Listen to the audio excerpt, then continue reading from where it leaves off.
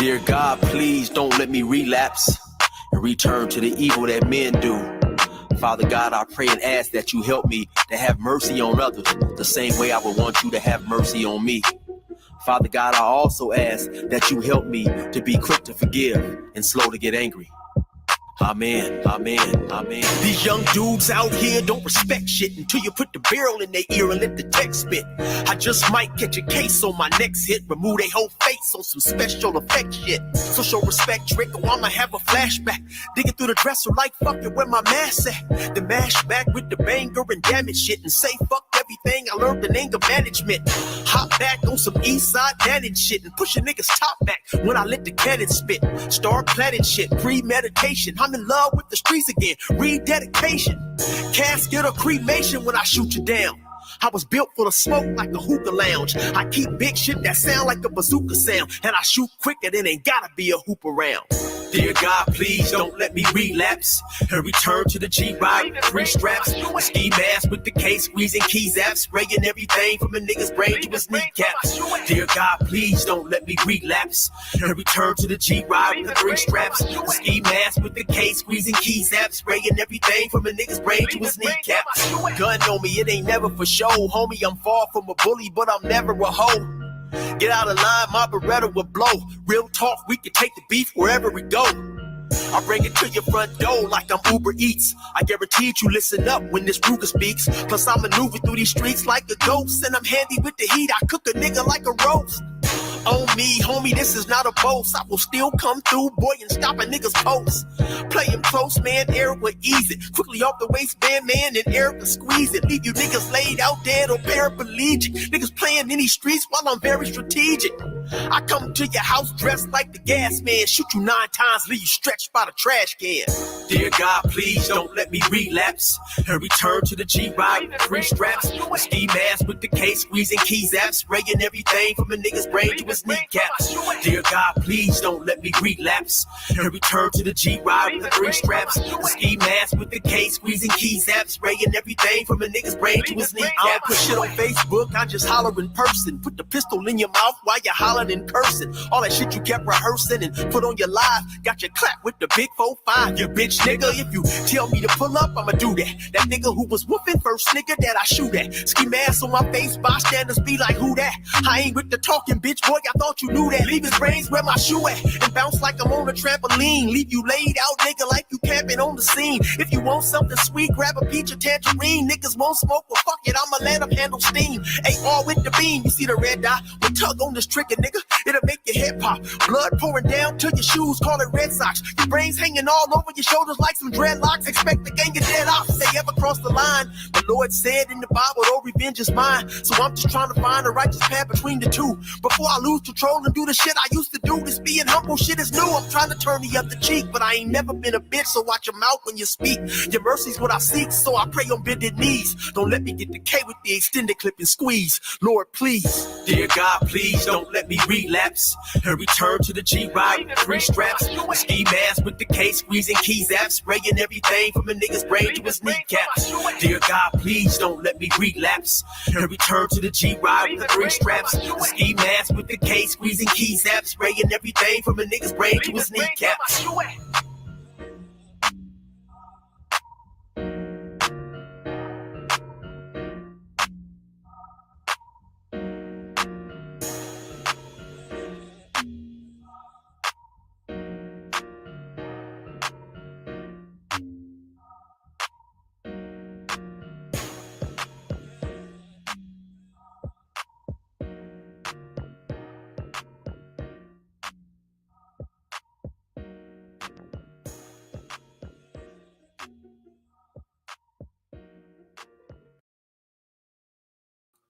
All right, y'all. All right, y'all. Good Sunday morning or good Sunday afternoon to wherever you at.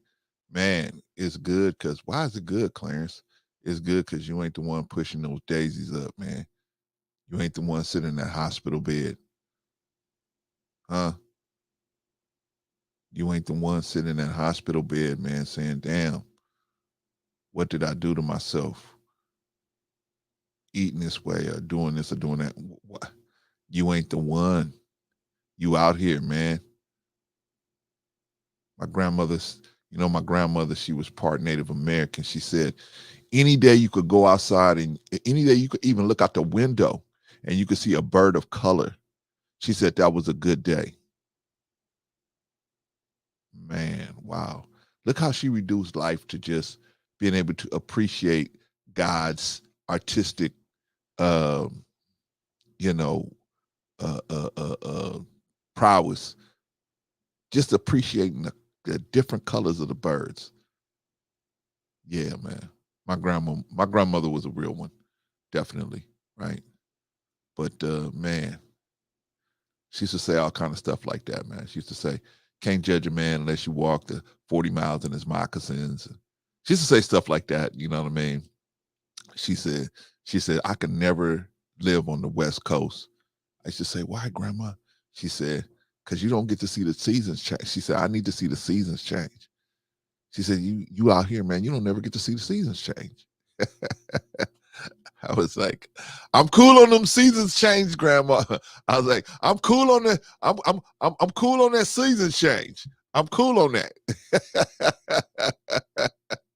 Let Bolo and Rico handle that seasonal change. Let Patrice and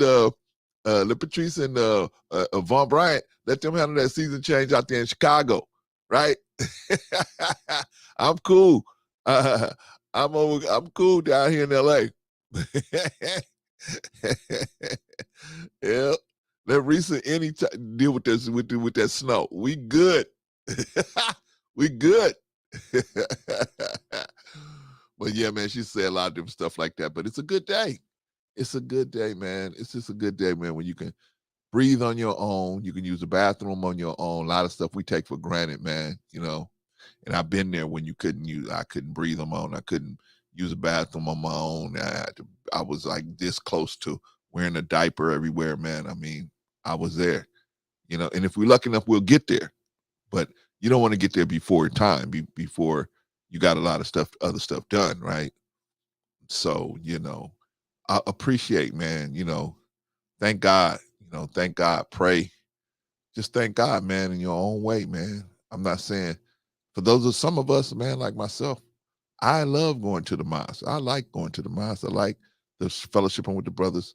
But everybody ain't like that, right? Some people don't want to do all that. They could be at home on their prayer rug or in their silent area. And they just pray and connect to God, right? There's no, you ain't got to do this and you got to do that. Only thing you got to do is be sincere in your heart, right? That's all you got to be is sincere in your heart. God will pick out the sincere people, man. So, man, it could be a church full of people and they just go in there so they can show the other church people that they got a Benz or they got a Bentley or they got a Maserati or they got a whatever. And they got their kids all dressed up in all these nice clothes. And then when they take the kids home, their house is a disaster. It's a disaster area.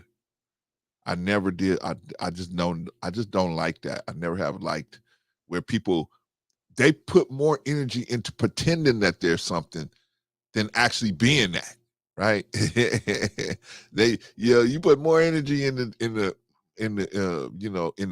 lie of the crime than the crime itself, right? That's crazy to me. That's crazy to me, you know. But we got to do better, black people. We got to do better. All right. Thank you, everybody. Yeah, Vaughn. Yeah, we were last night. Woo, it was a lot. Yeah, but see what happened, Vaughn. I did the right thing, man. I went home, went straight to sleep. Right. You know, my wife, was like, "Is everything okay?" I said, "Yeah, I'm just tired." She said, "Okay." She gave me a kiss. That's the last thing I remember, right? Well, my granddaughter lost a tooth and she was all excited.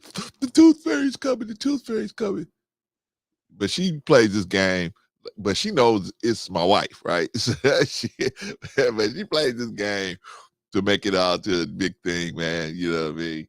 So, so I played the game along with her. Oh, really? Wow. Okay. Well, maybe 2K come. But she knows it's my wife. So she woke up this morning. Oh, look, Pop, I got money. I said, yeah, you got money, but the best thing is you got another tooth coming in. She said, yeah.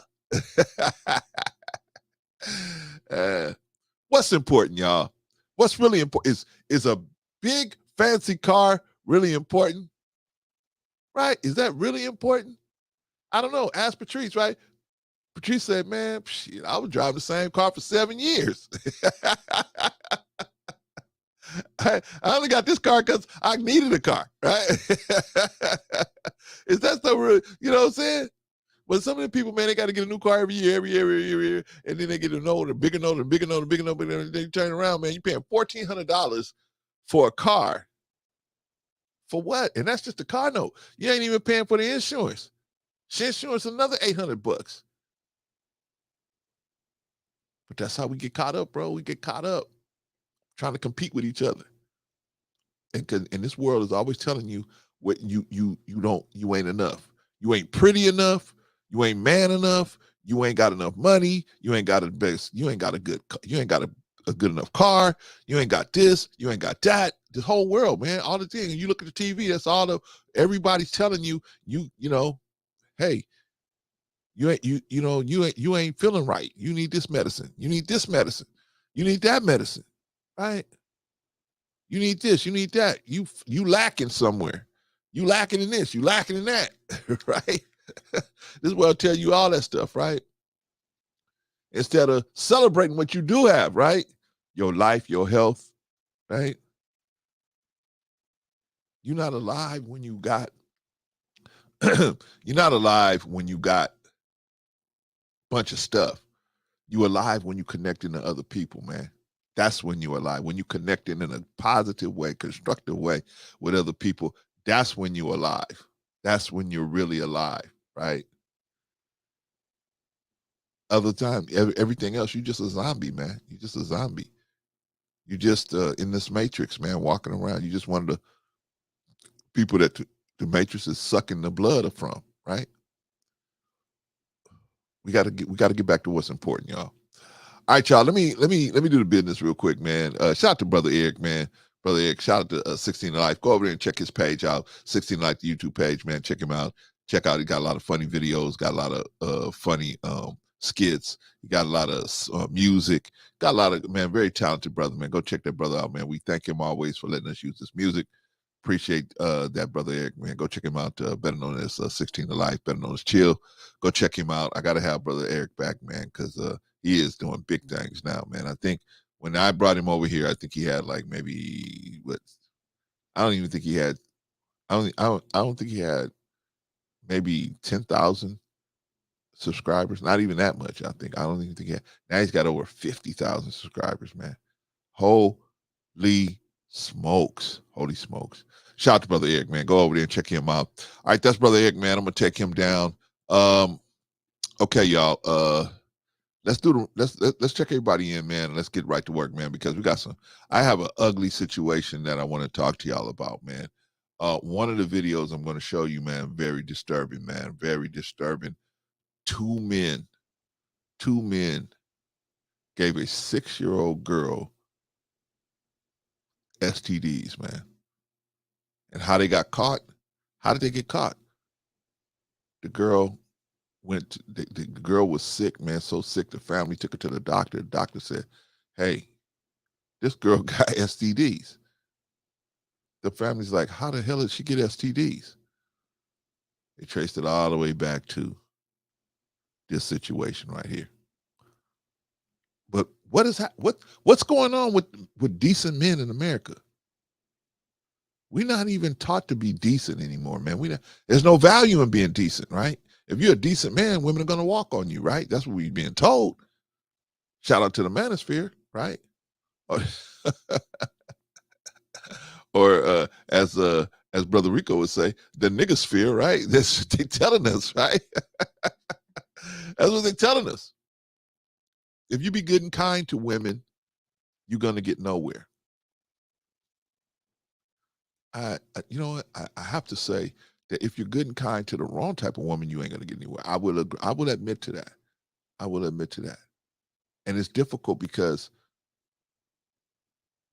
the contemporary clothing does not. There used to be where women of a certain ilk wore certain clothing that let you know that they were at least trying to be of a certain thinking process.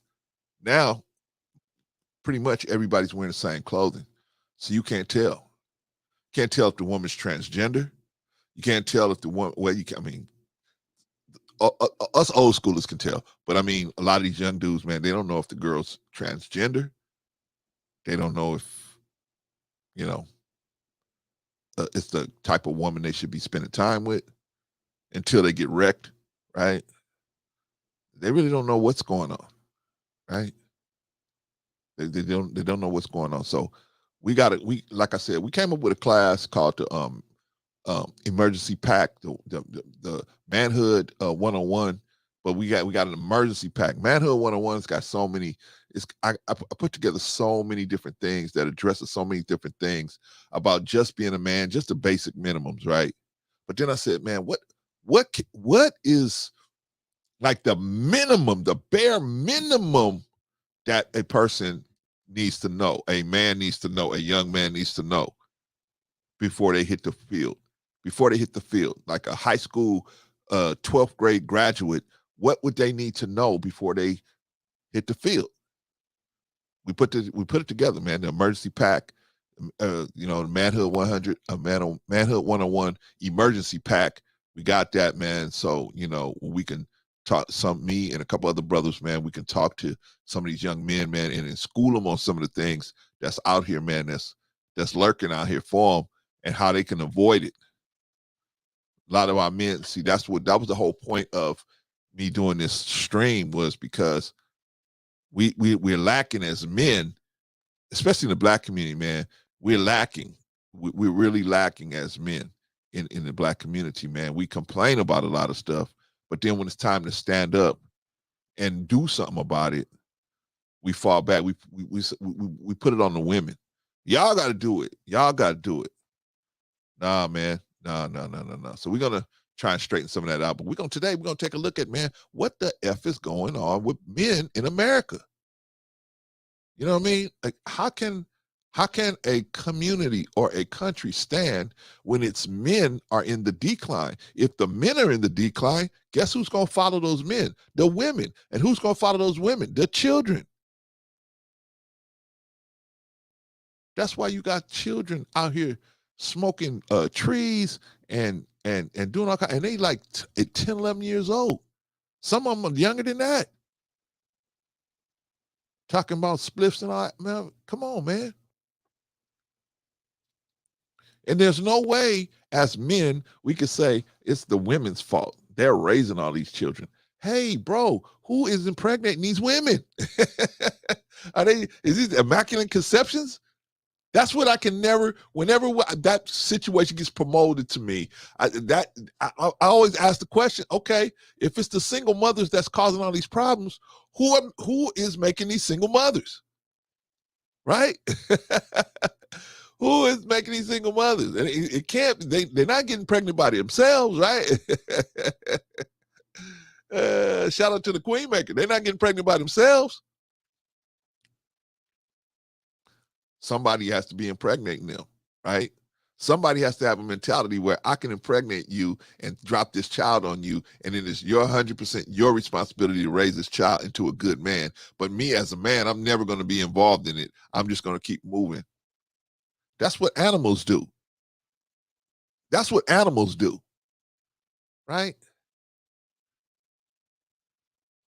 I mean, they hit a woman, they keep on moving, right? Are we different from animals? I thought we are. That was my point. My point is I thought we were different from animals. But anyway, we're going to get into it, man. Real ugly situation. Today's show is going to be really, it's going to have some points where we're going to have to, you got to take a minute, man. If you got a weak stomach, man, you got to take a minute.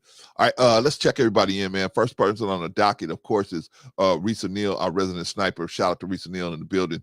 If you out here trolling, man, I'm telling you, man, this is not the person you want to run into, man. Right?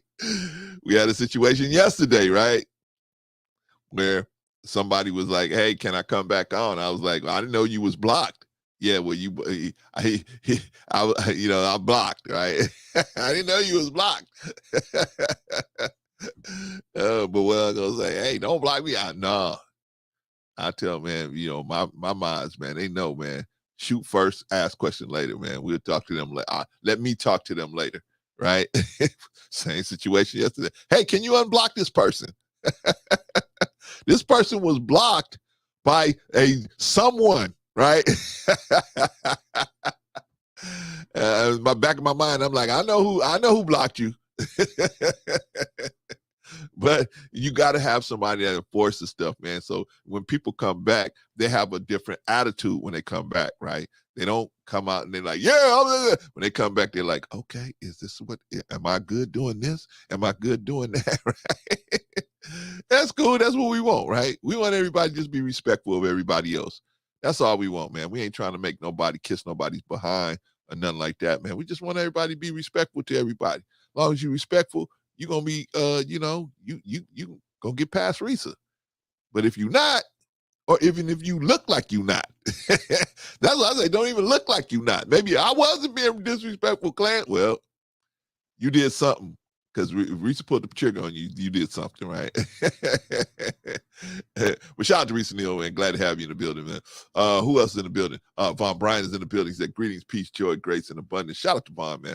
Glad to have you in the building, man. Glad to have all of you guys back that was here all day yesterday. We are definitely not going to do that today. I have to guarantee you on that. All right. But shout out to Von Bryant, man. Very valuable helper in this work we're doing here. Who else? Sister Annie. She's in the building. Excuse me, Brother Clint. I am not doing 10 and a half hours today. I understand, Sister Annie. I understand. We're not going to do that today. We are definitely not going to do that today, man. Rico tried to start on me this morning, right? 10 hours, right? Shout out to Von Bryan. Shout out to Sister Eddie. Shout out to Risa. Who else is in the building, man? Who else is in the building? Vaughn said, "Were you able to get enough rest?" Yeah, man. Yeah. We got some rest, man. And I was going to actually take today off, but this situation, when I saw this story about these two men that not impregnate, but gave this little sister STDs, man. I said we got to do a story on that, man. We got to address that. Who else in the building? Brother Marcus in the building. Shout out to Brother Marcus. Good to have you in the building, my brother. Thank you for that. You and Angela's dropped on us. Appreciate you for that, man. What about who else in the building? OG Patrice is in the building, man. OG Patrice is in the building. Shout out to OG Patrice. You know, I went to ring Patrice's neck yesterday. I was like, hey, we try to get out of here. Patrice like, I got another question, man, Drell. Man, Drell, I just want to say something. I'm like, girl, hey, I can wring your neck, girl. I love that girl, man. Shout out to OG Patrice, man. Shout out to OG Patrice. All right, who else in the building? Oh man, who else in the building? Patrice said, "Bro, they ain't decent." Hey man, I'm gonna go through the story, Patrice. It's ugly. It is really ugly, man. Who else in the building? Man. Fawn said, you go today, all this baby hair and these wigs. Yikes. Oh, man, we got a couple different stories we're going to hit, Fawn. Couple different stories. So just sit tight, brother. Sit tight. It's gonna be a ride today, man. I thought yesterday was gonna be a ride, but today might even be a little rougher ride than yesterday. Shout to Von Bryant though. Who else in the building, man? Bolo TV The Village, man. If you haven't already subscribed to Bolo TV in The Village, go on over there and check them out, man. A lot of good stuff, man. We just did a video yesterday on Bolo TV in The Village, man. So they are up there, man. They are out there. You know what I mean? But so some of y'all say, well, why'd y'all do a 10-hour? Why did y'all do a 10-hour show yesterday? Well, because we was gonna wrap it up, right? We were gonna wrap it up. And because me and this brother Bolo have done a lot of shows together. So he knows me, I know him. And so when I seen him throw a life preserver to somebody, I knew I couldn't close the show out, right? I got to let him do his work, right? Because we were laughing and joking and everything, but he went right into what's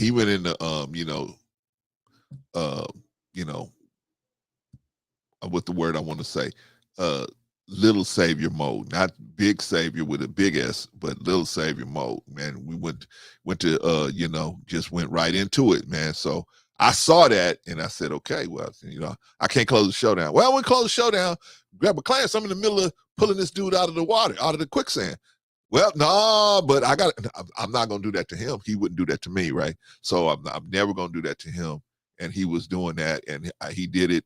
And then on top of that, Sister Annie came in and pulled a little bit on that string too. And before we know it, we had a dude that was in one place.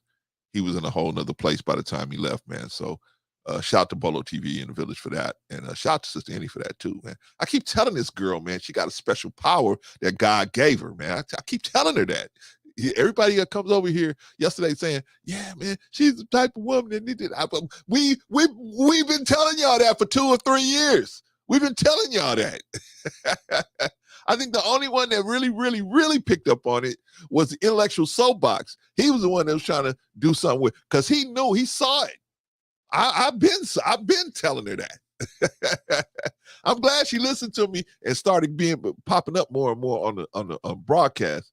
But I don't want her to hide that power under the light, under the bush. But I want her to express that, be able to have a place where she can express that power, because it's a good effect. It's a net positive effect on men that hear a sister that moves like that and is sincere and genuine, moving like that.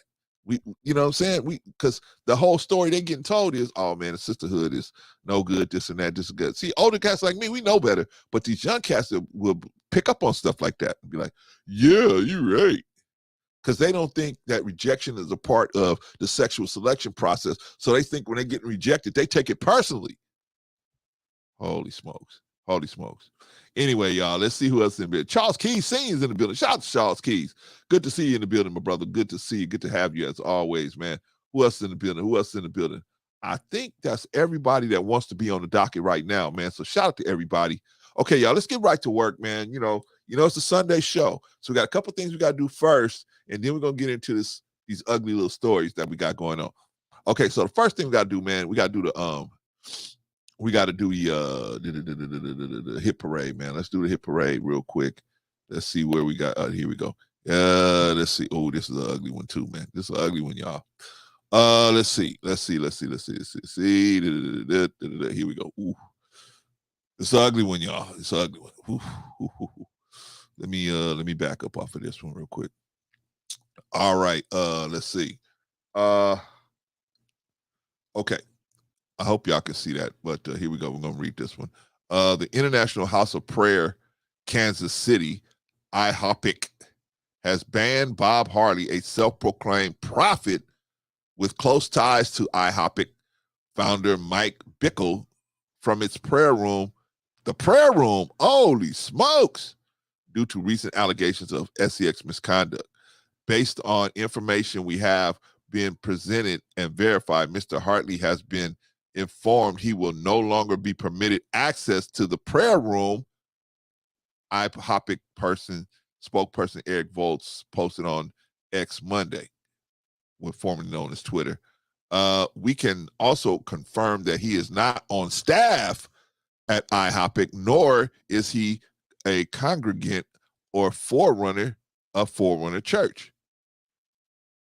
Though Hartley is not a IHOPIC employee, Hartley posted videos of himself recently, as last December, praying on stage at IHOPIC's prayer room. Hartley also has close ties to IHOPIC and Bickle, dating back to the founding of the 24/7 prayer ministry in 1999. Also, former IHOPIC staff, one of whom served on the board of Hartley's ministry, told the Roy's report that they reported that alleged SES misconduct by Hartley to Bickle in 2016 and 2022, but Bickle didn't take any action. Sounds like a lawsuit to me. Bickle, who is facing allegation that he, SEX, abused multiple women over several decades, told TRR that he does not know of any report from 2016. Bickle recalls a dispute between Hartley and a woman in 2022, but added that at that time Booker was no longer heading IHOP and Hartley was not on staff. The most recent allegations against Hartley were published earlier this week on Facebook by former IHOP leader Michelle Seidler. One post included a text by alleged victim saying that Hartley had extremely forceful sex with the woman after she resisted him for weeks. Holy smokes! That's why I'm telling y'all, man. That's why we do what we do, man. That's why we do what we do. This is why we do the no means no class. Because men are out here, man, they just don't know. They think it's okay to be like that with women. Somebody got to teach this. Somebody got to teach this, right? We all saying, oh, you should know already. You should know better. How? How you gonna know? You turn on TV, women are gyrating all over the place. They're acting like they just waiting for somebody to snatch them up and have sex with them. This is how men think about it. Men don't see it as a performance. Men see that as, oh, you talking to me, right? You're talking to me.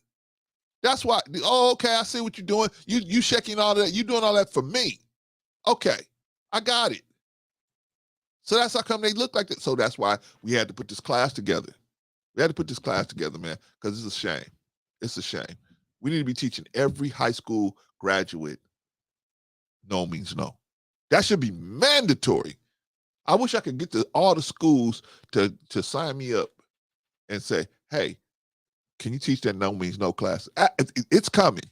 It's coming because in the end, they're all going to be knocking on our door. Please come and teach this. But okay, right now we're starting out. But I'm just saying, there's a definite need for this information, correct? All right, with the woman that she resisted for weeks, Seidler also published an account by an alleged victim claiming that Hartley used promises of prophetic words, oh my God, to initiate private meetings with her. Oh my gosh. And Seidler published a video of Hartley apparently soliciting sex from a woman. Holy smoke. What is going on with the religious community, man? What is going on? Seidler wrote that in a text. Hartley asked how much money she wanted, and she said he would put the money in a bag for her and meet her wherever she wanted. Oh, man. The devil has come into the church and in everywhere else. I mean, he came everywhere. We thought the church was like a safe place, right? Nope. Nope.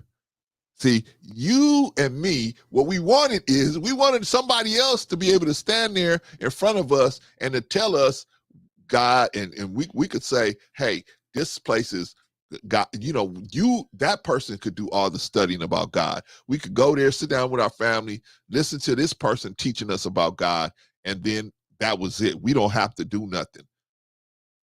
But look at the situation.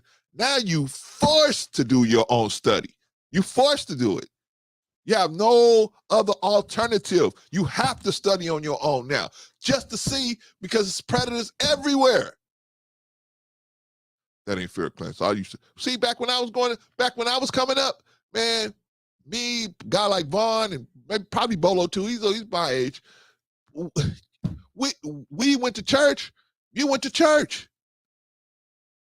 You looked at your Bible when you was in church, right? You didn't study on your own. You didn't have to. The pastor did all the studying for you. He told you was a bad person. He told you was a bad, you need Jesus, right? Done deal. Back to the whole next week of frolicking, right? Now you can't do it. You can't afford to do it. You must crack this book open for yourself. You must crack whatever religious book you listen to, whatever path you follow. You have to be your best leader. The Elijah Muhammad told us, he said, you got to be your own doctor. So you can't let these doctors tell you what to do. You need to study so you can show yourself approved to be your own doctor. You got to, what they're telling you have to make sense. I'm not telling you don't listen to a doctor. You consider what they're saying, but you have to get educated enough to where you know what they're talking about. Because I could tell you, hey, you need an operation that you don't need, right? Because they want to get paid. I had to have a surgery on my arm. And what they wanted to do, what the doctor wanted to do was, the doctor wanted to do it in two parts. He wanted to do one part and then he wanted to do another part, right? And so what he told me was, I said, hey, just knock me out. He said, no, I need you awake. I want you awake with this. It's a very minimal surgery and I need you awake. I said, I'm not doing it if I'm not, if you want to keep me awake, I'm not doing it. And he said, no, you don't understand. He said, Clarence, you don't understand. This is how this is done. You know? So I said, okay, if this is the way it's done, just point me to the person. Obviously, this is the way you have to do it. So I don't want you to not do what they saying you must do it this way, then you ain't the man I need to talk to. Let me talk to your supervisor. All of a sudden, hey, you know what, Clarence? I think we can work it out. Oh, we can? Yeah. Come to find out, because they knocked me out, they was able to knock out the other surgery, the other procedure at the same time. Right? But they wanted to do it separately because they get paid separately. They get paid more money if they do take a surgery they can do at the same time. Two surgeries they can do at the same time in the same location. They're going to have to reopen me back up again, let it heal, reopen me back up again. Why? Because they don't give a F. They don't give a F. They don't give a F if they inconveniencing you. They got a BMW payment to make. Okay, that's cool. I'm not going to be that one. I'm not going to be that one. It don't make sense for me for you to do a surgery on me, and I'm telling you, I don't want to be awake when it goes, and I got the coverage to pay for it. You telling me, nah, we're going to do it this way because you're going to come back. Come back. The brothers and sisters, we got to be educated. But just like we got to be educated about our health, we got to be educated about our spirit. Who are these jokers we listening to? Clarence, I listen to Pastor so-and-so, and I listen to Pastor so-and-so. They've been pastoring for 20 years, 30 years. Anybody could fall. Listen to me good. Anybody could fall down. In a wicked world like this, anybody could fall. Anybody could take a tumble. Anybody. Even you, bro, even me. So my strategy for not doing that is to stay prayed up, stay connected to the God. That's my strategy. I want to be so connected to God that I could see something like that coming and avoid it. Right? But some people, man, you get so much power. So people will say, man, look at this pastor fall. This pastor did this pastor did that. Do you guys understand? Do you understand the level of wickedness that's out here? Do you actually, you don't understand that. Well, these men have women, grown women with children and husbands running at them. If you're a man of certain prestige, a certain woman look at you as a certain level of power and prestige, don't you know some of these women will throw themselves at you? It's just easy to say it when you ain't being the one tempted. You ain't got women like that throwing themselves at you. Or you got sickness, you sick, and you were able to push it down long enough until now they got you teaching the Bible, the kids' Bible class. Now they got you teaching the kids' Bible class, and your sickness is able to come out and overtake you because you never addressed it. And now you taking off on these little kids. I'm telling you, man. Clarence, you making an excuse. I'm not making no excuse. Listen, I'm a realist. I deal with what's reality. Forget excuses. Forget this and excuse. I want to know, how is this possible to happen, and what do I need to do to avoid it? But you can't do that if you just saying, well, this person's just bad. You can't do that. You have to say, not only are they a bad person, how did they come in this? How did they get in range to be able to do this type of stuff?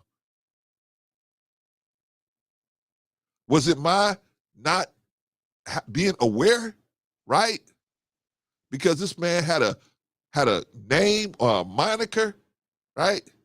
I'm Bishop so-and-so. I'm Pastor so-and-so. I'm Imam so-and-so. I'm Rabbi so-and-so. So we just, because they got this moniker, we just say, oh, they good because they got a monitor. No.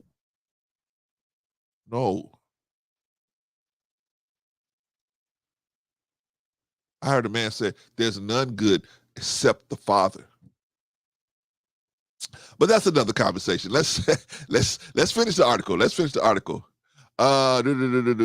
Salu told she's also one of Hardy's victims. She said lost count of the number of women who had contacted her in the last few months about Hardy's inappropriate behavior. Yikes. She's added that she's in contact with a dozen women with substantial stories of sex harassment or assault by Hartley from 2016 until now. This does not sound good for Kansas. Holy smokes. Hartley did not respond to multiple requests for comment. However, 2 different rambling video messages posted to Facebook this week. Hartley admitted to some mistakes, but denied sex assault. He offered various explanations in the video like he's being hacked. I'm being hacked, right? That's a good one.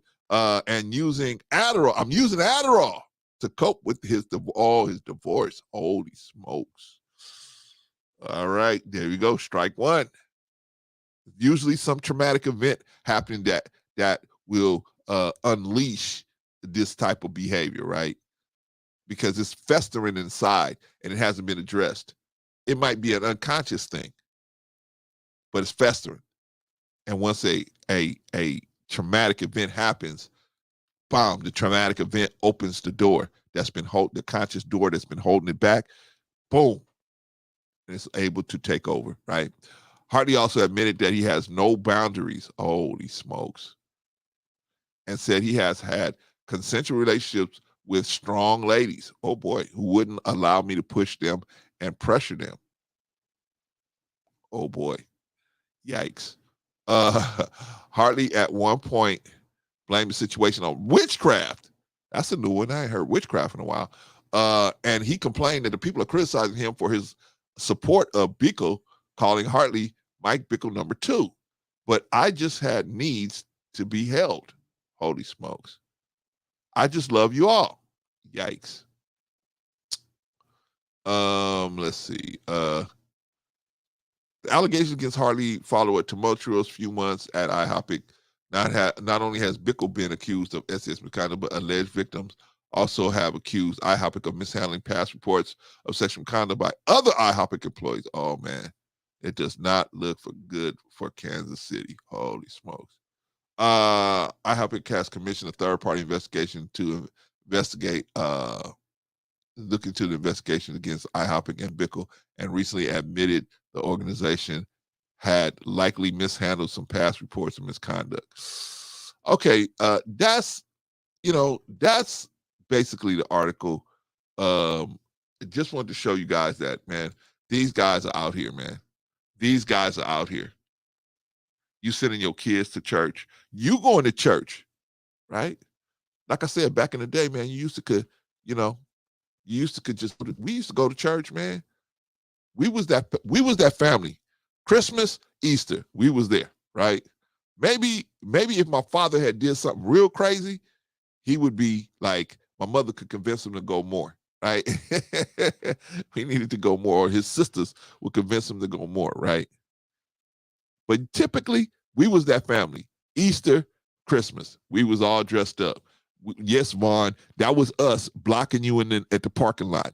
The parking lot was unusually packed on Easter. That was us, Vaughn. We was there blocking y'all in.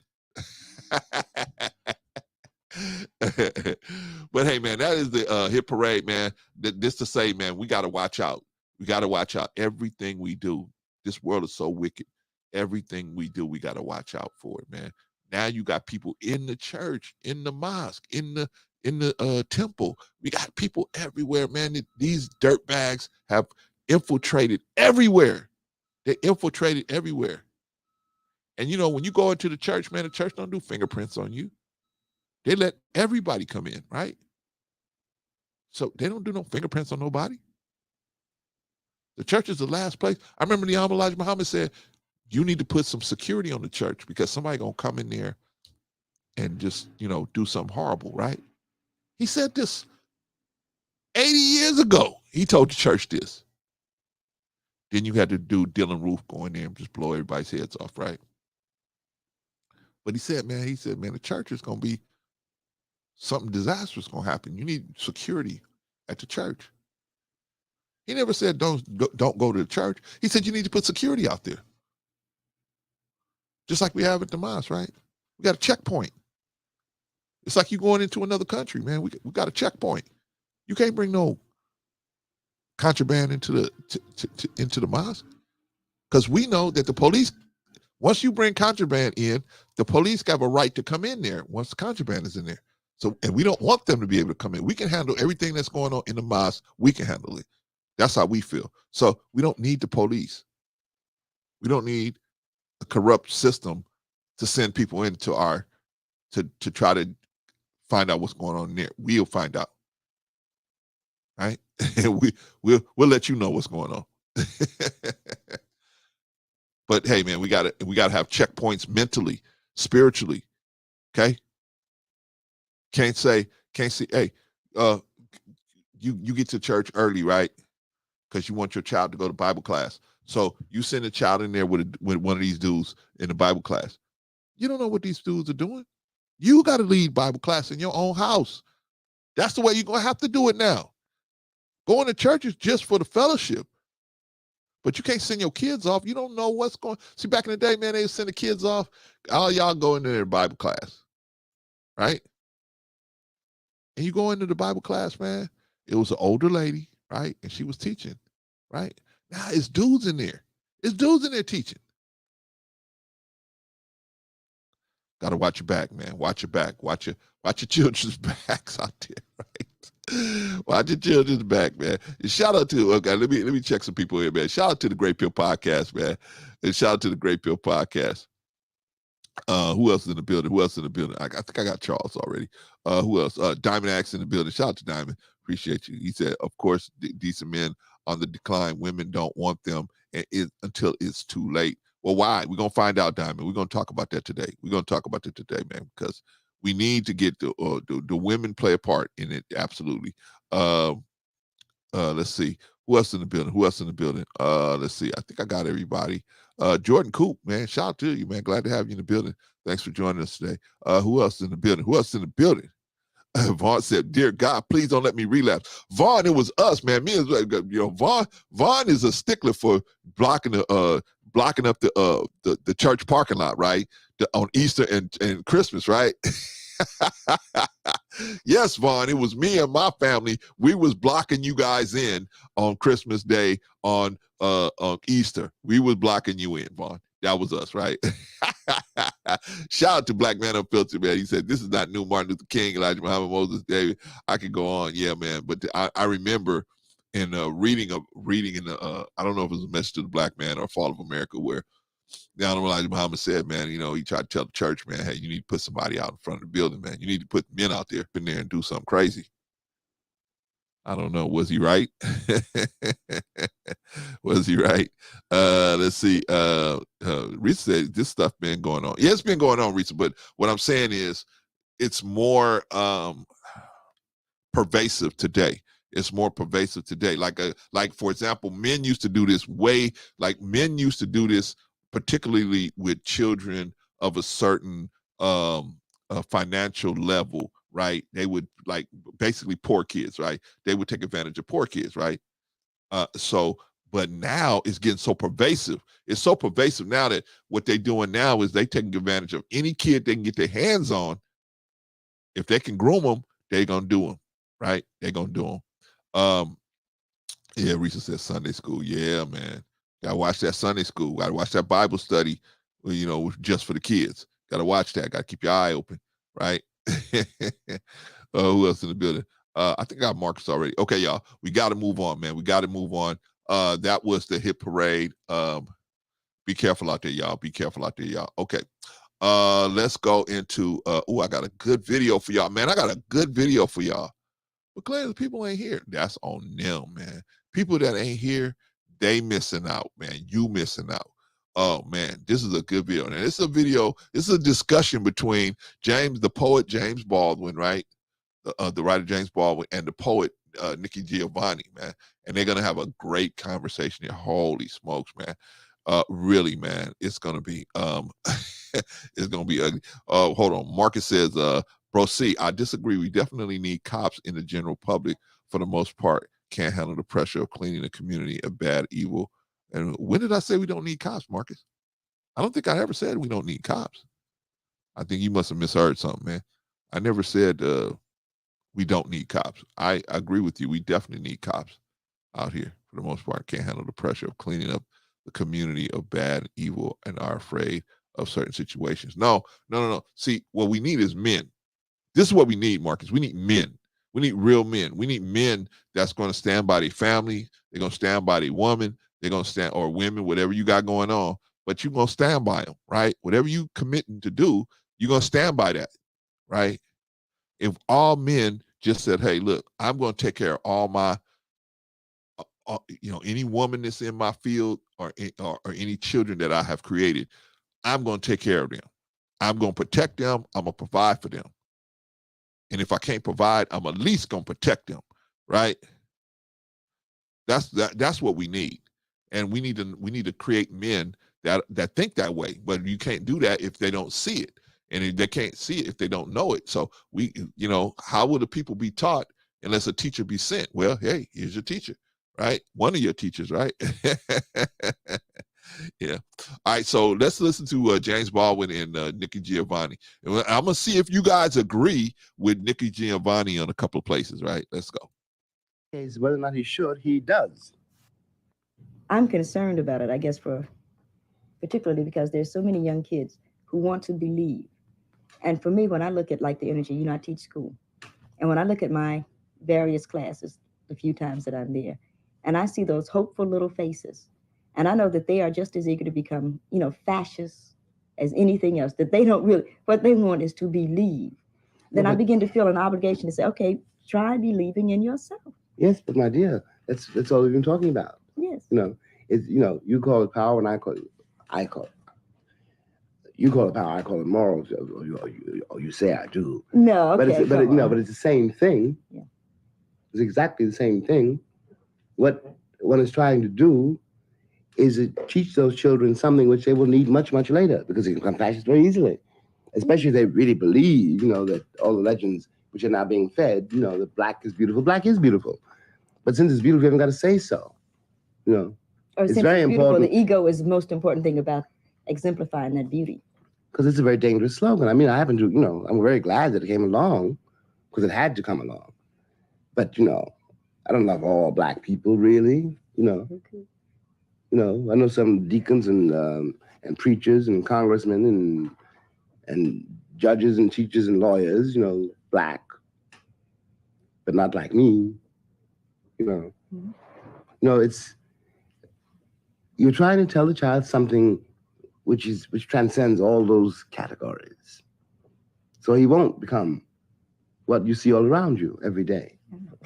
One tries.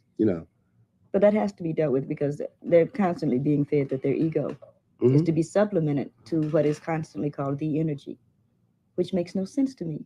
Because why should somebody who doesn't even know you run your life? Why should I run some kid's life? And I feel, eminently equipped.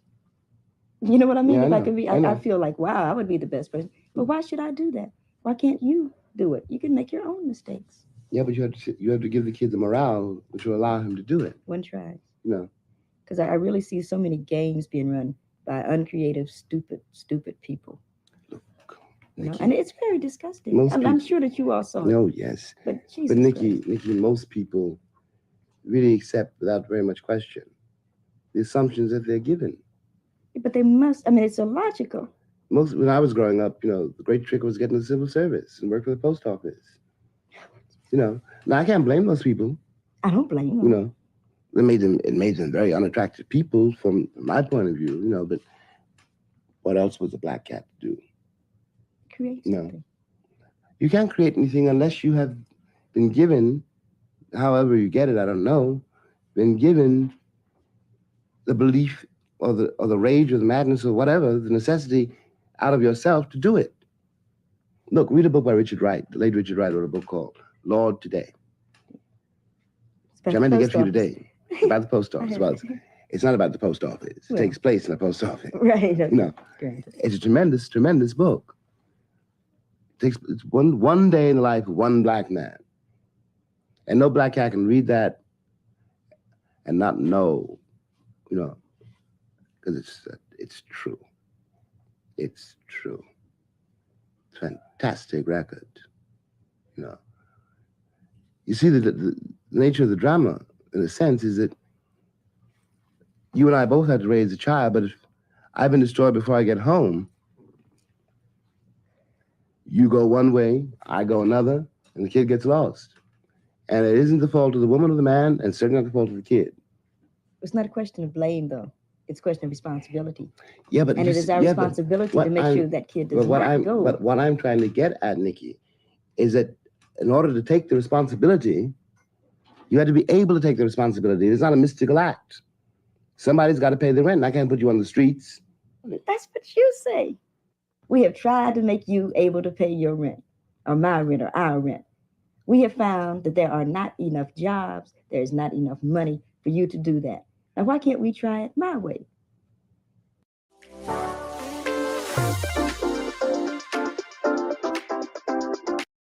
I think that the only thing that's changed in the last, since Martin Luther King, since 54, I think the only thing that's really changed is the black woman. And what she No, I said don't think is she's changed. I think she's become more visible.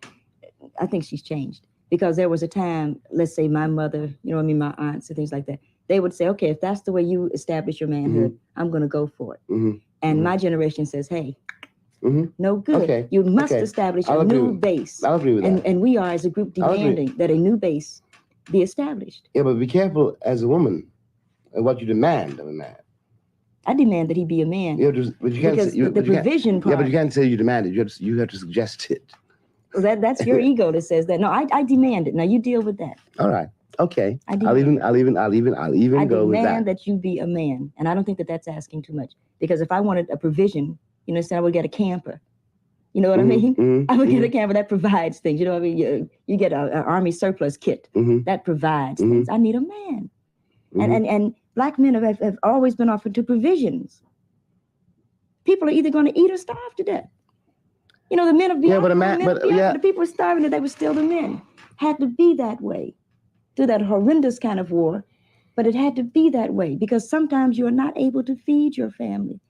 Sometimes you're not able to clothe your family. Do you then also deprive them of your manhood and of the input that a man has? Who teaches? That was a very good question. Did you see what she said there? That's a very good question. She said, just because you can't provide, then are you going to also deprive your family of the other things, the provision, your presence, right? That was a critical thing she said. Critical thing she said. Yeah, sure. I mean, this is a outset. If you listen to the whole thing, it just blows you away. But I can't play the whole hour of it, right? I had to cut it down to what I could play, right? But man, it's a very interesting discussion. But she made a claim that, or the statement that just because you can't provide doesn't mean that you're not a man. That doesn't discount you as a man. That may be a problem in the provision part, but that doesn't mean that I can't provide, so I'm not going to never be around my children. Shout out to Wally.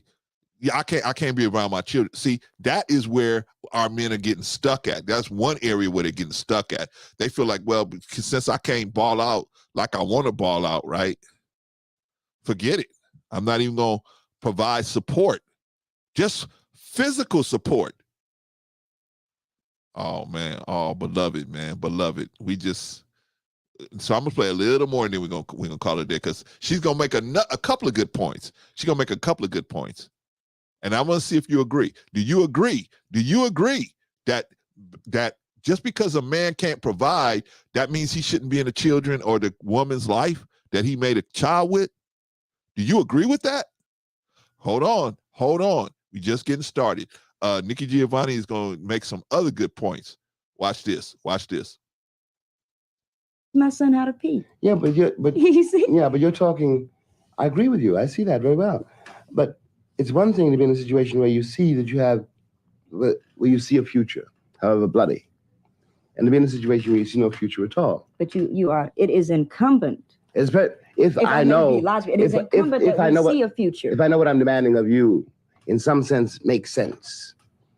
If I know the fact the kid is not eating today or tonight or tomorrow, in some way makes sense. Yeah, then I can be there. But if it doesn't make any sense, and if I don't see anything coming out of it at all, will he eat if you're not there? If you're on welfare, he won't eat if I am there. That's the law. But I don't want to get bogged down into that. No, What I really mean is that yes, a man can do that if he sees a way, if he sees that it means something. My father couldn't see that, and he was quite right because he didn't. Well, there wasn't anything. There's something, because all I know that works in the world is a relationship. Yes, all right. Okay, that's all that's going to work. It takes two people to have a relationship. Yeah, but the relationship. If you don't have a dream, fake it. But the relationship, you can't fake a dream. You got to fake it, because we don't have dreams these days. How the hell can you have a dream? For what? Well, it isn't. So everybody's jiving, but let's jive on that level. If I love you, I can't lie to you. Of course you can lie to me, and you will. If you love me and you're going off with Maddie someplace, you're lying to me. Because what the hell do I care about the truth? I care if you're there. What Billie Holiday say, hush now, don't explain. All right, I accept that. Of course you'll lie to me, because I don't even want to care. What does the truth matter? And why are you going? Ay. What is going on, man? What is she talking about? She says, why? She says, of course you can lie to me. Of course you can lie. I want you to lie to me if that's the better option. I want you to listen to her very carefully. Listen to her very carefully. She's about to explain what she's saying. Listen to what she's saying very carefully. You're going to be truthful with me when you lie to everybody else. You lied when you smiled at that cracker down the job, right? Lie to me, smile. Treat me the same way you would treat him. I can't treat you the way I treat him. You must. Because I've caught the frowns and the anger. He's happy with you. Of course he doesn't know you're unhappy. You grin at him all day long.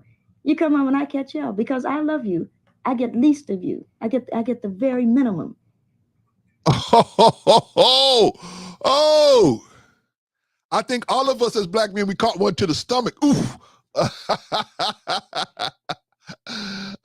Shout out to Nikki Giovanni for saying it, right? She said, lie to me. What do you think now? Do you think this woman is actually saying you need to go around telling her lies about everything? No, what she's saying is, if that's the better option, in other words, if you're going to treat me better by lying to me, then lie to me.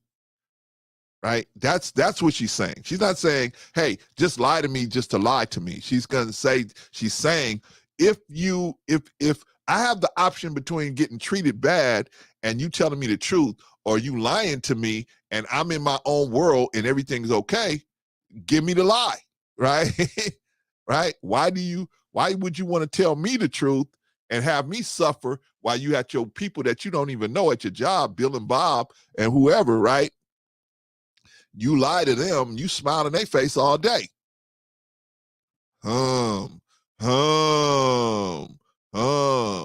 I guess I got to send y'all some homework to think about that one, huh? So the thing for us as men is, why should we let the lie be the better option? Why not the truth be the better option? That's the obvious inference from where we at right now. But she's saying, hey man, if the situation is so pervasive and bad, and you giving everybody else a lie and letting them live in bliss, right? You getting the people on your job the lie and they live in bliss about you, and then you coming home to me and knocking me all around the beating, wiping the floor with me. Give me a lie too then. I don't want to be knocked all over the floor. Give me the lie too. I hope you guys understanding what's happening here, right? All right. That's what we should be working for, Vaughn. The truth should be the better option, right? That should, what she's saying is, if the lie is the better option, give me the better option. I want the better option.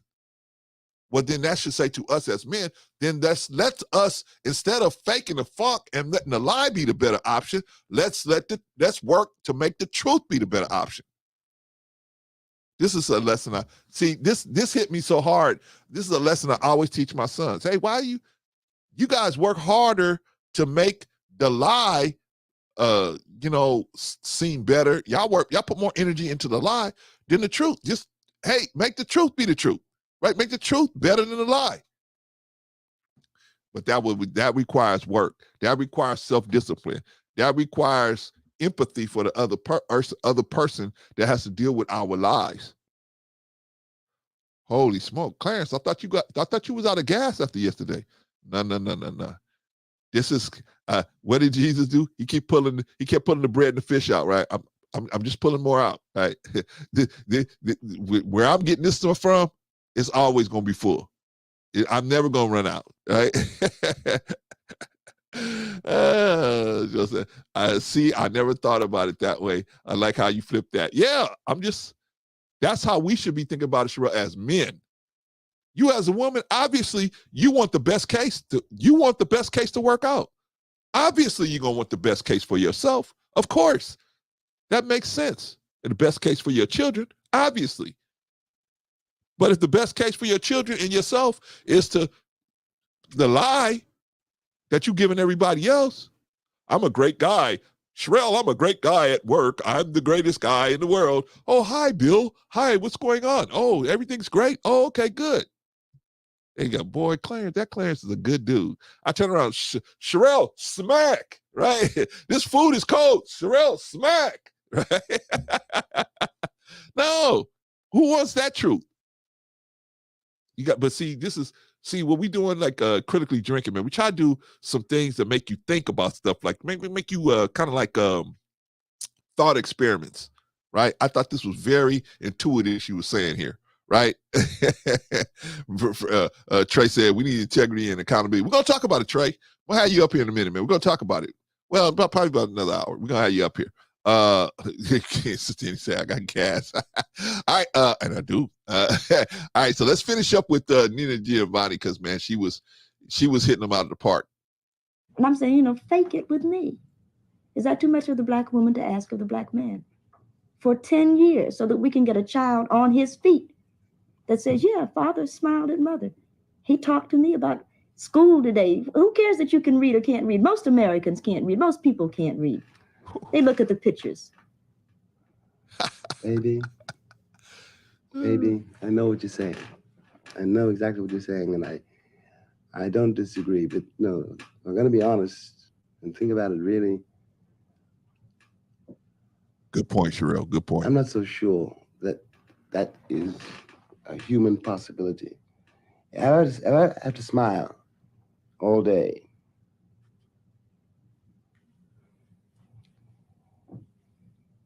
And the cat on the job, the foreman. You don't understand why I'm smiling. Mm-hmm. Not because I want to smile. I'm smiling because that baby needs new shoes. I can't give a performance all day on the job and come home and give a performance all night in the house. Okay, so one of the performances will stop. Yes. So you say, and okay, I might be willing to go with it, but who's going to pay the rent? This is the thinnest armor ever. Introducing Hyper. The rent will get paid. Look, baby, I'm willing to play it your way, but you have to see my point of view. I see your point of view, but the rent will have to get paid. The price of the rent is my smile. No. I don't want you prostituting yourself. I demand. I don't want you prostituting yourself either. One of us has got to work. You will work it out because you are intelligent enough and you are sensitive enough. you are a man enough to work out a new system. Because we started off with everybody's protest now, and we're back there again. As long as the assumptions are the same, nothing will change. Okay. So we must corner ourselves to make a new assumption. Okay, I buy it. In case it was sort of like left up in the air, or somebody, like I didn't get it across. I really think that my father, Jones Giovanni, is a groovy cat, and he's lived with my mother now for 35 years under holy wedlock. And I think that that's good for them. I think that that sort of thing worked for them. Mm-hmm. And I think that that's the main thing, that they were able to love despite it all. That's what we were talking about before. Right, exactly. And you, by the way,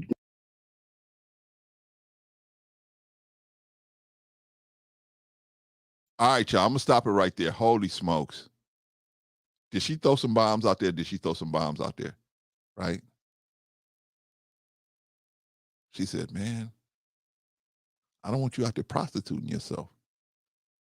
Think about that for just a minute. She said, I don't want you out there prostituting yourself. Prostituting yourself. Think about that. You as a man going out here and working every day, and that's not prostituting yourself. The work part is not the prostituting yourself, but it's the acceptance that you have to work to get at the job. That's the prostitution.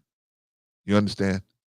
There's nothing wrong with going out, getting a job, working, doing a good job for a good wage. But she's talking about, man, where you have to make these people, you think you have to make these people like you to keep your job. Oh. So you can pay the rent, right? So you can feel like you the man when you walk through the door. She's saying you already the man. You ain't got to do all that to be the man. But see, look, this is a type of thinking process that a woman have to have, right? If you're gonna be if you're gonna be in a long-term relationship with a woman like that, right? Because there's gonna be ups and downs in relationships. Are there not? There's gonna be ups and downs. So when you first get in a relationship with somebody, everything's great, right? There ain't no responsibilities. There's nothing, right? But as children and car notes and rent and life insurance and bills and all this, and life starts happening, now all these other responsibilities start piling on top of, all this sex you having. And it's gonna kind of wither that sex down a little bit, right? But if everybody's not on the same page, that's where you have problems, right? Marriage vows ain't when it's, you don't have marriage vows for when it's good, right? You have to stay with somebody because everything's good. No, the marriage vows is when things are tough. Because why? Because things are going to get tough. I don't care what marriage you get in. Things are going to get tough at some point, right? The question is, what are you going to do? How are you going to handle it? That's what marriage is. Marriage is finding ways to deal with situations that come up and still having love for the other person. That's what marriage is. Anybody could go through things with another person and be like, I hate you. But marriage is when you find that, when you go through situations, because you're going to go through situations, and you have to go through and you got to find a way to resolve the situation, move on, and then deal with the next situation, and then deal with the next situation, and then deal with the next situation that comes up. Shout out to Sheila. Glad to have you in the building, Sheila. Good to see you. If you guys haven't already subscribed to Bravo with Sheila Network, get your butt on over there. Subscribe to the sister, man. At least get a sister a chance. Check her out, right? yes, Sherelle. Going through the struggles. Because struggle is here. You're not going to get nothing out of this life without struggling for it. You're not. That includes a good marriage. You're going to have to struggle for a good marriage. Anybody can get together having sex with there's no and without problems and everything's fine. I married my best friend. Trust me, you in a marriage and you've been married longer than 10 years, You have hated that person. You have wanted to knock them out. You have wanted to send them packing. You wanted to go packing. I mean, you've been through a lot of stuff in 10 years, right? But after the 10th year, you kind of, if everybody gets on the same page, kind of things kind of smooth out, right? But there's always a struggle. Struggle is in everything. Struggle is in everything. Charles said, look at the black men on TV. You better smile, right? Exactly, right? This is Charles. This is why we put this manhood program together, man. This is why we put this manhood class together. Because I looked and looked and looked and looked and looked and tried to find it. Yeah, they have what they call it, rites of passage and all, but they don't have a serious class where you sit these young men down and you say, don't do this, don't do that, do this, and do this with your money. Do this in a relationship. Look for this in a woman that you want to spend time. There's no, I've looked for the last 6 months. I've looked. There's no class out there. We are the only ones that had that class. We are the only ones that had that class. Then I even broke it down, and I broke it down to the emergency pack. We had a class with 21 issues that we can deal with. But I said, man, no, we need something that we could just jump in there right away. Bam. So I pulled 6 of the things out, 7 of the things out of that 21 things. I put 7 of them out. I said, man, these are things that need to be known right now. No means no. When are you going too far with a woman? When are you doing it? When are you stepping over the boundaries? What's going on? That's why we put the no means no class together. I used to teach this for the city of LA, right? Taught it for 7 years at the city of LA. I was a trainer. New employees, right? No means no. But our young men don't think that. Why? Because they watching these videos. They watching the BET Awards and they see black women and women like Megan Thee Stallion and Nicki Minaj and the other, what's the other chick's name? I forgot her name. The Puerto Rican chick. Man, they watching these women and they think, man, all black women want to be assaulted and groped at all times. That's what they think in their head. They don't know how to differentiate. Oh, this is just in the performance. They're not really like this all the time. They just performing a, what do you call that? A witchcraft ritual here, right? Wally said Ice Spice. I wasn't thinking about that sister, but I was thinking about the other sister, man. The sister that sued Tasha K. I forgot her name. Oh, man. Forgot her name, man. Cardi B. Thank you, Wally. Cardi B. But our young men are watching this stuff and they think, and then they watching the twerk videos on Instagram, and they watch the twerk videos on Rumble, and they watch all these twerk videos on YouTube, and they think, so in their mind, it gets drilled into their head, the black woman is just something, the black woman is always ready and waiting to be assaulted. That's what they think. We got to come in and teach them that's erroneous, that's wrong. Now they're getting to the point where they feel like not only the women are ready to be assaulted, but black girls, black boys too, but particularly the girls. The girls are a feeding ground for molestation. The boys too. I'm not going to take away from the boys, but it's overwhelmingly girls. Overwhelmingly girls. We're going to do a story today where a 35-year-old grown man gave a 6-year-old girl an STD. Unbelievable. And wait till you find out what happened to him. Unbelievable. Unbelievable. What's happening to us as men? What's happening to men in general in America?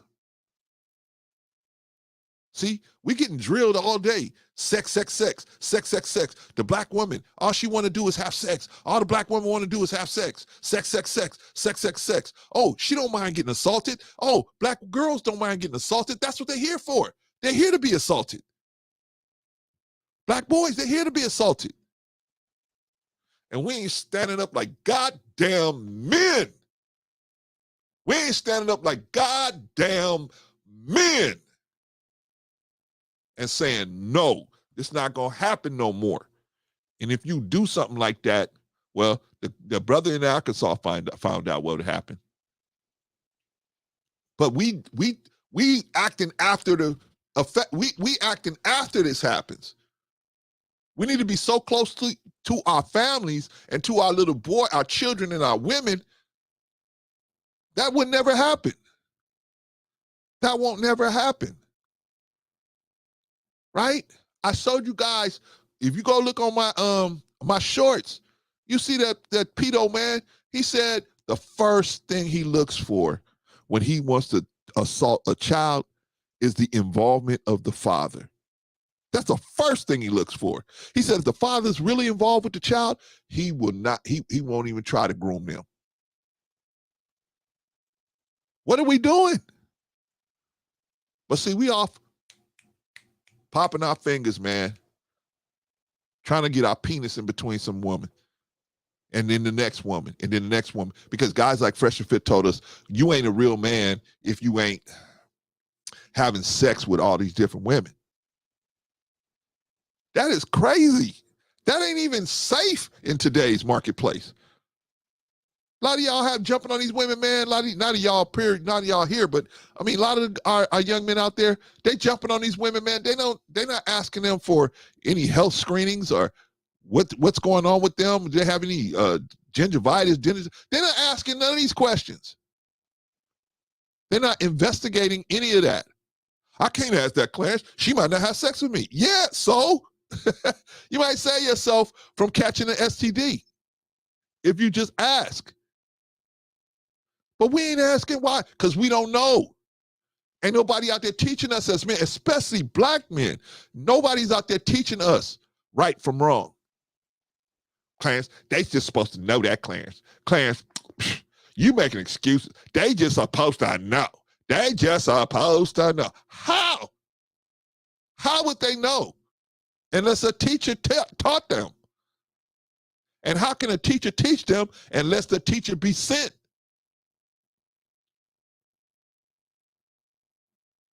But we, as men, we reject the teachers that we do have. We have women teachers that try to teach us, but we reject those women because we look at it as a loss. Hey, you teaching me how to be a good man. The women that want to have sex, lots of sex, random sex, they don't want to be with a good man.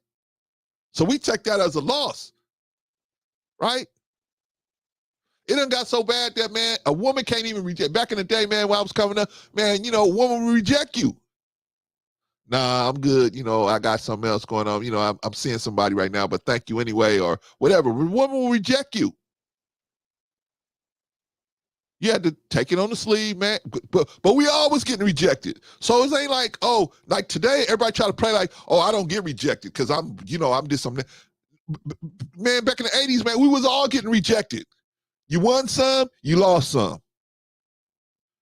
And we learned how to take a L and keep on walking and shoot the shot at the next person, right? These guys can't even do that, man. Girl tell them no, man. They go find the girl, go to the girl's house. They murk the girl, they murk the new boyfriend, and then they murk themselves. Some of them are even murking the kids. Why? Because of lack of knowledge. A lack of knowledge. They just don't know. They don't know how to handle the situation no more.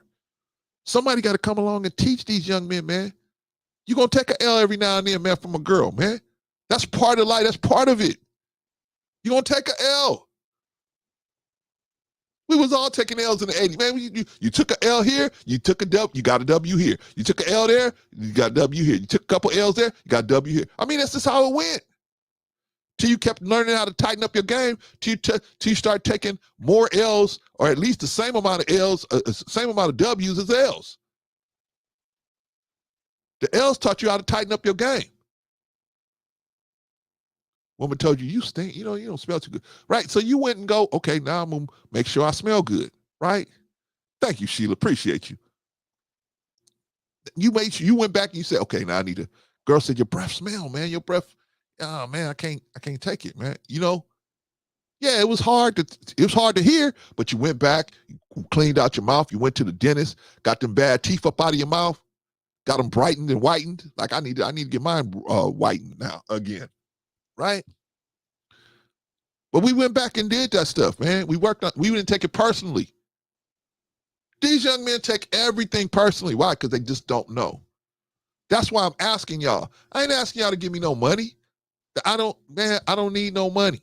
What I need is to let people know that we have a product that would help cut down on the violence against women, the violence against children, the violence against other men, the crime. We got a product that would cut down on all that, and it's called the Men's Emergency Pack, where we teach these men the basics. I mean, the basic of the basics about manhood, money, women, no means no, when to stop, right?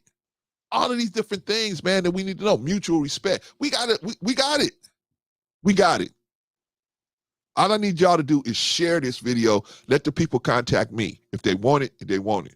I went to LA County probation. They said, nah, we don't work with that. I said, okay. I went to 100 black men in LA. In Long Beach, excuse me. They said, oh, no. I said, okay. Okay. They said, we got our own people that do this stuff. I said, okay. I look online, I don't see nothing. They have nothing. They're not doing nothing to teach young black men. Not only young black men, men, period. I don't care what their background is. They're not trying to teach them nothing as far as how to approach life. These young men are doing what they think they doing what they think they should do because they don't know no better.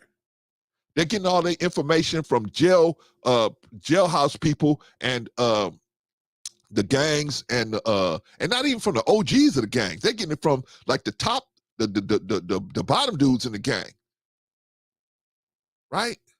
They ain't coming in contact with an OG that could say, hey, look, man, this is what you need to do. Nah. They're going to the barbershop. Another place where any loser can walk into a barbershop and say, I'm the man. I got 2 different ways. I used to go to this barbershop one time, man. I used to go to this barbershop, and the barber was probably in his 60s. And he used to brag about this Malaysian chick that he used to, that he was having sex with. She had came to his house, broke into his house, took money, did all this stuff, but he thought it was worth it because she thought she was so fine. He had her picture up on his little, you know how they had a mirror there? He had her picture up there on the mirror. That's who I be. He looked like a goddamn idiot, but he thought he was like the man. I was like, I'm gonna tell you, man, and other suckers used to come in there, right? And I used to be like, okay, I try to support black businesses, right? I tried to support them as long as I could. But I was in there one day, man, a dude climbed up in the barber shop and he had a Glock. The Glock fell out of his waist and fell on the ground. Luckily, it didn't go off. When I saw that, I said, hey, man, today is the last day I'm ever coming in this place. Because I ain't that type of dude. I ain't the type of dude where I'm running around. Not to say that you could have a pistol, but you that irresponsible with your pistol that it fell out of your pocket, fell out of your waist. What else you gonna be irresponsible with? Oh, Clarence, let me show it to you. Pop, right? No, that ain't gonna happen. That ain't gonna happen. And I definitely, I ain't out here to teach nobody the unwilling. I'm not out here to teach the unwilling. You that much of a dude where you like, yeah. And he thought that was cool that everybody saw he had a Glock on him. I said to myself, this dude is a fool. Cause he don't know me. I could have got that Glock off him like 2 seconds. Right? I could have put it on him. I could have been an op. I mean, anything is possible, man, but he thought it was funny.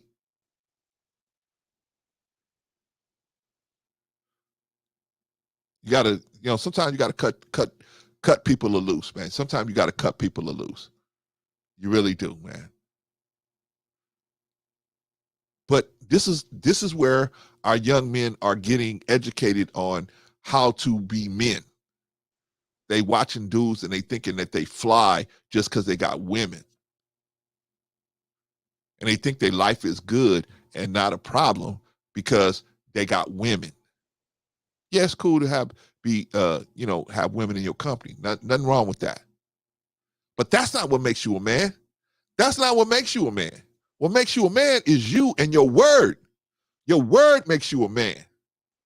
Do you keep your word? Do you have virtue? Right? You don't have virtue, man. Why would a woman want to entrust her whole life with you and you ain't the type of dude? Why would a woman entrust her whole life with you and you ain't the type of dude that's going to keep your word? Baby, I'm going to take care of you. Baby, everything's going to be okay. And then you ain't even in the process. Maybe like Nikki Giovanni said, maybe it ain't working out the way you wanted to, but you in the process of making it. You in process. There is no perfect life. There is no life with no rain. In every life, some rain must fall. Right? Jesus said, it rains on the just and the unjust. We all gonna catch a little something. Right? The difference between the just and the unjust is gonna try to find somebody to get over on to get out that rain.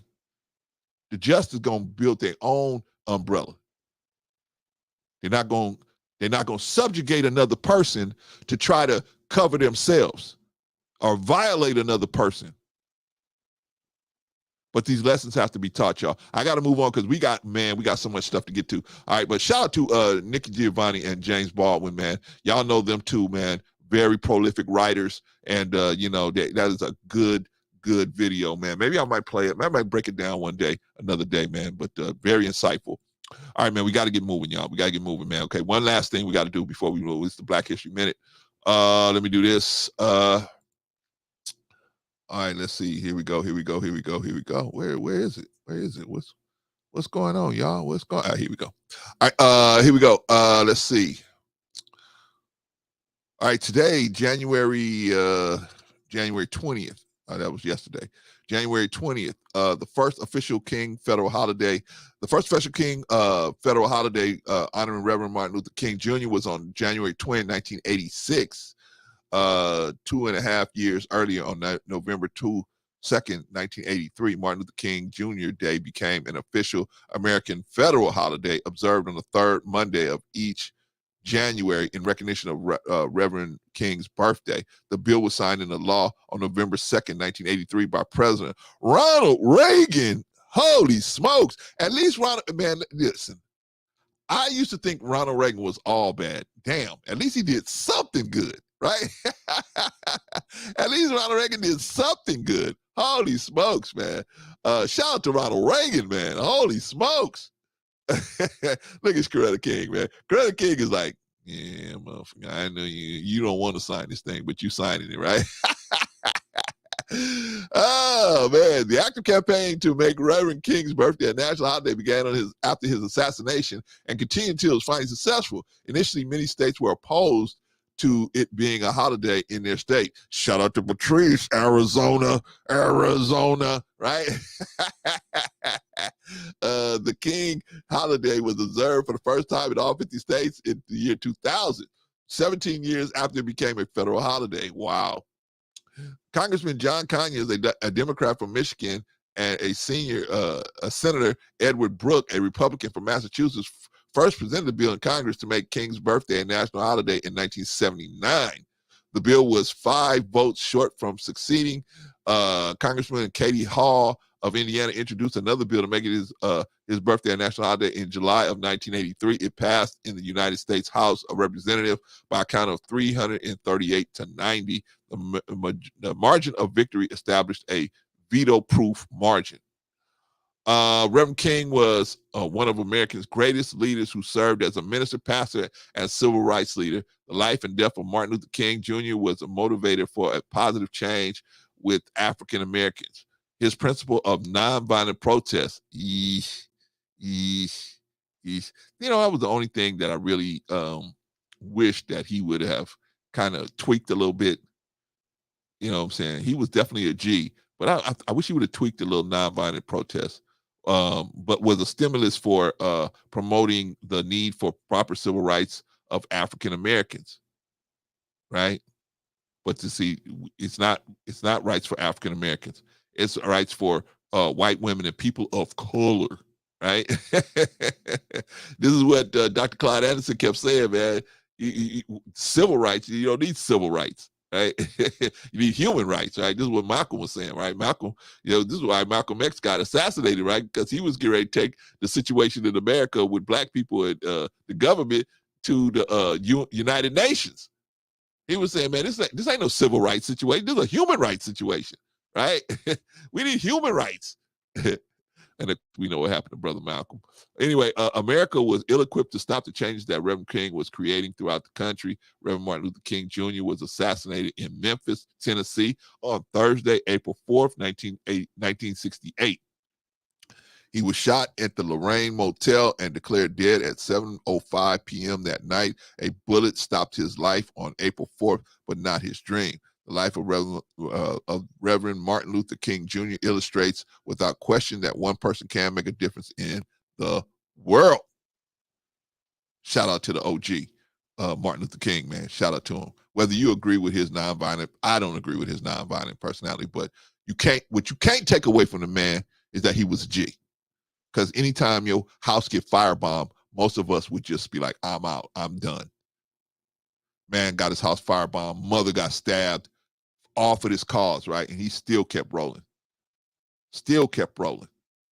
FBI calling his wife, telling his wife, hey, they playing recordings of him and with other women in these hotel rooms, right? Still kept rolling. Man, Martin Luther King was a boss. The more I look at it back on it now, we used to make fun of Martin Luther King, man. In mosque, we used to make fun of him.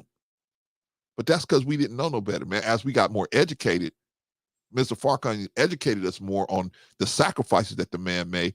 Then we was like, oh, wow, yeah. You got to be a G to get your house firebombed and stay on the job, no matter what y'all say about him. But shout out to the OG, Dr. Martin Luther King, man. Shout out to him. All right, that was it, y'all. Now we can get into what we need to get into, man. Let's get into some real stuff. What's going on with the manhood in America, man? What is going on with manhood in America? What is going on? You know what, y'all? We see, man, what the thing about it is, man, in America, man, we're not being taught as men how to be men. So consequently, we got men, we got little boys in men bodies running around here, and they don't know how to earn respect. So they think they gotta intimidate and violate people to get respect, right? They think, hey, they can't be honorable enough to have honorable dealings with people to get what they want in an honorable way. So they gotta be dishonorable and get what they want in dishonorable ways, violating people, violating women, violating children, violating other people. That's where we're at. Because why? I'm gonna tell y'all the real truth, man. It's a sad truth, but it's the real truth. A lot of our men, they just Negroes. They just niggas. And they want the support of other niggas. Right? That's what they want. They want you to think that they a man so bad and be so scared to tell them about what's wrong, what is wrong with them. That's what they want. It's not about them actually being a man. It's that you so scared that you can't tell them that they're not a man. You can't confront them with what they're actually doing wrong. I've told y'all, man, this one right here hit hard. This one hit hard, man. Okay, so now what we're going to do is, man, we're going to watch this video, man, of this young man who it's difficult to even say. He gave a 6-year-old girl an STD. All right, y'all, let's look at it. Like you a match, nigga. Don't play me. I swear to God, man. Push on the floor, I got ride, dog. Nigga, you gonna turn up. Fuck, they gonna turn up. Hey, get this money, get turn up. All my niggas get turn up. Federal prison Monday after a fight with another inmate, authorities said. Mario Waters, 35, was discovered unresponsive just after midnight on Monday at the U.S. Penitentiary in Terre Haute, Indiana, officials said. He was later pronounced dead at the facility's hospital. Authorities said he died following a perceived altercation, but did not provide more details. Waters had been sentenced to life in prison last March. This is the first example in 2024 to show us street justice or jail justice, whatever you call it, is still in full effect. Today, we talk about a wannabe rapper who wasn't in jail for 12 months before he lost his life. Now, the details on exactly how he lost his life is still unclear, but what is for certain is karma don't play. And what is a fact is the charges he was found guilty on that landed him life in prison. Today, we discuss it all with a frown on my face. So before we go over this one, remember, I don't give you no angle. I just give you the story. So with that being said, make sure you like, comment, and subscribe. We'll jump right to it. Today, we're going to Little Rock, Arkansas, and talk about a 35-year-old man that go by the name of Mario Waters, who was also an aspiring rapper who went by the name True Water. Hey, hold up, nigga. I had to switch. I got this shit in my belt. Yeah, I got them hoes on the chain, nigga. Pull up, I got them old nine, nigga. Yeah, my name True Gang, nigga. Don't fucking get blamed, nigga. Don't fucking claim, nigga. Hold up, I'm Smoke Jane, nigga. I want my niggas to gang. Now we don't tell them no. Now we got some rap videos that I wouldn't play, but the timeline of these videos and the accusations that he was found guilty of by the FBI match, so I want to present them to you guys. Now it's January of 2024. 5 going on 6 years ago was 2018. That's the same year True Waters put out a number of videos. One track titled Don't Play Me. Yeah, hop out with that beam with the extended match and fire flame and burn you up like you a match. And a track called True Gang Freestyle Part 1, where this man got no shirt on drinking a beer and he looks sick. Hey, get this money, get turn up. Hey, all my niggas get turn up. Now I wanted to show you that because this wannabe rapper was trying to build up a rap career while he was doing some of the most sickest things a man can do on this earth, according to the FBI on that same year. So check this out. 2 years ago, a Little Rock man was sentenced to life in prison for the conspiracy to commit trafficking with the 6-year-old. DeMarcus George, 28 years old, was sentenced by the U.S. District Judge Brian S. Miller. And the reason being was from allegations from 2018. Now brace yourself, family. These details are horrific. In February of 2018, a 6-year-old little girl was taken to Arkansas Children's Hospital, located on One Children's Way in Little Rock, Arkansas. Family, the child was taken there due to symptoms that was later determined to be caused by several sexually transmitted diseases. The child was later interviewed by an FBI forensics interviewer and disclosed that a man later determined to be DeMarcus George had her. But family, the child later disclosed another grown man had done the same thing, later determined to be Mario Waters. The child told interviewers that the R occurred in a hotel room with a curtain in the middle of the room, and that she's described a picture hanging on the wall in the hotel room.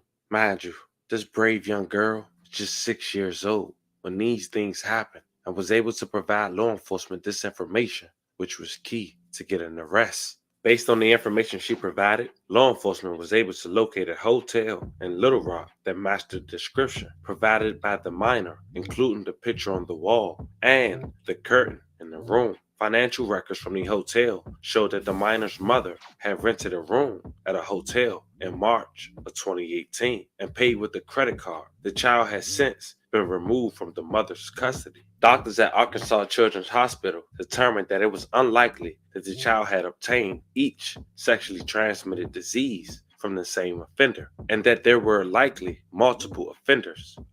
Wait a minute, y'all. Did I hear that right? Did he say that there was multiple STDs and she could not obtain those multiple STDs from one person? Holy smokes. Did I also hear that the woman paid for the hotel room that this actually happened in? What happened to us, family? What happened to us? What happened to us? Oh, it was the crack, Clarence. Maybe, but it was a heroin, Clarence. And now it's the meth. Now it's the meth. And the fentanyl. Maybe. That's why we got to leave this stuff alone. We got to leave this stuff alone. The Elijah Muhammad told us to leave all that stuff alone. He said that stuff is going to sound your brain. He said the brain works at the speed of 24 billion miles per second. He said that's how fast the brain works. 24 billion miles per second. He said if you eat stuff that's crazy like that, it's going to sound the mental power of the brain. Man, I'm going way too high up in there for him, Trey. I'm going way too high up in there. Let me bring it back down. Okay, so at this point, man, we know that the mother paid for the room, right? Maybe the mother was on fentanyl or one of these different drugs, and they paid her in drugs to have their way with the 6-year-old girl. This man, at least we know the age of one of them, 35 years old. A 35-year-old man having sex, intercourse with a 6-year-old girl, and on top of that, gave the girl venereal diseases. What do you think should happen to this man? Let's find out. Officers obtained search warrants for George and Waters' blood and urine. Results indicated that George and Waters tested positive for sexually transmitted diseases and that the minor had contracted. Both George and Waters were indicted in September of 2019 and both pled guilty in November of 2021. Both defendants was admitted in court and they had sexual contact with the minor, were involved in trafficking with her, with others, and Waters was awaiting sentencing until 2023. March 8th, 2023, Mario Waters would finally get sentenced. He would be sentenced to life in prison.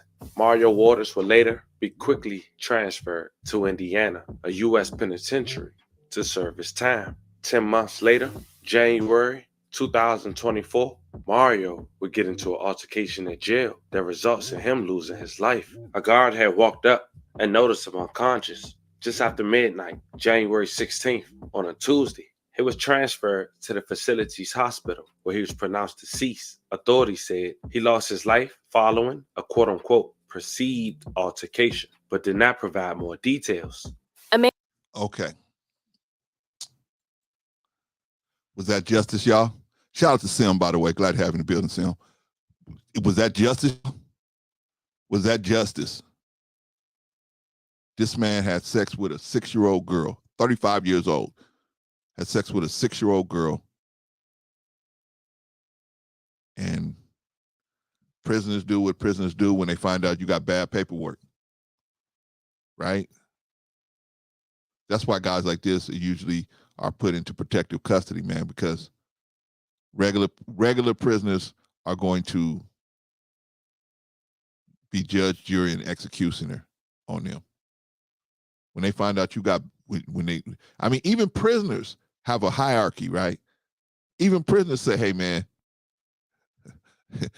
even bad people say, hey, this is bad. You know what I'm saying? Like a bad person to say, this is bad. This is even bad from where I stand. Was that justice? Y'all think that's justice? I kind of think it is, man. I mean, I'm gonna be, I'll be frank. I wouldn't have never wished for the guy to have this end, but I certainly ain't sorry it happened to him. How about that? I'm definitely not sorry it happened to him. I wouldn't wish that on no dude. You know what I'm saying? What I would probably wish is that he had to experience that himself, right? He had to spend the rest of his life experiencing that, right? But hey, the guy took him out of whoever it is, like the headless horseman, whoever it was, because they said they never found out who actually did it, who actually took his life. So we going to, like on the Sopranos, right? They say we just chalk it up to the headless horseman, right? So we're going to say this the headless horseman. But it took the dude out. Now, I think that's sufficient. That's par for the course, right? But what we got to do, family, is we got to get in front of this stuff. We got to teach our children, and we got to be people, the kind of people, we don't even put our children in this kind of situation. Now, I'm thinking the mother probably was on drugs. Why would you rent a room and let two grown men take your 6-year-old daughter in that room and had a way with her? The mother should have been charged as well. Would you agree? But we don't know all the details, but based on just what they told us, the mother should have been charged as an accessory to the situation, right? But for whatever reason, she got away.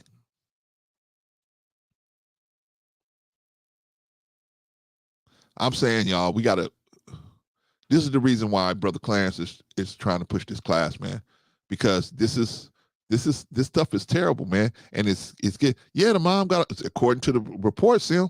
According to the report, the mom, nothing happened to the mom. Only thing that happened was they took the kid away from the mother.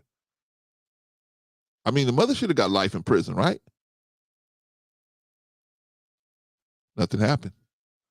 Yes, sad, Sheila. Sad. That's why we gotta teach young men. We gotta teach them. We gotta have a class where we teach them. As soon as they come out of high school, they don't go into the job saying and doing different dumb stuff. They don't go out here into the field doing all kind of dumb stuff. Some of them, man, they ain't gonna all listen. Clarence, they ain't gonna listen, Clarence. Nuh-uh, I ain't gonna do it because they ain't gonna listen. Hey, listen. We're not looking for the ones that ain't gonna listen. We're looking for the ones that are. Right? We're looking for the ones that's gonna do something. Not the ones that's not gonna do something, right?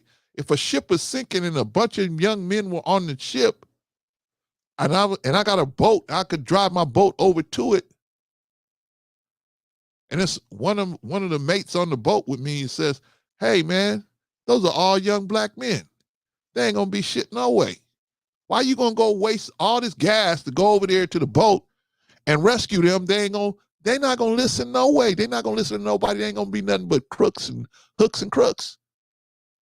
Why you going to go waste the time to rescue them? Right?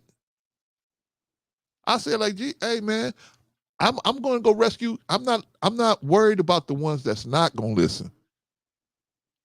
I'm just going to try to save the ones that are. If the ones that not going to listen going to come on, maybe they might come on. But I'm going to get the ones that will listen. That's my goal, is to deal with the ones that will listen. Right? Jesus said, I came to teach the willing. I came not to teach the unwilling, but the willing. I came to teach the willing. But that don't mean, oh, I'm going to go out. If there's a crowd of people that out here that I need to teach, I'm not going to teach the whole crowd because there's some of the unwilling is out there. I'm not. If the unwilling is out there and I got to go through the unwilling to get to the willing, then that's what I got to do. Because that's our job as believers. I ain't going to talk to you. I seen some of our people, man, they so crazy, man. They say, I'm rich. I got a Mercedes. I got a Maserati in the driveway. I got a big old house. I'm a Christian, but I ain't going to minister to nobody. I'm ministering how I'm going to get this money. That's what a lot of people have mistakenly taken Christianity for, not for what the religion's supposed to be, helping redeem other people, right? It's not, they don't take it like that. You see some of these people, man, they like, this is what I do in my real life. That's my real life, right? Who cares what you're doing in your real life? If you ain't helping the people, man, you just another fascist, like Nina Giovanni said, you just another fascist out here trying to protect what you got. Who cares? You should protect what you got. But I mean, our first work, at least that's what we was taught in the Nation of Islam. Our first work is to those dead people out there. They're dead. Class, what do you mean they dead? They walking around. No, they're spiritually, mentally dead. They spiritually and mentally dead. He taught us that the Bible and the Quran refer to them as sheep and as dead people, because they'll follow anybody that even sound like they authoritative. They'll listen to anybody that even sound like authoritative. Big Rigs, man. Thank you, brother. For you keep on showing up, Big Rigs, because you reminded me I got to hit you up, man. Thank you, brother. I appreciate you, man. I did 10 hours yesterday, so forgive me for yesterday. I know I wanted to contact you, brother, but we did 10 and a half hours last night. Holy smokes. Give your brother some grace. But man, what are we doing, y'all? What are we doing? What are we doing? We complaining about men. Girl, they ain't no good men out here. Girl, they just ain't no good men out here, girl. I'm gonna go get me a good white man. Okay. But hell, you gonna find out over there. They got problems over there too. They have problems in that camp too. Because it's a man issue, and it crosses all colors in America. It's a man issue. It's really a worldwide issue. But we here in America. Let's work on where we at now. Right? We supposed to, as older men, we supposed to be giving game to the younger men, but we giving them bad game, right? A pimp is like, when I was coming up, man, like a baseball star or basketball star or well-known writer or something like that. That was a person of prestige, right? Look how low we have sunk in the Black community, where pimps and sex workers are held in high esteem. Not because they did something worthy of that, because we don't care what your past is if you do something worthy. But no, your esteem is based on what you are doing, and what you are doing is effectively causing more harm to the community. Right? What good are you doing being a sex worker? Claims there's always going to be a need, and I know it's always going to be a need. I'm well aware of that. It's always going to be around, right? Because evil is always going to be around. So I know it's going to be around. But the point is, why would you put yourself in that situation? Well, I need money, Clarence. I know, but there's other ways of getting money. But no. So wait a minute. It's only the vanity that got you doing that. Because if you could work like everybody else and make money and get paid every 2 weeks, every month or whatever, right? And still pay your bills, then what is it? Why do you have to have a job where you're getting fast cash like that? Because in your mind, you think you're getting some prestige out of it. You're getting something out of it, right? Bucking the system, right? I say buck the system, but buck the system in a forward direction. Don't buck the system. That's like going to prison and laying down on the bed with the cell door open and your ass in the air. You just waiting for something bad to happen, right? Excuse my language, ladies, but you just waiting for something bad to happen, right? No, man, we got to be on guard at all times, right? We got to be on guard at all times, man. Right? I think it's second general order in the nation, right? Walk your post in a perfect manner, keeping always on the alert. Keep always. What, Clarence? Always. What you mean, Clarence? Sometimes? Always. What you mean? At nighttime? Always. Oh, you mean in the daytime, Clarence? Always. He said, keeping always on the alert. Always on the alert. But Clarence, that's a lot of work. I don't want to be always on the alert. Life shouldn't be like that. It shouldn't. But you got to understand. You think that's funny, Sim? You got to understand. This world is wicked. Capital W. Wicked. Anybody could fall down. Anybody. Not me, Clarence. I'm a G. I know I never will fall down. I don't see how these people be causing all these problems because I'm a G. I know I wouldn't fall down. Just the fact that you saying that, that you know that you just out of pocket. We got to always be on the alert. What you mean always on the alert? Walk my post in a perfect manner, keeping always on the alert. What's my post? Me, my family. I'm my post. My family's my post. I need to be walking that post in a perfect manner, keeping always on the alert. I got a granddaughter, right? When I'm out with my granddaughter, I let her smile. She's like, hi. You know, she smiled at everybody. She waved to people, man, because she's just a friendly person. I'm in the background looking like I'm going to break every bone in your goddamn body if you even touch this girl like you think you want to do something. Right? I got that look. I got that energy coming off of me, right? My granddaughter don't see it. And when she look back at me, I got the smile, right?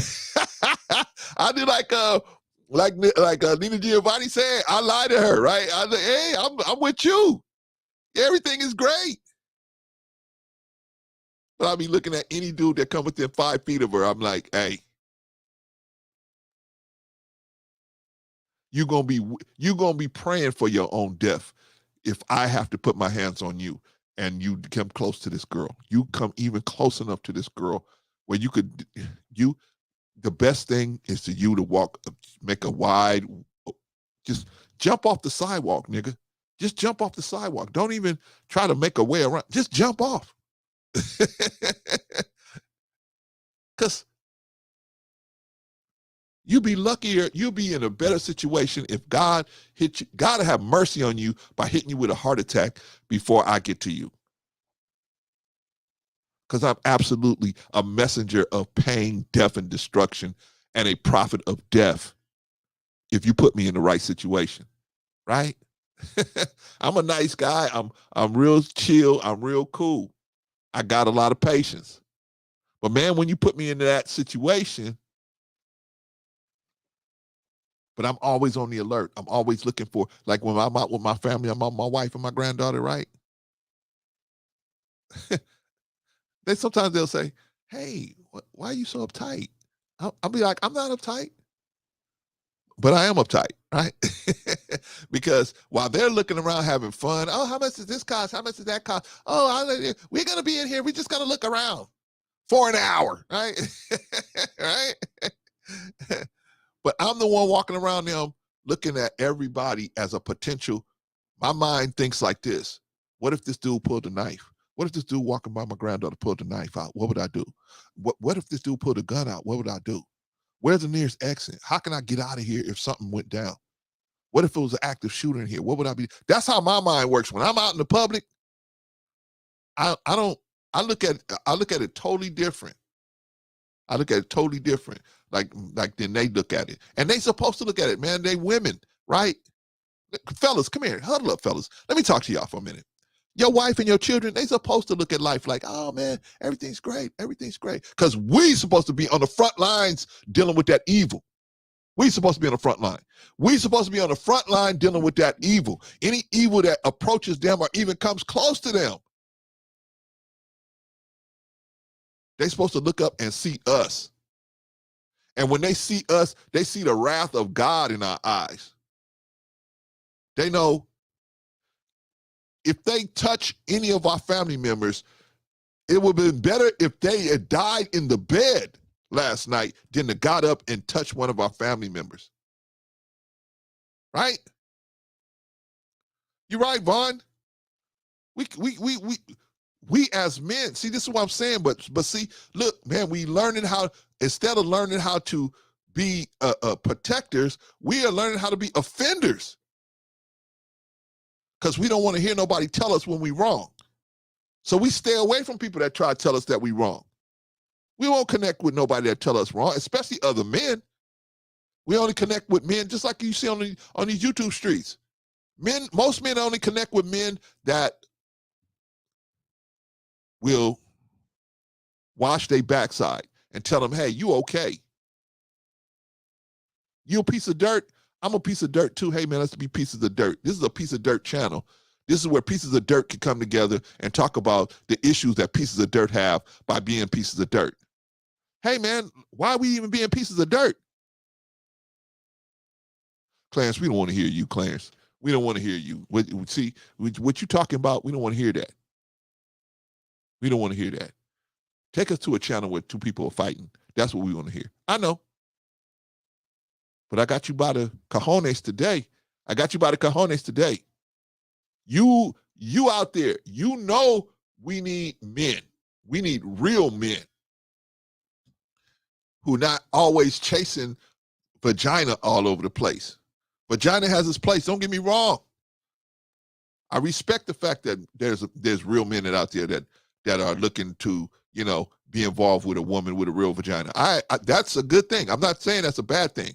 But when that's your basis for your existence, that is off. When you have to measure yourself by the amount of vaginal sex you having, who are you really?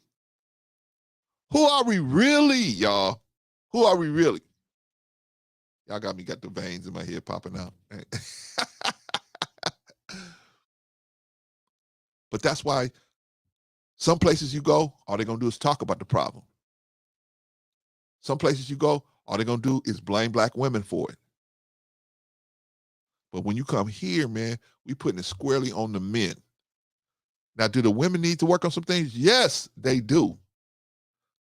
But in my opinion,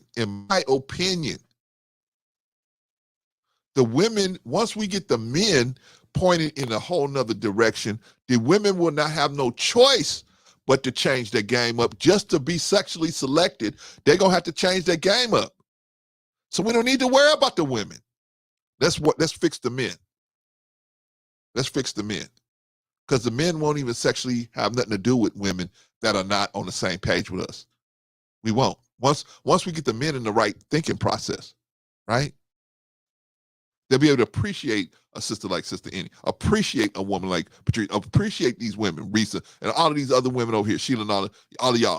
They'll be able to appreciate women like you guys. They can't appreciate a woman like that, man, because they stuck on the vanity of what other people think about them. That's vanity. So we can't get nowhere because, well, I want you to think that I'm a big boss. I want Vaughn to think I'm a big boss. So instead of going out and actually doing something worth doing, I'm going to have sex with a bunch of women and then go tell Vaughn. And then Vaughn, trying to compete with me, is going to go out and do the same thing. That's stupid. That's stupid. Our young men are terrorizing the black community. They are literally terrorizing the black community. There used to be a time in the day, man. There used to be a time where we could say, man, white people, man, they are just this and this and that. We could blame everything on white people. We just can't, if we're being honest, we just cannot do it in today's society. We just cannot do it. We can't blame everything on them. Yeah, they play a part in this the systematic setup, but ultimately it's us strapping in and putting the seatbelt on and going with the program. It's us. And our vanity is being used against us to get us to participate in this foolishness out here. Right? So what we gonna do, y'all? What we gonna do? We gonna just keep sitting back saying, you know what? That's a damn shame, man. Look at another black dude did this. Another black dude did that. This a damn shame. Yeah, it's a shame, but you know what's a bigger shame? Is us as men not getting together saying, okay, enough is enough. Enough. Okay, Clarence, you doing that? Okay, we're going to support you doing that. Okay, Diamond, you got that program going? Okay, we're going to support you. Vaughn, you got that program going? We're going to support you. Rico, you got that program going? Bolo, you got that program going? We're going to support you. right? And we just support each other until we get enough of our young men to change the game, right? Enough of our men to change the game. Look at how there's so many bad young men out there, man. The choice is so bad out there that the sisterhood, they don't even know how to choose for themselves. They don't even know. They done met so many frogs, they think ain't nothing but frogs out here. You got somebody like Priscilla out there telling everybody, hey, ain't nothing but frogs out there, right? And the ones that ain't frogs, they're the exception. So come with us. Come run to lesbian heaven. Come to lesbian heaven. All your dreams are gonna be realized up in lesbian heaven, right? Don't listen to Brother Rico, Comrade Rico. Don't listen to Comrade Vaughn. Don't listen to Comrade Bolo. They are renegades from the men's prison, the men's slave factory, right?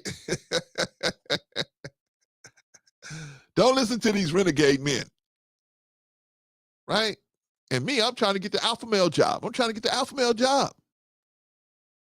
But Rico and them, they ruining it for me, man. Damn. And now I heard they got another person. They got another person in the resistance now. Holy smokes. It's going to be all over, man. It's going to be all over. Once he's in the resistance, man, I don't know. I used to think the resistance was weak, but I don't know, man. Woo. The resistance just got a number one player. They got a number one draft pick. Woo, man. A proven commodity. Holy smokes. Anyway, y'all, let's get back to it, man. Do y'all think men need to improve? Do we need to improve the way men are in America, especially the black men, the young black men?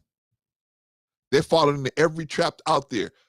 Sex trafficking, prostitution, violating all kind of stuff, right? They ended up in prison. They ended up with STDs, HIV. They ended up in bad relationships. They ended up in divorces. Black men are just ended up in so many bad situations. Why? Because they just don't know. Just don't know. Ain't nobody teaching you who's teaching men how to have long-term relationships and how to make it last? Right? Ain't nobody telling you that. What they're telling you is what? Happy wife is a happy life. Until your wife ain't happy. See, that logic goes out the window when your wife realizes, hey, she no longer is into your happiness is not on her agenda because you have dedicated yourself to her happiness alone.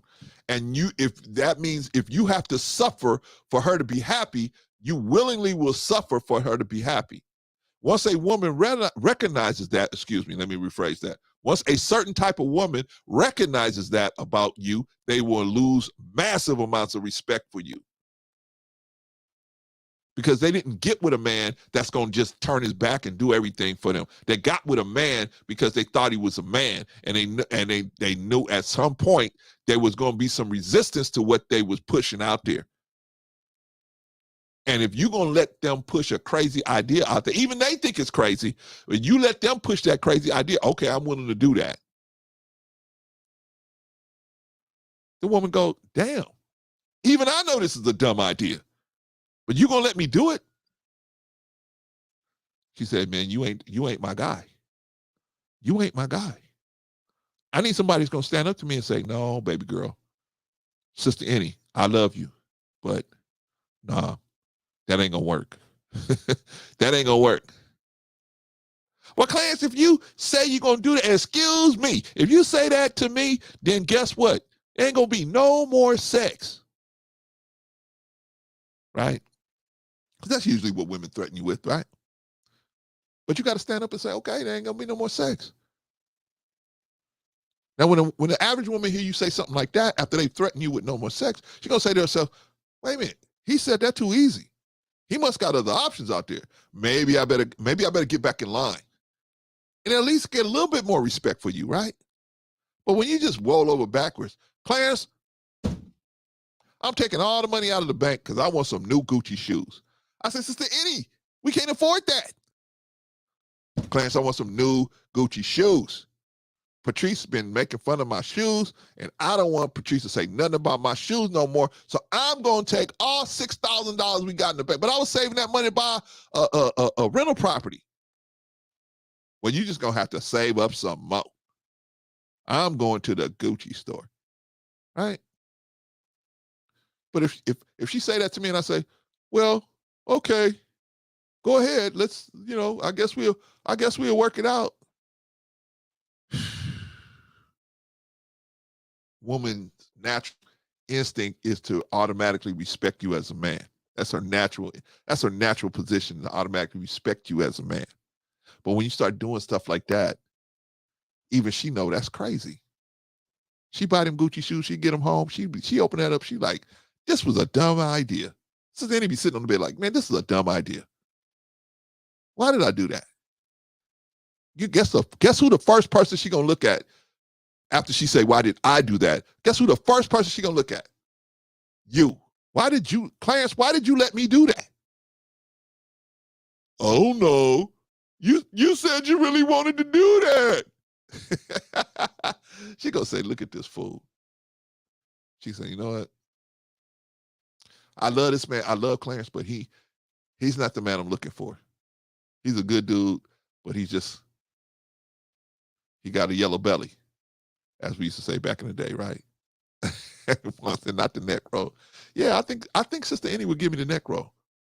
I'm going to get these shoes and I'm going to have them because Patrice made fun of my shoes and next time I'm going to have these Gucci shoes on. I think so, Ma. I think so. I think she would.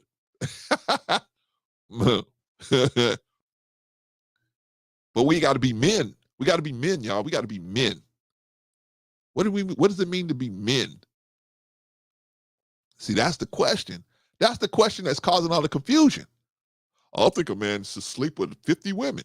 I think a man should have $100,000 a year salary. I think a man should have $250,000 in the bank. I think a man should be friends with other men that make a whole bunch of money. I'm telling you, man, if I could have $10 million right now in the bank, you guys would never know it. You guys would never know it. Unless the press told you. You would never know it. I would never come out here and say that. Cause see, a real man, let me tell you a real man likes to be able to move where he wants to go. And you can't move where you wants to go when you're telling a bunch of people what you got and where you got and what you're doing. You can't move like a real man. You got to move like a celebrity. And when you move like a celebrity, guess what? You just might as well just tape a target on your back. I don't want to be no celebrity. I want to be a good man that can do good things for the community. First for myself, then my family, then the community. Right? I can't do nothing good for nobody. I can't do nothing good for myself. I'm out here lying to myself, telling myself I'm winning. I'm living with my woman. I'm letting her pay the rent. I ain't got no job. I ain't looking for no job. I'm playing PlayStation all day. But I'm good. Brother Farrakhan taught us, you can't be good to yourself. You can only be good to other people. You doing stuff for yourself, that ain't considered good. Oh, man. Diamond said, hey, Clarence, we know you got it like I was hoping you were going to give me a loan. No, Diamond, no. I'm not going to give you a loan so you can build that community up on the hill where you checking people's fingerprints before they even get into the door, right? It's going to be the Diamond X Extraordinary Brother community, right? I'm here to see my mama. Okay, sweetheart. Just put your fingers right here on the fingertip. We got to check you. We got to check your fingerprints before you can come in. What? This is the orders of our leader and leadership here, Diamond Axe. We got to check you. The security guards, we got to check everybody's fingerprints. But I got my grandfather back here. That's okay. You pull up far enough, we can put his fingers right here on it too, right? Shout out to Diamond. All right, y'all, we got to get moving, man. We got to get moving. I'm gonna continue about black men, but now I'm gonna get into the state of manhood in particular, right?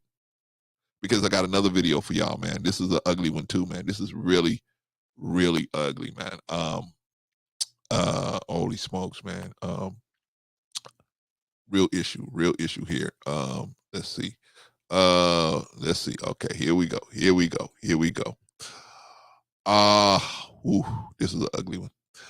All right, let's do this. Okay, this is a man confronting a transgender woman going into the bathroom at Mickey D's.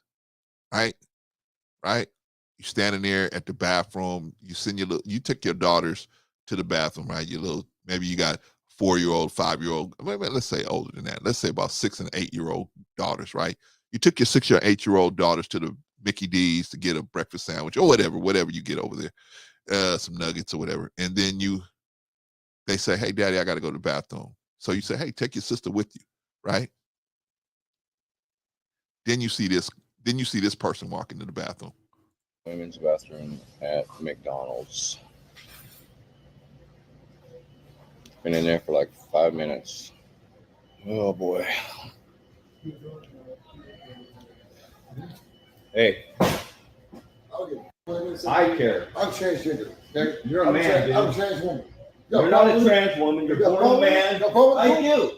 What if my daughter was in there and you walk in there? It don't matter. It matters to me. I am a female. You are a man. I legally identify as female. You're a man.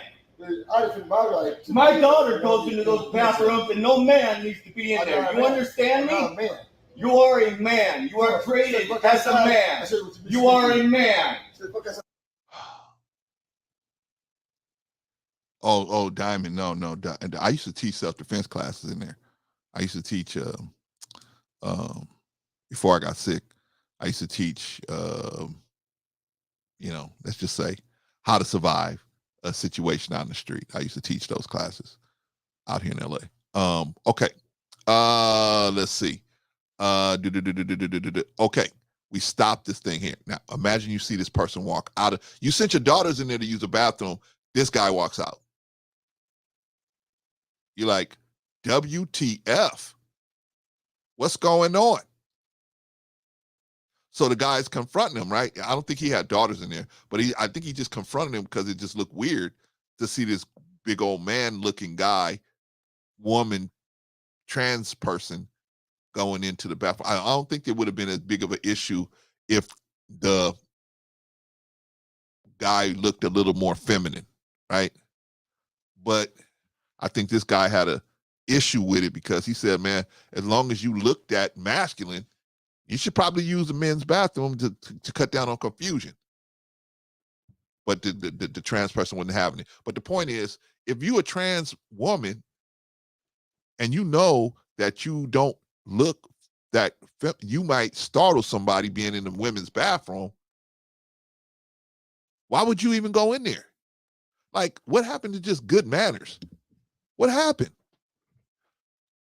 I know some trans people are like that, man. Some trans people, they understand this situation, and so I can't blame the whole trans community. What I'm saying is this particular person is a male, but he's trying to use the female facilities, which is against the law. That's against the law, right? But he went in there and he did that. Why? But the question is, okay, so they did that, right? You're right, Risa. Maybe it was shock value, right? But maybe they did it. Maybe this person did it because they actually had the intent to go in there, find somebody who they could take advantage of and take advantage of them. And it would not look suspicious I don't know. And I don't know why a person like this don't get it. You're going to stand out. It's like, yo, you don't look like a girl. So of course people gonna be like, what the hell are you doing going in the women's bathroom? I mean, But see, I think in their head they don't get it. Some of them. Some trans people, they understand, man, hey, look, this is gonna cause a problem. I ain't out here to cause a problem. I'm out here to just live my life. Okay. I get those trans people. But it's the ones that's just like, no, I'm gonna roll up in the bathroom, the girls' bathroom anyway, because I'm trans. Why are you trans? Because you got hot pants on? That my father used to call them hot pants. Look at that girl with them hot pants on. I used to say, Pops, pants don't have a K in it. You know what I mean? Them hot pants. I said, hot pants? What's hot pants? You know what I mean, boys. You better stop it. You got these hot pants on, right? You got hot pants on and a wife beater. So now you a girl? Come on, man. Oh, you got to carry an overall bag, right? Risa said, stop talking about them hot pants. That's what y'all say in Arkansas? Hot pants?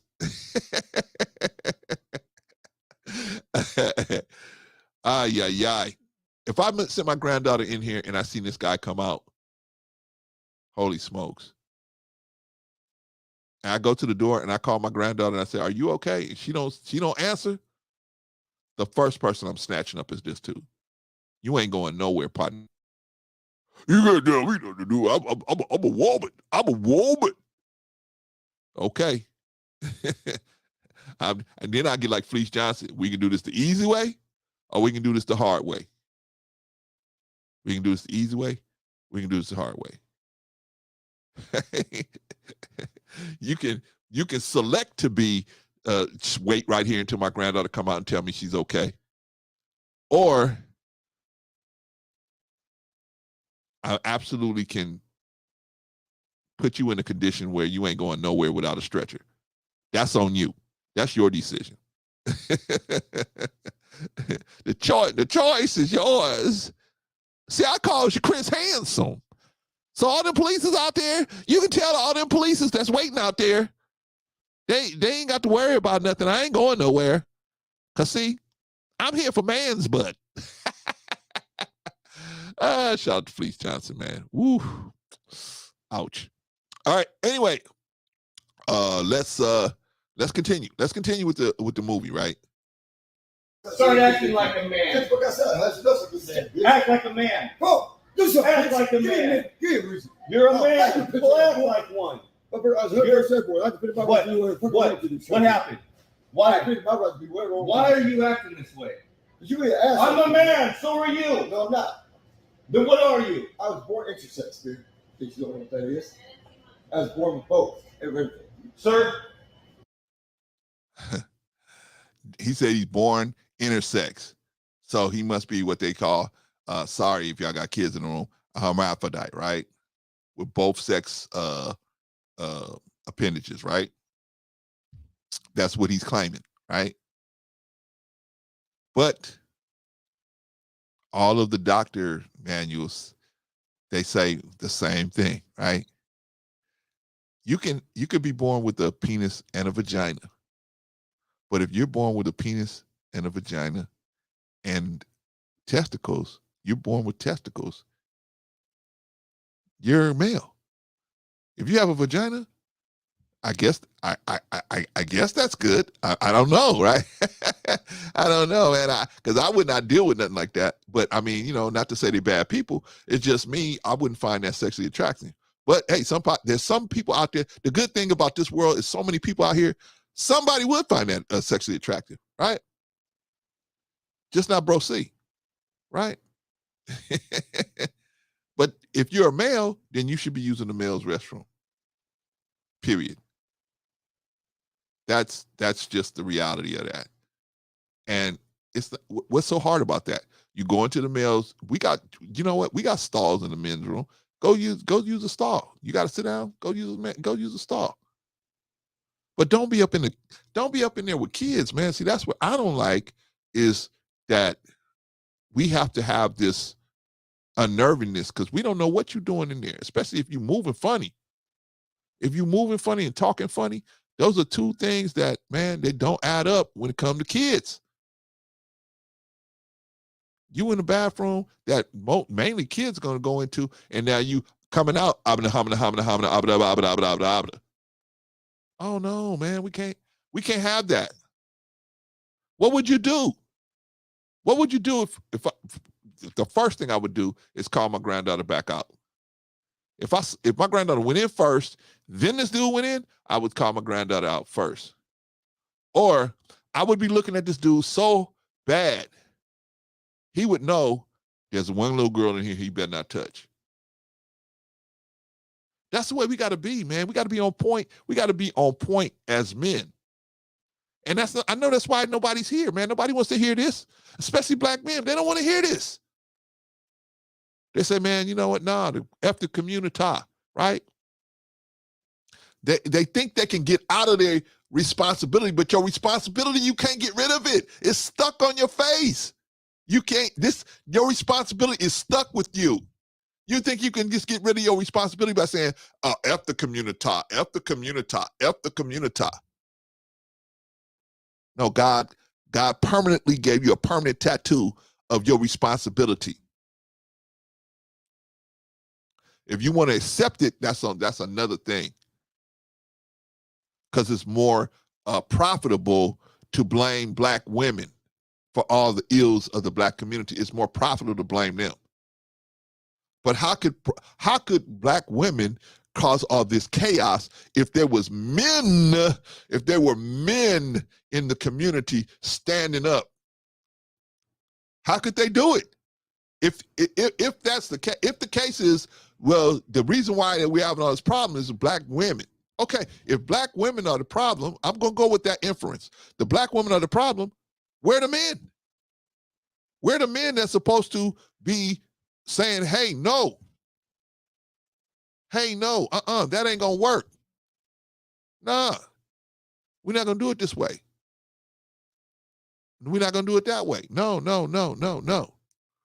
Where the black men that have daughters that are standing in front of that door saying, no, MF, you ain't going in here. I got to use the bathroom. No, well, then you're going to wait until my granddaughter comes out. Right? You're going to wait until my granddaughter comes out before you come out. See, we got to do stuff like this, man. Why? Because the world has pushed us to this point. The world has pushed us to this point where we have to be, you send your women into the bathroom, man, you got to be outside that goddamn door, making sure nobody with no ill intentions goes, because guess what? This is what I know about people, right? Especially evildoers. They want the easy way. They don't want the hard way. They don't want to push the rock up the hill. They want to roll the rock down the hill. If you standing in front of that door on your post, man, they're going to say, you know what, forget it. Damn, what's he all upset over? What's the matter with him? Right? What do I care whether they say what's the matter with me? You got something against trans people? I'll be standing here if I thought a regular dude was going to walk in there, I'll be right here. I don't got nothing against you being a trans. You're just not going in there. If you even look like you got a penis, you're not going in here. And if you look like you got some ill intent and you don't have a penis, you still not going in here. Oh, hold on. Hey, wait a minute. This is a public bathroom. You can't stop me. I just did. My granddaughter's almost finished. Hold on. My wife, they'll be out in just a second. Who are you? You can't hold up the bathroom. I'm doing it. Call the cops. Just call the cops on me. By the time the cops get here, everybody be done. We'll be out of here. Vaughn. Hey, Brother Clarence, what is going on, my brother? What's going on, bro? What's going on? Man, listen, I don't know how many cans that you have in that pantry of yours, but listen, I believe all of them are just filled with worms. Because every can you open, my brother, just full of worms. What's going on, man? What's going on, Vaughn, man? Hey, man. Not much, man. Nothing. Man, hey. You know what? I thought God, you know, we emptied the tank last night, man. God just filled us all up again today, man. I was like, what? Well, you know what? Listen, you know, you guys did a great work, man. You know, it takes All a of lot of us. patience to deal with all of those personalities. And, you know, but I thought that you guys did a good job. You planted seeds, you know, and seeds were planted all over. And so that's a good thing, you know. I got a little perturbed a few times listening, and you know, I was doing my work in the chat. All right. See what I'm saying? I was dropping gems in the chat for whoever was looking in the chat. But That's right. but man, yeah, what a great work you all did yesterday. I commend you and Brother Bolo and everybody that was on the panel. I commend y'all in the chat, man. It's all a team effort, man. It seems like when we on the panel, that's the only place where the action is happening. Oh, there's action happening in the chat too, right? Yeah. There's action happening there too. Yeah, it goes down in both places, right? Yeah, and see, the good thing about having you guys over there in the chat is I don't have to worry about anything, right? Yeah. I don't have to worry about, oh man, is the chat gonna be okay? I got to look at both places. I mean, I'll take a look at the chat every now and then, but I mean, as far as like weeding somebody out, you, any Arisa, M Mills, all you guys over there, I know that it's gonna be covered. Whatever's going on is gonna be covered, right? Just like yesterday, right? Scam Likely, you know, Lady Navoy was like, can you let Scam Likely back in? I was like, yeah. I didn't take him out, but I know who did, but that's okay. Does he want to come back, right? Yeah. I mean, it is what it is, man. You know what I'm saying? Well, what do you think, Vaughn, about this situation with the transgender person going into the ladies' restroom? Man, what do you think about that? Look, brother, this is a whole do right here. Right. You see what I'm saying? You haven't even taken time to get the baby hair and the wig and all this other stuff that folks is doing. You know, where when they come out the restroom, none of us can tell. You see what I'm saying? But this fool right here, you see what I'm saying? You know, beard, manly arms, you know, big legs. Right. And then he comes out and he says, I'm transgender. I'm transgender. What's wrong? You know what I'm saying? So come on, man. What are we doing? What are we talking about here? You know, and dude had every right to approach him the way that he did. I thought so. He looks exactly like a pervert that lurks around establishments' bathrooms. And did he have that kind of energy, Vaughn?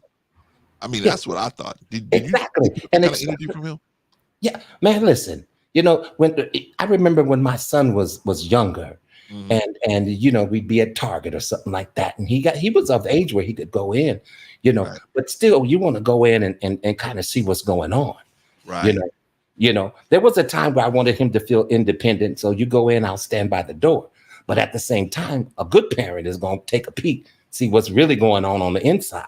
Yeah, you see what I'm saying? Because you could be standing on the outside, let your kid go on the inside, and God knows what's going on, because you have creeps like this. So man, let me tell you, Brother Clarence, for this other can of worms. That you continue to open. But see, Vaughn, we have guys like us. We got to teach because we've been through this stuff already. So we got to tell these younger guys so they'll know to watch out for this stuff, man. One time I went to I took my sons. I think my wife had a cousin come from Louisiana, came out here. And so we was just taking her to little spots in LA, right? We took her to Universal Studios. We took her to Universal Studios. We took her to the beach, Manhattan Beach. We took her. So one of the places we took her was the Santa Monica Pier, right? So we're at the Santa Monica Pier. You know, we were riding the rides and everything like that. And so I don't know if you know this, Vaughn, but Santa Monica Pier is very well-known place for the alphabet community, especially on the men's side, to hang out. They hang out there. Now, I didn't know that at the time, right? I haven't been out there in years, so right. So you I know, didn't know that. I'm definitely unaware of that aspect of it. But so my oldest boy at the time was probably about 7 or 8 years old, right? The other two boys were in the stroller, so you know they were. So I had to. So my son said, I'm gonna go to the bathroom. So at the time, the bathroom was probably about, I would say 100 feet away. And I said, you know what? I was gonna send him by himself, but I said, you know what? I don't know what's going on over here. I better go with him, right? So he goes over to the bathroom, and he goes in and use the bathroom. So I was kind of behind him. As I walk in there, there's like 2 different groups of dudes just hanging out in there. They're not washing their hands. They're just like hanging out. And you could tell they was of the alphabet community variety, right?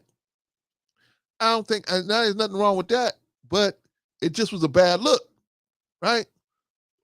So I'm standing where my son went into the stall, and the dudes are looking at me like, "What you doing in here? It's like you ain't here to get down like we get down. So what are you doing in here?" That's the way they was looking at me, right? But I just kept on. I act like I ignored them. I was just, but I was in front of that door for my son. My son didn't even realize what was going on, man. I told my son when he was a grown man what was going on. He didn't even know what was going on, right? Yeah. He just thought I was there just to hang out with him. But I wasn't there to hang out with, but I could see and I could feel, I got the vibe and the energy off of these men that was hanging out. Now, this was before, I think it was right before the little boy got killed down in San Diego, right? You remember that? Little boy was at the park with his grandmother. He's playing on a little slide. He's probably about 10 years old. He's playing on all the little, the apparatus or whatever they got over there, right? And he told the grandmother, "Hey, I got to use the bathroom. I'm going to go to the bathroom." Mm-hmm. So the grandmother walked him over to the bathroom. She stood outside. This other crazy nut walked into the bathroom right past the grandmother, slit the little boy's throat right there. Oh, man. Wow. You guys remember that story? That story was on the news, right? Because right after that, women started going in the men's bathroom. They're like, "I'm going in with my son." You know what I'm saying? Exactly. You know what, Brother Clarence? There used to be a time where you could actually say to a stranger, "Hey, would you go in the?" Maybe you were a male with a daughter. Agreed. You're right, man. You see what I'm saying? And you said, "Hey, young lady, would you mind taking my daughter into the bathroom with you?" And she's got to use it. And then she would say, "Oh, sure, no problem." You know what I'm saying? But nowadays, man, I wouldn't trust nobody. Man, you can't. Absolutely no one. You can't. You can't. Not with mine. No. Hey, man, and it's nothing personal. It's just the world is so set up so where nothing personal. It's can't do it anymore. The way you can't do it. Exactly. The way it's set up right now, man, and as a nation and as a society, we have grown more perverse. You see what I mean? And each waking moment that passes, it seems like we get more and more perverse, and man, it's ugly, so you really have to guard your loved ones, and you really got to guard your children. Yeah, definitely. But Vaughn, in my opinion, this is my opinion, but let me see what you think. In my opinion, I think it's really the men that are getting the most perverse. I mean, no doubt the women they're a close second, but it's really the men that are just going off the hook. Yeah. And I would agree with that. I would definitely agree with that. Man. Especially when it comes to, being feminine. Back in the day, you remember the way that that sitcom used to open up with the Archie Bunker. What was the name of that? Yeah, All in the Family. And they say girls were girls and men were men. Yeah. You see what I'm saying? We can't tell nowadays. We don't know what we're getting. You see what I'm saying? When by the time you look at the baby hair and the wig and the this and the that, and everybody looks the same, you really have to question it. You still got to question it. There was a time when we didn't have to question what was a male and what was a female. Yeah. But now, since everybody looks alike, see what I'm saying? It's a different ball game. Now you got to figure out what's in that box of chocolates. Yeah, man. And how do you do that? How do you respectfully say, "Can I check under the hood? I just want to make sure you got the right parts that I need," right? How do you do that, right? It'd be disrespectful if you say, "Hey, you know what? Sister Annie, I just want to know. I think you're a beautiful lady. I think you're a nice female. I've had enjoyed speaking with you. I'm thinking maybe we can spend more time together. There's just one problem. What's that, Clarence? I just want to make sure that we're all on the same page. What do you mean, Clarence? I mean, I have to have like 5 different metaphors to say it, right? Right? But finally, I have to just say, hey, you know what? I think that, you're a beautiful woman and all of that, but I guess I need to check under the hood. What? You bet you should be ashamed of yourself. What kind of a girl do you think I am? Wow. I'm leaving. Wow. But I got your jacket, Sister Annie. I don't care. I'm leaving, Clarence. But now, wait a minute, Brother Clarence. Now, yes. Are you sure you want to see under the hood? Because, you might get a surprise. Now, wait. But, a surprise. Hey, Vaughn, this is the way I think. Surprise me early. Let me get surprised now. Yeah. Right? I don't want to get surprised down the road. Listen, it's definitely unfortunate that would have to be the topic of a conversation. But these are the times. Right? These are the times that we're living in. That's information that you need, though. And see, so that's you information that you need. Exactly. How do you get it? But at the same time, maintain the well, level of respect say, hey, that you should be giving to the other person. I don't mean any. You just simply say, I don't mean any offense. But there's a lot going on out here. And you are a female, right? Now, that may be a deal breaker when you say it, but hey, then let it be a deal breaker, right? Sister, anybody know Taekwondo and whoop, get that roundhouse to the head, pow, right? I don't know, right? So I'm always going to try to maintain respect, but just I can use that information. How do I get it? But maybe what? We got to do like D.L. Hewley. D.L. Hewley said, go to the mama's house and get some baby pictures. Yeah. Look through that family album. When you see progression as a girl, we're probably on the right track, right? I don't know, Brother Clarence. Nowadays, even the parents are starting their children out young. Yeah, with that particular lifestyle. Typically, black women don't do that. Yeah, I would agree with that. I would agree with that. Black women are going to usually tell you up front what's happening. They're going to pull you to the side, right? They're going to say, I don't know if you know this, but Juanita is, Juanita is not a regular woman, right? They're going to pull you to the side and tell you, Juanita, we used to call him Juan. Oh, that's cool. A short name, a nickname. That's cool. Clarence. It wasn't Juan short for Juanita. It was Juan short for Juan. Yeah, but you definitely are making a good point. When it comes to the gentlemen and the men, is because it seems like we're moving further away from masculinity. And you can see it in the entertainment business. You can see it even in the corporate world. I think that's what's driving it. They are accepting, certain things to take place, but it saddens me a great deal because, we're losing a great part of our character.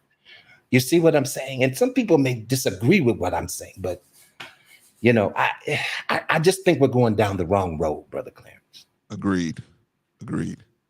All right, Yvonne. We got another video to get to, so we got to get through this one. Okay, so this is and make sure you open up the lines, man. Make sure you open up the lines. You don't want to be up here 10 hours. Yeah.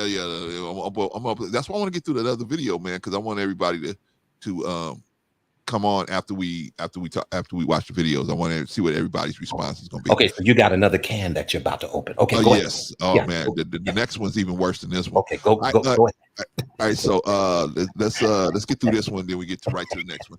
All right, this is the man that got confronted going into Mickey D's restroom. He said he was a transgender, and some dude just confronted him like, "Hey, bro, come on, man. You don't even look like a woman. You should be using a men's restroom, even though you got these hot pants on." All right, here we go. You gonna have a problem if you keep going into women's bathroom. Somebody's gonna do something to you. I'm just telling you the truth. I've been doing this for years. You want to do something? Fuck outside. Yeah, I just did something. I told you the truth. Fuck outside, bitch. Do something. You go outside.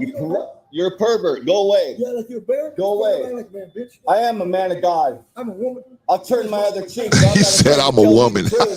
I'm not afraid to tell you the truth. Sir, you need to go. Seriously, take one truth. God created everybody where he wants to be. Yep, he created them male and female. Oh, man hands. Man hands. Man hands. So what? You look like a man. You look like a man. You look like a man. Google on your phone. It's got intersex. Yeah, I know. I've already heard about it. Ladies, just a sidebar. Please take care of your hands. Please take care of your hands. We don't want to take you out on a date. Have you looking all good? Have you smelling all good? Have you talking right, man? You just saying everything that needs to be said. And then you put these bare hands on the table. That's crazy. You know what? I'm getting Bruce Jenner. I'm getting Bruce Jenner vibes right here. You mean Caitlyn Jenner, right? No. I mean Bruce. Bruce. Yeah. I'm getting Bruce right there. See, but I don't think about. See, when I think about Bruce Jenner, I think about the Wheaties. I think about Wheaties, man. Him carrying that fire. Right? Remember that? Yeah. That was so many years ago, right? Big Rig said Bruce coming back. Nah, Big Rigs. I think what's her name? Caitlyn. I think Caitlyn took the swan dive, right? No plumbing left, right? I don't even know what's going on with these people, man. I don't know what's going on with them. Big Rig said you didn't eat no Wheaties. Trey said, bro, those in power are promoting it, forcing their sister to accept it. You're right, Trey. You're right. That's what I was trying to tell Vaughn. I think that the media is promoting it. This is the same thing. Now, if you guys want to really look at it, this is what happened in Rome, right?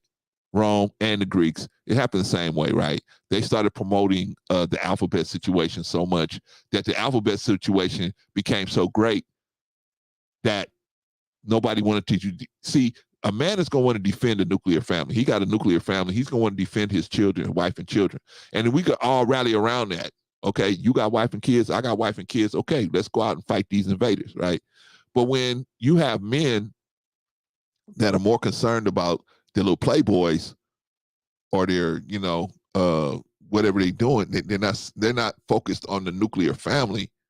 They don't have nothing to defend, right? They're not as easy to defend the order. And the men that do have nuclear families, they don't have an incentive to promote an order that is not going to defend the nuclear family. Because men are hardwired to defend the nuclear family. They're hardwired to do that. But that's what's going on, Trey. Trey, I'm gonna bring you up in a minute, man. We got one more video, and then we're gonna bring you guys up. All right, let's keep moving.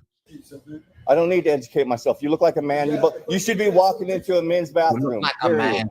You got a man chest. You got man legs. You got a man face. You got man arms. You got man everything. Oh man. So what? You don't belong in the women's bathroom. Definitely not. Pause it right there. Yeah, because the world allows it. No, I wanted you to go back because when they showed that whole view of him, it just looks crazy, man. But this one? All of them. This one? Look at that. Come on, man. That looks like Sasquatch, right? What are you talking about? I don't even believe you myself when you say you're transgendered. Because what's transgendered about you? You look like a pervert going in and out of the bathroom. Hey, man. Wow, man. See, the thing about I won't say a lot of them, but some of these transgenders, right? Because I don't want to label them all as, where they all think like this. No, I think this is the minority of the transgenders that think like this. Like, I'm just going to go out here. I'm not going to think about the effect that me dressed like this and looking like this is going to have on the people that's in the public. See, I think the average transgender is going to be like, okay, they're going to think about how they're going to affect the community, right? I think it's just a minority of these type of transgenders that just like, you know what? Because like he said, see, I think what happened is this dude pulled his card. He called him a pervert and all that. He pulled his card, so the dude got mad. Because if you ain't a pervert, why are you worrying about it? If I ain't a pervert and you say I'm a pervert, right? Why am I worried about? Why am I upset? I ain't tripping on you, right? Say what you want to say about me. I'm good. I think a person only gonna get mad when you hit that nerve, and now he's like, oh, okay, I want to fight now. Why? Because you done heard that so many times. Now you want to fight somebody. All right, y'all. Let's continue. Vaughn, are you done? Oh yeah, no. Go ahead, bro. Because I know you loving this, man. But I mean, you know, I know you want to see all this. I don't know. It's a little hard getting through it, Brother Clarence, but you know, my patience is working right now. You know what I like about Vaughn, y'all? Vaughn can take a joke, man. Vaughn is a good dude, man. Vaughn's a good sport. All right, let's go. Let's continue, y'all. In the women's bathroom. Yeah, because the world allows it. Men ain't standing up. That's why. Yeah, the world is dumb, and they're falling into the sins of the world. They're being given up, like you. No, you have all the right to be here. Yeah, I do have a problem, but guess what? God will take care of you in the end. Uh-oh. Have a nice day, sir. He said, have a nice day, sir. yeah, that was definitely a good way to end the conversation. Have a nice day, sir. In other words, Clarence, you ain't tricking me now. You're not tricking me. I see exactly who you are. Take that one with you. Take that one with you, sir. Oh man, Big Rig said that's a walking kerfuffle. What is a kerfuffle, Big Rig? I don't even know. What is a kerfuffle? Holy smokes, man. Maybe I need to look that one up, man. You know, big rigs use those big words sometimes, man. I did, man. Holy smokes. I know it was not looking good for the transgender, right? I think he got his card pulled. I think the dude was like, you know what? You ain't just a transgender, but you a foul one. You know what I'm saying? I think dude pulled his card, and he was mad about that. I think that's what made him get all upset. All right, y'all. Let's get into the next one. The next one is, can you believe it, man? A transgender woman was in an all-women's prison. What could go wrong? What could go wrong? Wait, hold on, brother. Two women turn up pregnant. Wait, Brother Clarence. You said a transgendered woman. A transgendered woman. Okay. A woman, a person that identified themselves as a transgender woman. Got it.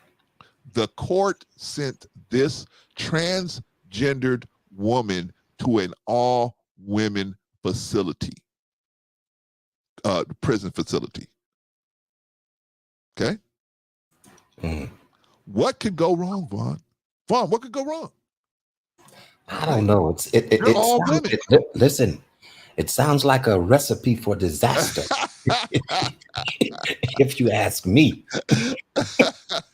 Just all the right ingredients for a tornado, right? Man. Okay, so how did that happen? I thought that they had a particular a cell for those individuals. Yeah, and I thought you had to. I didn't think that they put them in the population with the women, do they? Now I haven't been to jail, prison, so I ain't been either. But I thought you had to have a before you get, where you going. I thought you had to have a physical. I got to make sure of your gender. Holy smokes! Shout out to Pagoda, by the way. Wow. Holy smokes! All right, let's listen to this. This is a transgender woman, excuse me, had to be transferred to another prison because in the prison that they were sent to, all women's prison, 2 other inmates turned up pregnant. Factor Uncensored starts right now. And welcome to The Factor Uncensored. Thanks for joining us tonight. We begin with a complicated issue in the New Jersey jail system. A transgender female inmate has been moved to a men's prison after impregnating 2 other biological female inmates. We're talking about Demi Moore, or Demi Minor, rather. Don't want to make that mistake. Demi Minor. She was born male, Yikes. but she started her transition as a Demi woman Moore? in 2020. Minor has been blogging about her experience in the men's facility. She says she suffered physical and psychological abuse despite her own actions of getting women pregnant in the female facility. I just wanted you to see the environment. So they put 5 of us in here, and it's Leonardo da Vinci seems to have encrypted the Great Pyramid of Giza into the vagina. I'm just being patient right now. So it's difficult. It's frustrating. I just wanted you to see what's going on.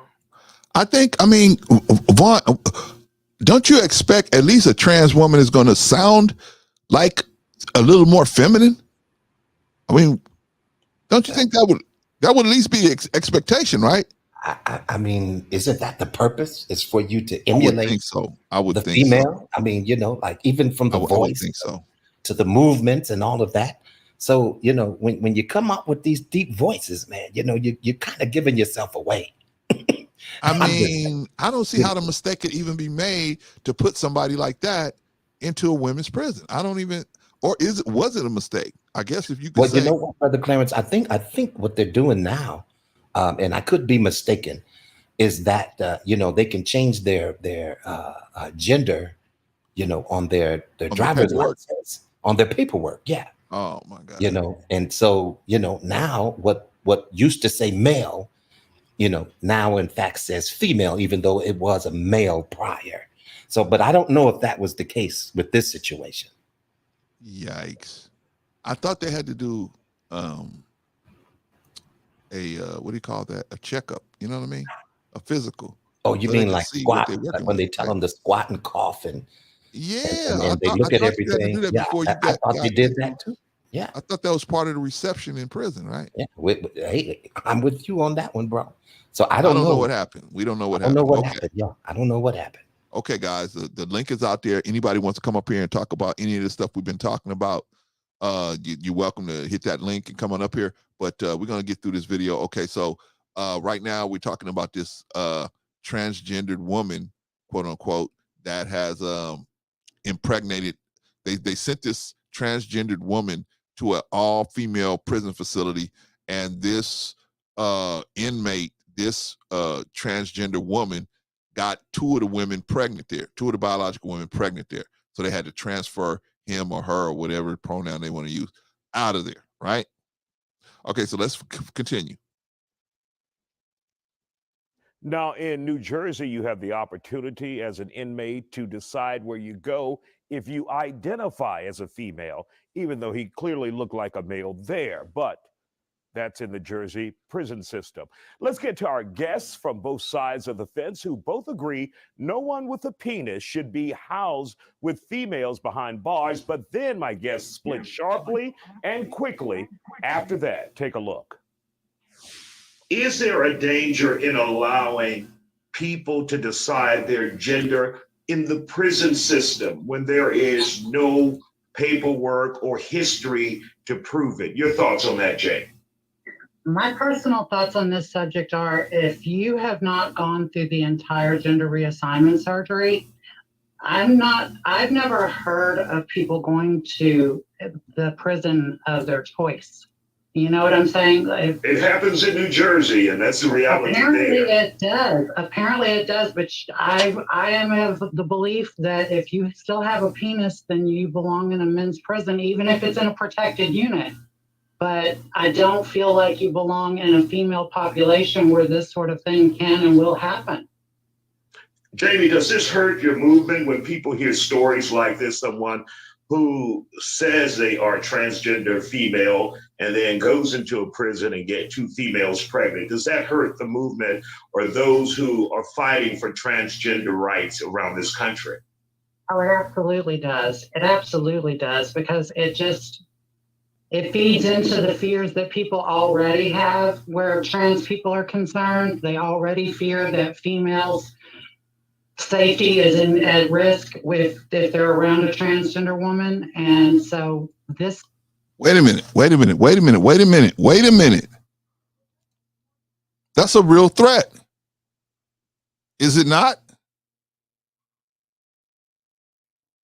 Is that not a real threat? Is it not a real threat that you have a man that's dressed like a woman that may enter the situation and may do some violate one of our girls or one of our women? Is that not a real threat? Of course, that's a real threat. Of course, people are going to be concerned about that. Of course. For the women, it's a threat, that's for sure. But Clarence, if I'm just, I want to ask for what exactly he got into prison? I don't know why he got in prison, but he was given a prison sentence, and apparently on the paperwork in New Jersey, you can say if you're a male or a female, and based on that, I guess based on those documents, he was able to get sent to a all women's facility, all biological women facility. And what could go wrong there, Vigoto, you ask? Well, he impregnated 2. Yes, I know, but first of all, doesn't he supposed to be sterilized or something? Or maybe he doesn't look like he's taking hormones. No, he's not sterilized. I think they do sterilization. Yeah, of course that's rhetorical, but he's supposed to be if he is transgender. Yeah. So I think if he can pregnant a woman, and if we have if he's attracted to women, if he's has what a man has in his pants, then he's supposed to be in a jail of people of other men. Maybe in some places maybe in some private place in the male jail, but still not in the not in the female jail. Agreed. Diamond, what do you got to say about that? You agree with me and Vigoda? Well, I mean, at this point, everything's getting so crazy and so far out of hand that before you know it, a regular man that looks like a man is going to be able to identify as a woman. They're going to put him in a woman's prison. By the way things are going now, it's really things are really. You kind of low, man. Can you hear me now? I can hear you, but it's like really low. Yes. Oh crap. And that's new for Diamond. Yeah. I've never heard him on the low end. Yeah, it's usually. What's up? Okay. How about now? That's better, much better. Now it's better. Usually you have a Diamond of a voice. Yeah. Come on, Diamond. Maybe Diamond's going through it. Okay. Can you hear me now? Yes, we can hear you now, Diamond. Yeah. I guess. You know what? I'm about to drop down because I can't hear y'all now. Yeah. Okay. Yeah. All right. Get it together, Diamond. Okay. Come back. All right. I'll be back. All right. I don't know. Yeah, I hope he will be back. I have some stuff to tell him about the questions that he asked after that I left. Oh, yesterday? Yeah. I see that he talked about the Arab slave trade. He asked why they castrated the sub-Saharan Africans that they were enslaved, that they were bringing to North Africa from south to the Sahara. So you know what? When he will come back, I will address this with him. Yeah, address it with him. Hold on. Wait till he comes back. Yeah. And wait till we finish with what we're talking about here. We're not gonna go off the program today for yesterday. So we're gonna get through with this first. Okay. All right. Let's see. I have a question. Okay, this is transgender inmate Demi Minor, and this person got moved to where they were first put into a all-female facility because claiming to be a transgender female and a female, I guess, on the paperwork. So they in New Jersey, they sticking dudes in there with women in the women's prison, right? Maybe by now they have changed this law, but that's what they were doing at the time. What could go wrong, right? What could go wrong? You put a transgender woman in a with a penis and testicles in a prison with all women. What could go wrong? Right? Nothing at all, Clarence. Right? Everything's gonna be fine. Somehow 2 of the biological females ended up pregnant by this transgender woman. I don't know how. I thought they were all women. They were all together, hear us roar, right? But obviously not. All right, so let's get back to that. You forgot one more big thing in this, in all of this, that he has a big physical advantage of next to the woman in terms of size and in terms of muscle mass. He's a man. Of course. I don't think they were looking at that. I just think they looked at they processed this person. I think everybody just said, well, the last person let them come this far.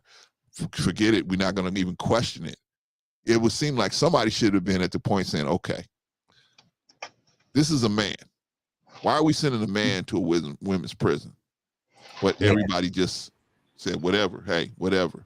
Yeah, definitely somebody dropped the ball. No pun intended. But listen, it's nowhere in the world that you could look at this individual and not know that they are male.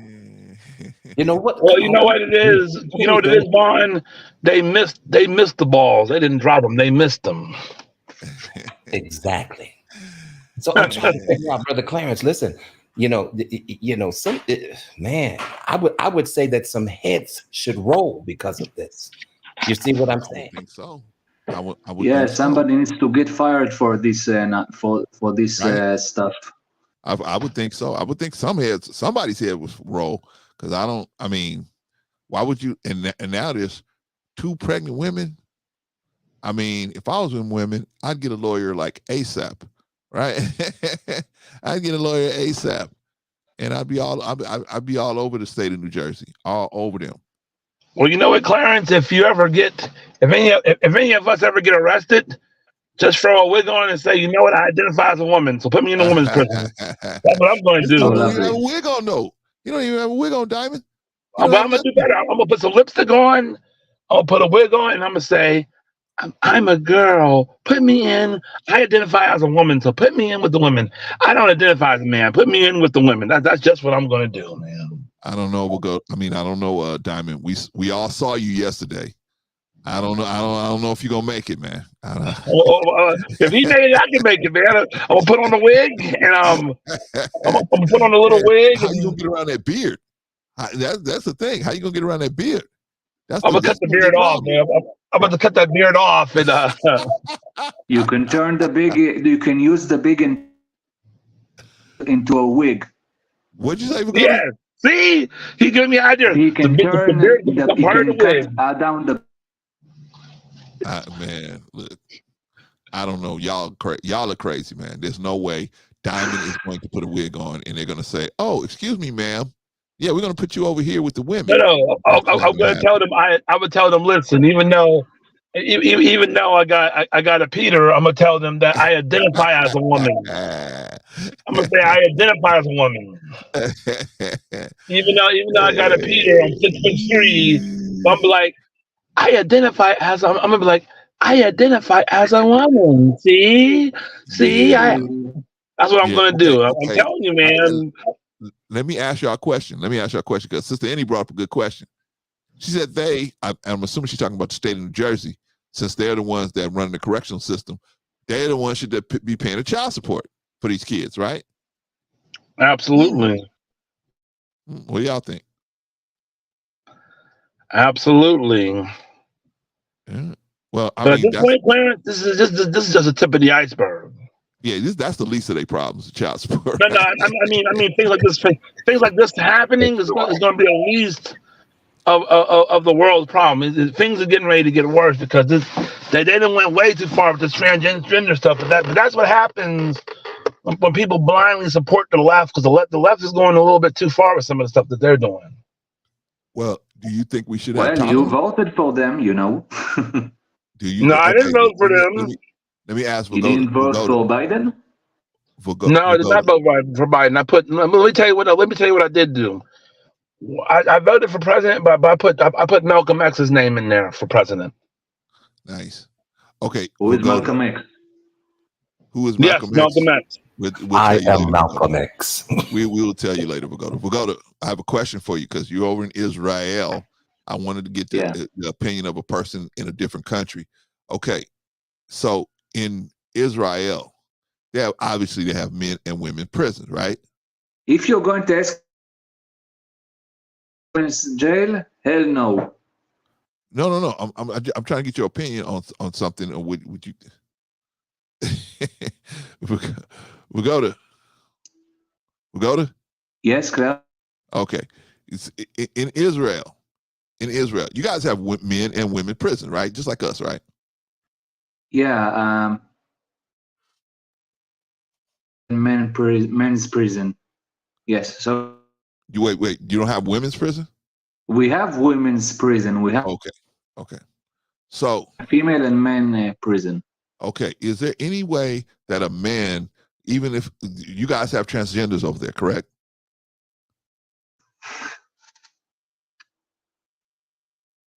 Vagoda? Yeah. Yes, I said yes. We have transgenders. Okay, you have transgender. Is there any way that a transgender woman, excuse me, which is actually a biological male, would that person ever end up in a women's prison that's filled with all biological women? Is that any case that could happen? I don't think so. Especially if that transgender look like this. If there's something like this would happen, it definitely will reach it will be big news, and it will not be for a very long time. Okay, and I agree with you. People aren't going to take this, right? So I agree with you. I just want to see if New Jersey was the only place that would happen, right? Because I don't think any other state in the union would allow that to happen, but New Jersey, for whatever reason, allowed it to happen, right? Okay, so now we know it wouldn't happen in Israel, right? Okay, so let me go back a step. Because I want to get your opinion on what would happen if something happened here. Let me let me see if okay, here we go. Let me get your opinion on something, Vagoda. All right. All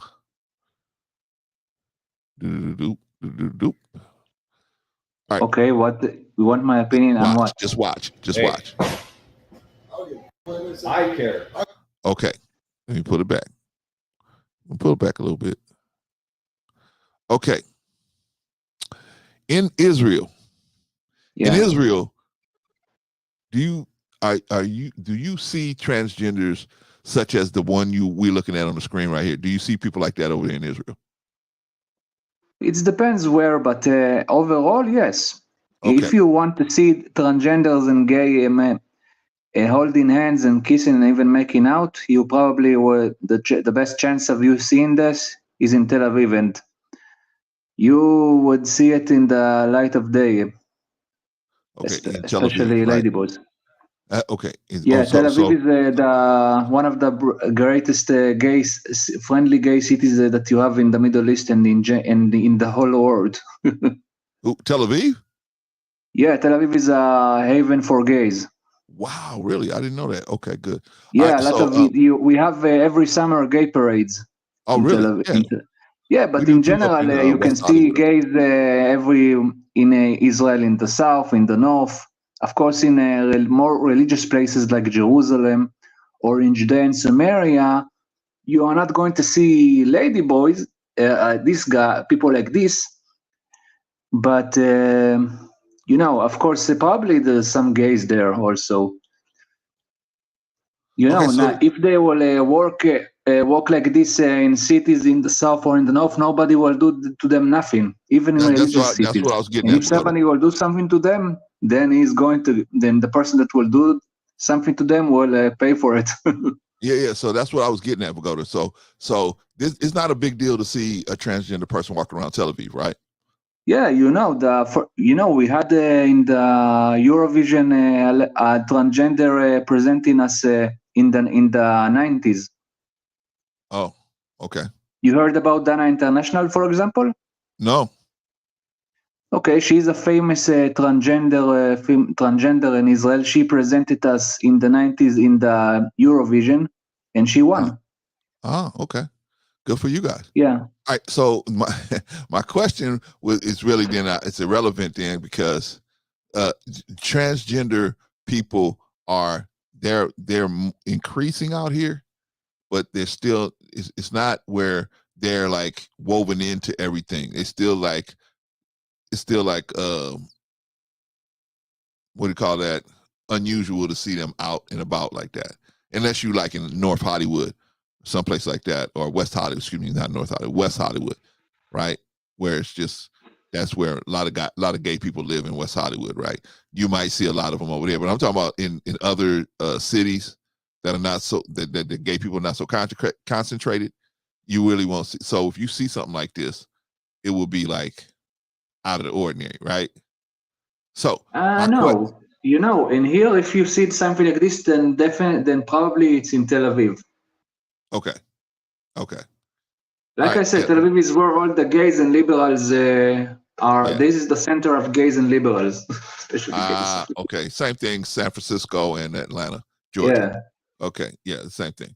All right. So, gentlemen, I asked this question of Vaughn, but I'm gonna ask you guys. What would you do if you sent your daughter into the bathroom and this guy walks out? Or this guy walks into the bathroom after your daughter, right? Let me get a better picture of him.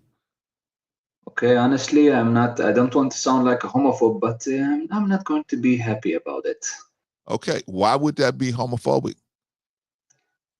I said I don't want to sound like a homophobe. No. I know. You will sound like a homophobe, but my question to you is, why would it be homophobic? If you're concerned for the safety of your child, why would it be homophobic? I think if two homosexual men had a little girl that went into the bathroom and this guy walked in there right after, I think they would be concerned as well.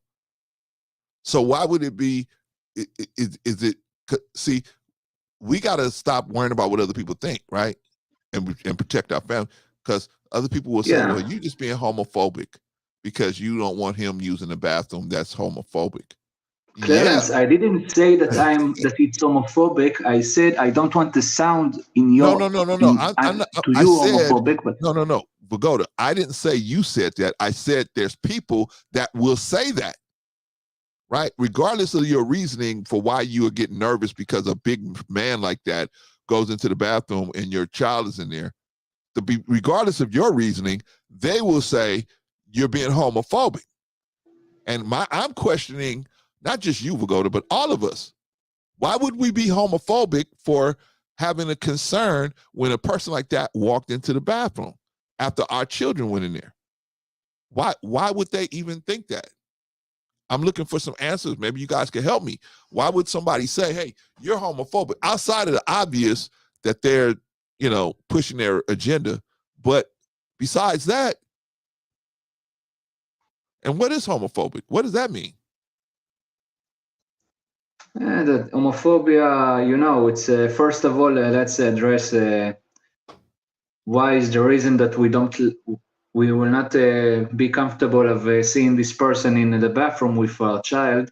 First of all, this guy look like a guy, He's wearing a shirt. He has a bag on him, but he doesn't seem like a woman. He seems like a cross-dresser, or how you call it in English. No, cross-dressers? Yeah, trans cross-dresser, yeah. Yeah, he seems like a joke. Okay.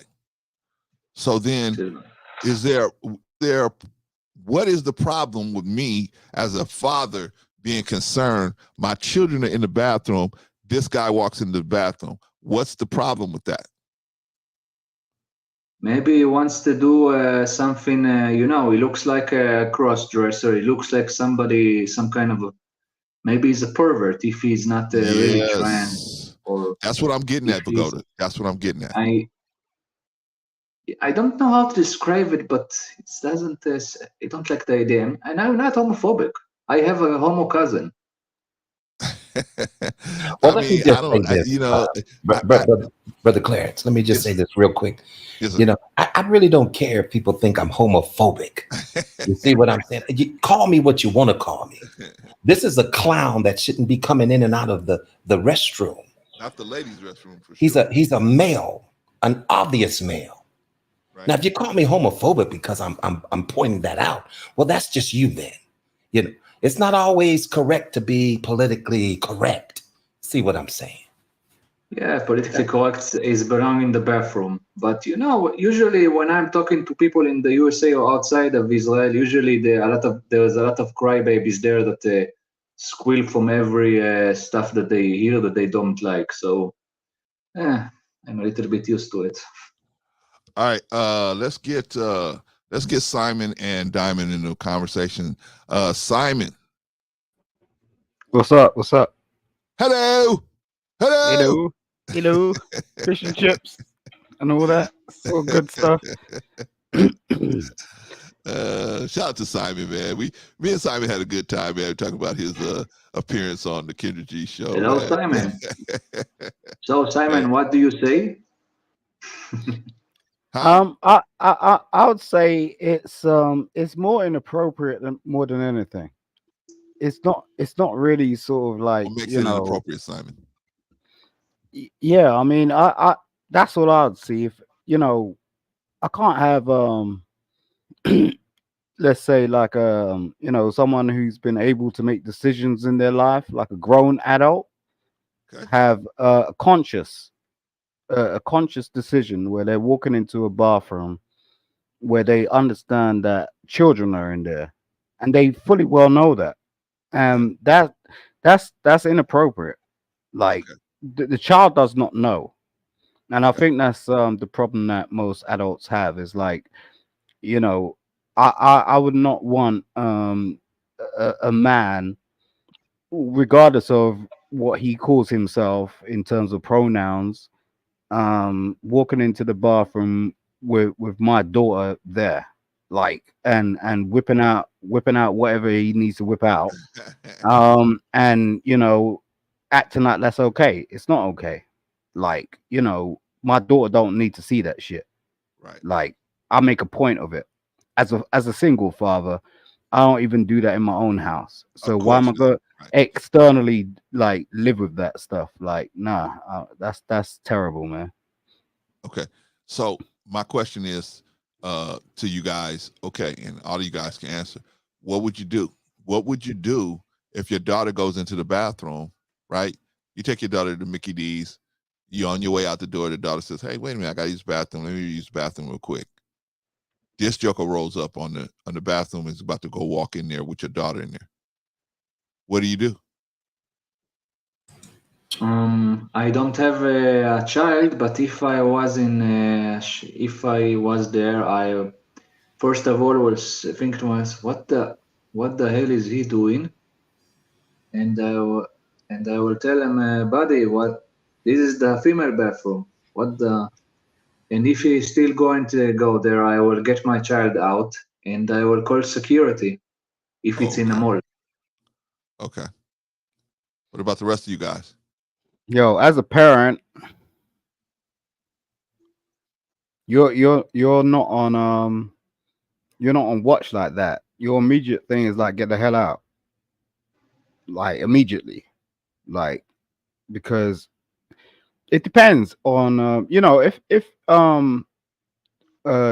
the provisions is like, okay, it's a WC, meaning like it's for men and women, that's different. But if it's clearly stated that this is a woman's bathroom or a place for a woman to be in, why is a man in there knowing full well that that's not your place?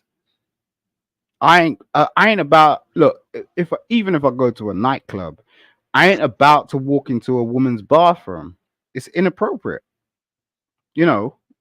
and I'm sure we've all done this, or witnessed it, or seen that it's clear. Like, unless you can read or can't read, it's like, yo, be advised. this is where you're supposed to be. You know, being the space that you're supposed to be in. You know, Hey, man. otherwise it's problematic. Hey, let me tell you guys another story. So, one time, this is how I know I can't drink. I just cannot drink. So, one time, man, I was dating this older sister. I told you guys I was dating this older sister back in the day, and so she would take me to places that, you know, sisters her age kind of hung out. Man, I guess she was trying to show me off or whatever, right? So she took me to this place, man.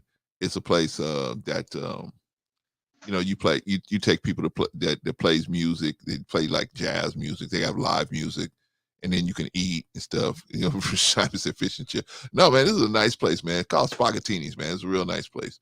So, but I had never, I didn't eat there, man. I mean, I'm a young guy, man. I didn't eat there.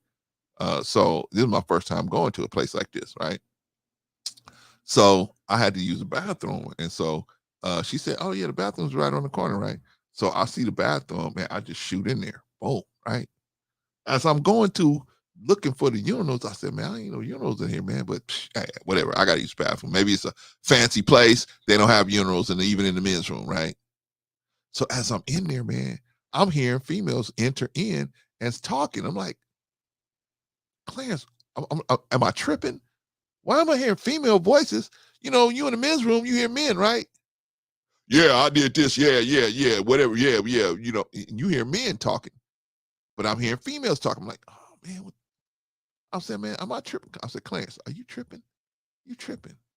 Then it suddenly hit me. Clarence, you're in the wrong bathroom. It hit me, right? I was like, I'm in the wrong bathroom, right? But it was too late. I was already in there, right? I was already, you know, wrapping up the show. So anyway, I wrap up the show and I come out of the bathroom and it's 3 women in there, right? And I'm looking like, well, it hadn't hit me until I actually saw these women. Because I asked a question, like, what are you guys doing in here? They said, what are we doing in here? What are you doing in here? I said, what do you mean? And they said, this is the women's bathroom. I said, oh, I didn't know. So I washed my hands and everything. And they were just laughing. They didn't even, you know, the way they looked at it was, hey, I wasn't in there to try to do no fraudulent stuff. They could tell I was a little inebriated, right? And they just said, you know, they just laughed it off, right? But it could have got so much worse, right? Yeah, they could call security. Where it was in a restaurant, right? They could call police for this. Right, they could have. But this is what I'm saying, the difference between me and that guy right there. This guy had the energy of malfeasance, right? Whereas my energy was just like, hey, I just kind of lost my way and found the bathroom in here. Plus, there wasn't no kids in there. You know what I mean? So it was a different situation, right? I kind of had went in there. I was rushing to get to the bathroom, and I didn't recognize that because the door was already open. I didn't recognize that it was a women's bathroom, right? Till I started adding everything up, and I said, "How did I make that mistake?" I went back to my seat. Sister asked me, "Hey, you were gone a while." I said, "Yeah, I had to use it, but I went to the wrong room." She said, "Oh, it's no big deal." See, they didn't look at it as a big deal at that point because everybody knew I didn't have no intentions on doing nothing. You know, I was just in there on a mistake, right?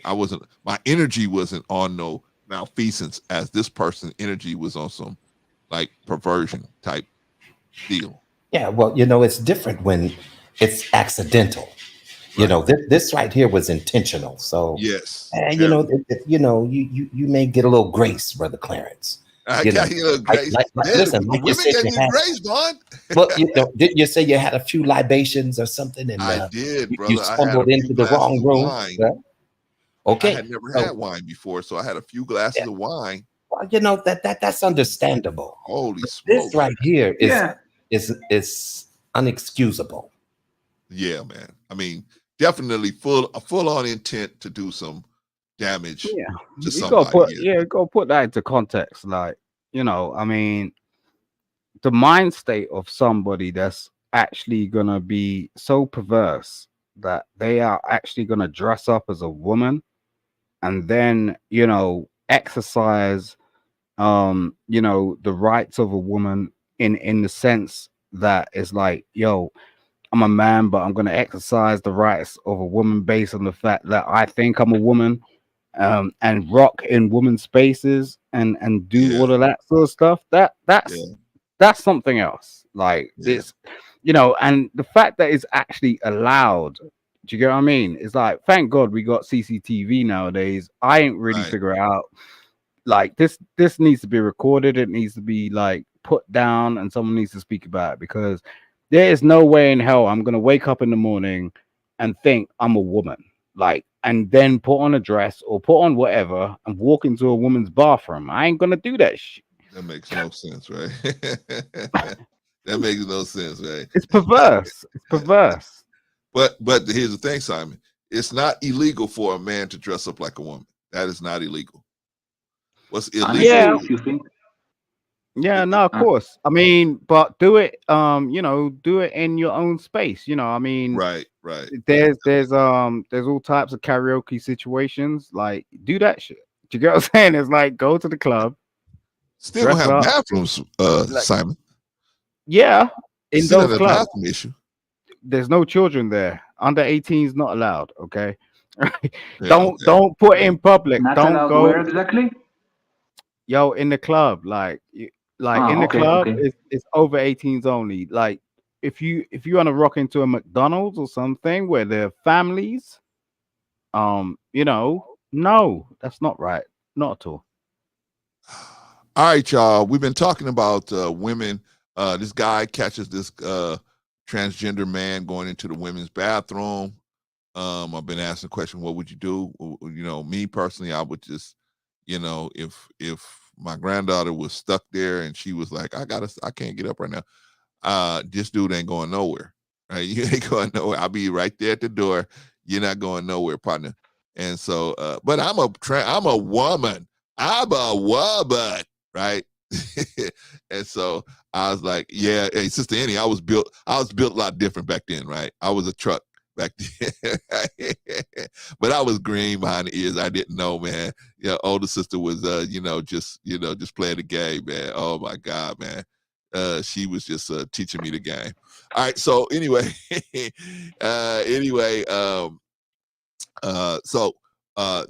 that's one thing we were talking about, right? We're also talking about a man, right? We're talking about one of these rappers, a rapper out of let me take this down, y'all. Let me take this down.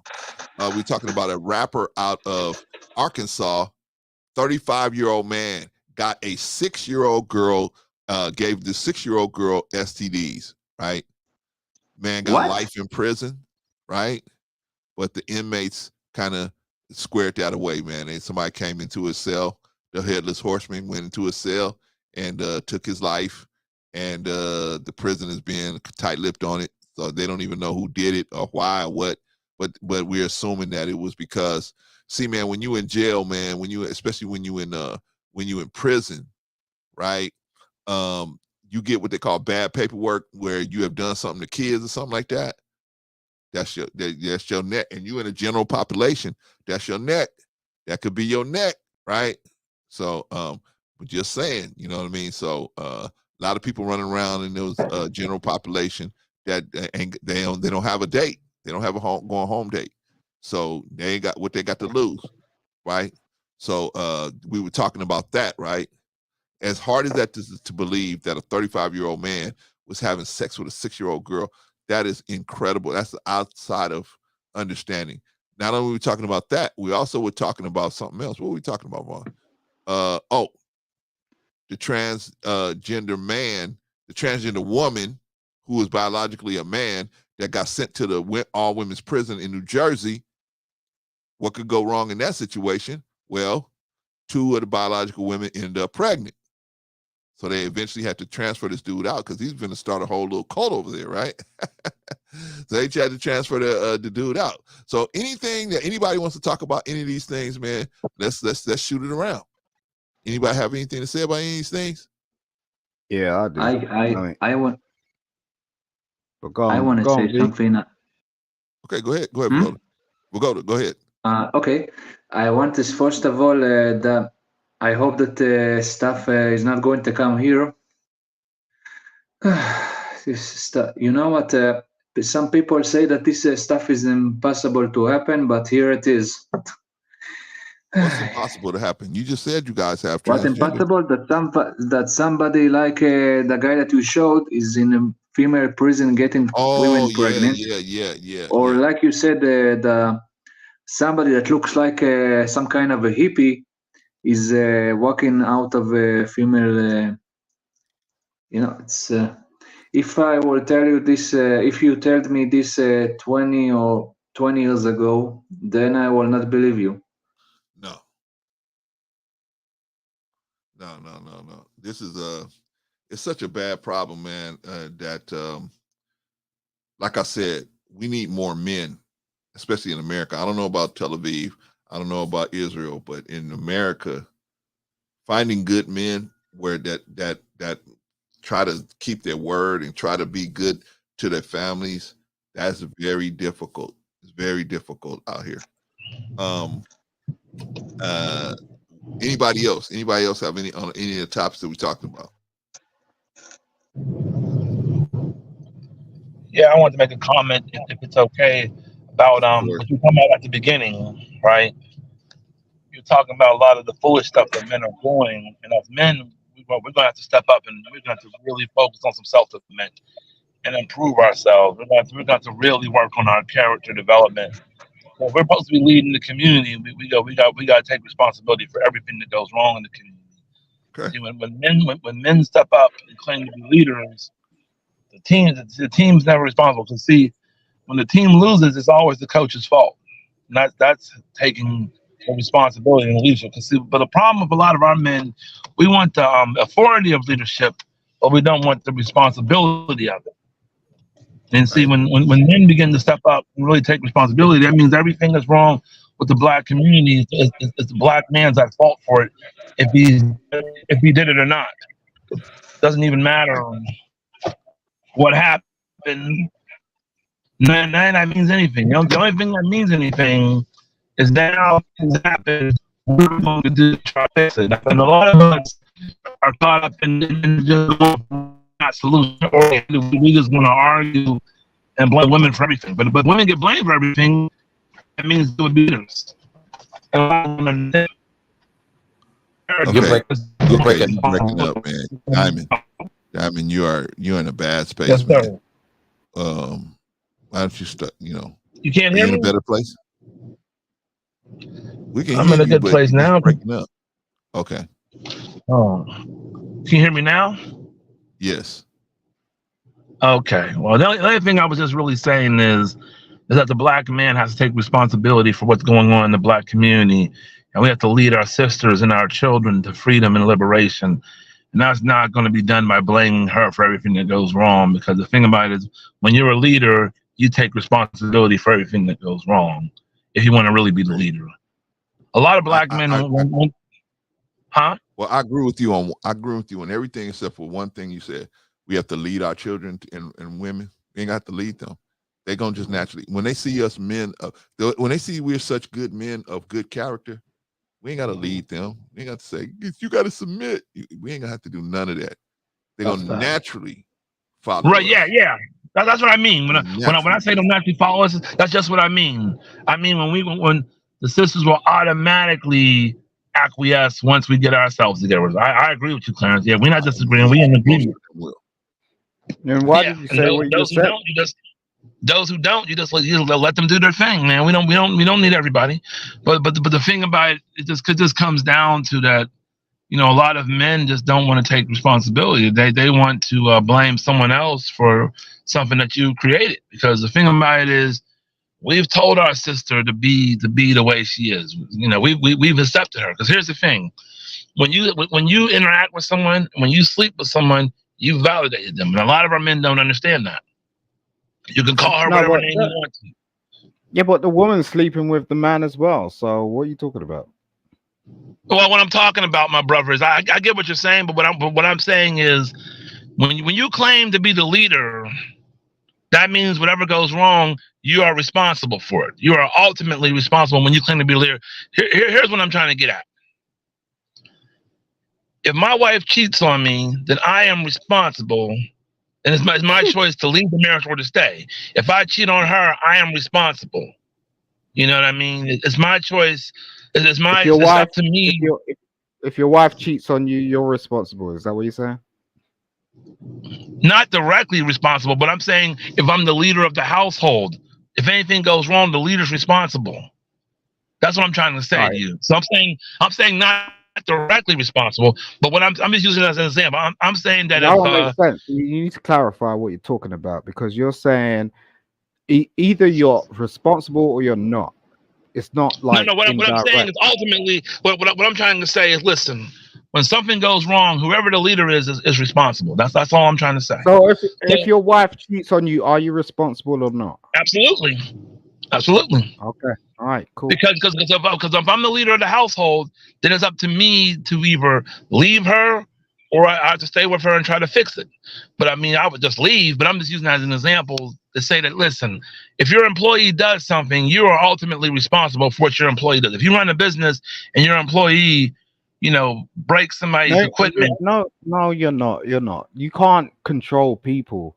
No. You don't get what I'm saying. It's not about controlling people, my man. It's about taking accountability. Because here's the thing: if I own a business and one of my mechanics ruins someone's engine, the employer is not going to pay for it. I'm going to have to pay for it. So what I'm saying is, the monetary aspect of it is out of your control. If someone chooses to do that, then you have, as an employer, you could turn around and fire them. That's different. Right. It's up to you. So what I'm saying is, you're right about that. It's up to you to decide what to do. If it was an accident, maybe you'll keep them. But you hired them, so now you are responsible for what they do. And that's what leadership is all about. It's not about who did it or who didn't do it. It's about who's going to stand up and take accountability for it. And the problem that I see with a lot of men in general, but a lot of our men is we want to blame everybody. We want to blame the women for everything. It's like, no, if she got pregnant, she didn't get pregnant by herself. Somebody someone didn't use protection, and someone did not pull out. So we should be holding him accountable. Wait. She did get pregnant by herself. She chose to lay down. No. You don't get what I'm saying. You don't understand what I'm saying. I get what you're saying. I do exactly. I get exactly. No. You don't get it, because I understand what you're saying. Gentlemen. She laid down. Yes. Let's put a pin in that one. We're gonna come back, because I don't understand Simon's answer to that, and we give him enough time to explain it. He can explain it. Shout out to Jill, by the way. Shout out to Jill's Chocolate Boutique, man. Guys, go over there and check out Jill's Chocolate Boutique. Let's bring Bolo into the conversation, and then we'll get back to you guys, and we'll get back to Simon's issue. I can say something. I needed to leave, so I can say something before that. Right? All right. What'd you say, Vagoda? I said, I'm sorry, but I need to leave. I have. Okay. So I want to say something. I want to say my piece, and I'm going to drop. So I want to say good night to you and Diamond about what you said. You asked why about yesterday about the slave trade, why they did it, why they how you say it in English? They made Africans not able to have kids. First of all, they cut the balls, not the other genital, not the winner. Okay, so that's one. And second, they did it because in order that people will need more slave and will not able to raise slaves by their own. That's why they did it. That's the answer to your question. Okay. Is that it, Vagoda? What? Yeah. So in any case, I'm going. Like I said, I'm going. Also, Clarence, I will contact you about what you said yesterday about our discussion. You said next Saturday, no? Yeah, let's try and do it next Saturday. Yeah. Well, one thing I'll say real quick before he goes is No. We're not addressing that right now, Diamond. No. We when I have this when I have him on, because I'm going to have him on by himself. If you choose to want to come up there and debate him on that, that's fine. We got a topic that we're going to stick to today.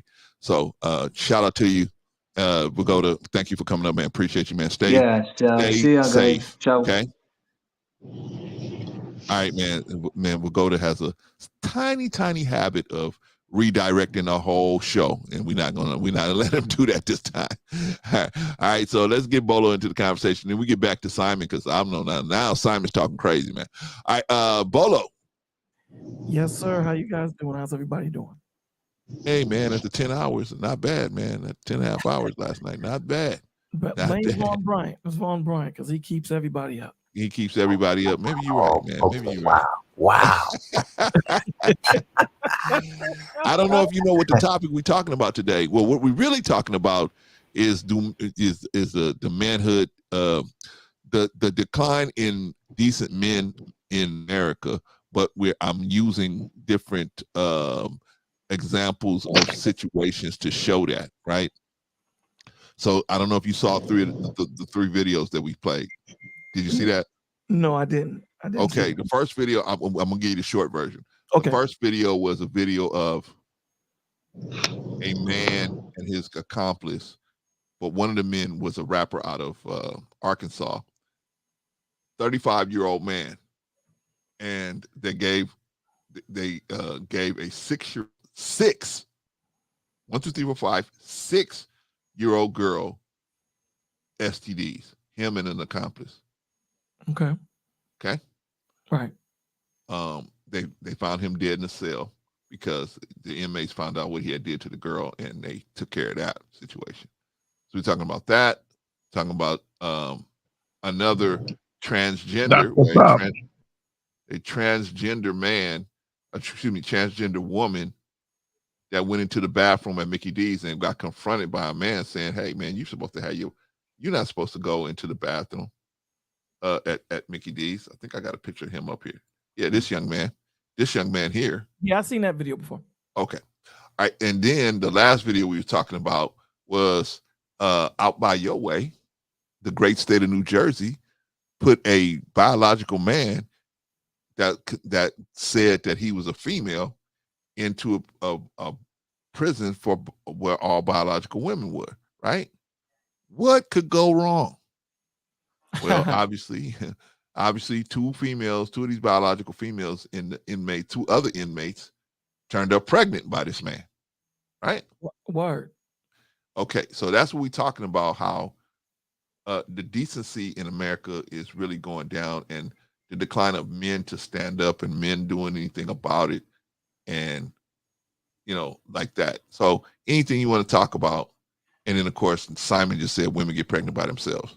So anything you want to talk about, we can talk about those topics. Well, this it's kind of funny that you're having this conversation today after the conversation that we had yesterday. Kind of low, bro. I said, it's kind of funny having this conversation today after we had the conversation yesterday. Of course. This is the morality of man. Right. When you omit God, you want to know what sin is? Look at the 3 stories he's reading. This is the morality of man. This is what you get when you omit God and start doing things your way. Good point. You have a dude that acts like a chick that want to go into a bathroom when someone's daughter might be or whatever. Right. You got a guy claiming to be a chick in jail getting women pregnant. Right. And then you have 2 dudes giving an STD to a 6-year-old. A 6-year-old girl. Come on, son. If that doesn't talk about the morality of man and how man says that they're good, and they don't have no type of morality that governs what's good or not. Because man's good changes. There's always a reason for man's good, whether it be guilt, whether it be, I'm trying to get this or whatever it is. This is why, when you talk about sin, the question that you were asking yesterday, this is sin. When you choose to go the opposite way of God, when you choose to say, nah, I'm good. It's the same thing when your child thinks that they know better. And when your child thinks that they know better and they go and everything that they thought that you were wrong on falls completely apart. What do you say? You see? You see? This is what it looks like. Put your ego and pride to the side, man, and submit to the Father. We're always talking about submitting to women, submitting to men, but men don't want to they don't want to submit. to the father. They want to do what they want to do. Now, to what Diamond was saying, I understood his point. I think he just explained it wrong. Okay. As the leader, or the names that, men are taking today, kings, presidents, czars, dictators, all these different names. You, in your kingdom, you are held accountable. Now, that does not take responsibility and accountability away from the people that you are above or you cover. Doesn't take accountability away. However, as the leader, king, whatever name you want to give yourself, you have to understand that you are tasked with the job of covering, figuring things out. So you gave an example. Your woman cheats on you, right? Ultimately, she made a decision to go out of the relationship. Okay, so what Simon Hectic was saying, you can't rob her of that accountability and responsibility, which I think we all agree on. However, we have to look at every situation on its own.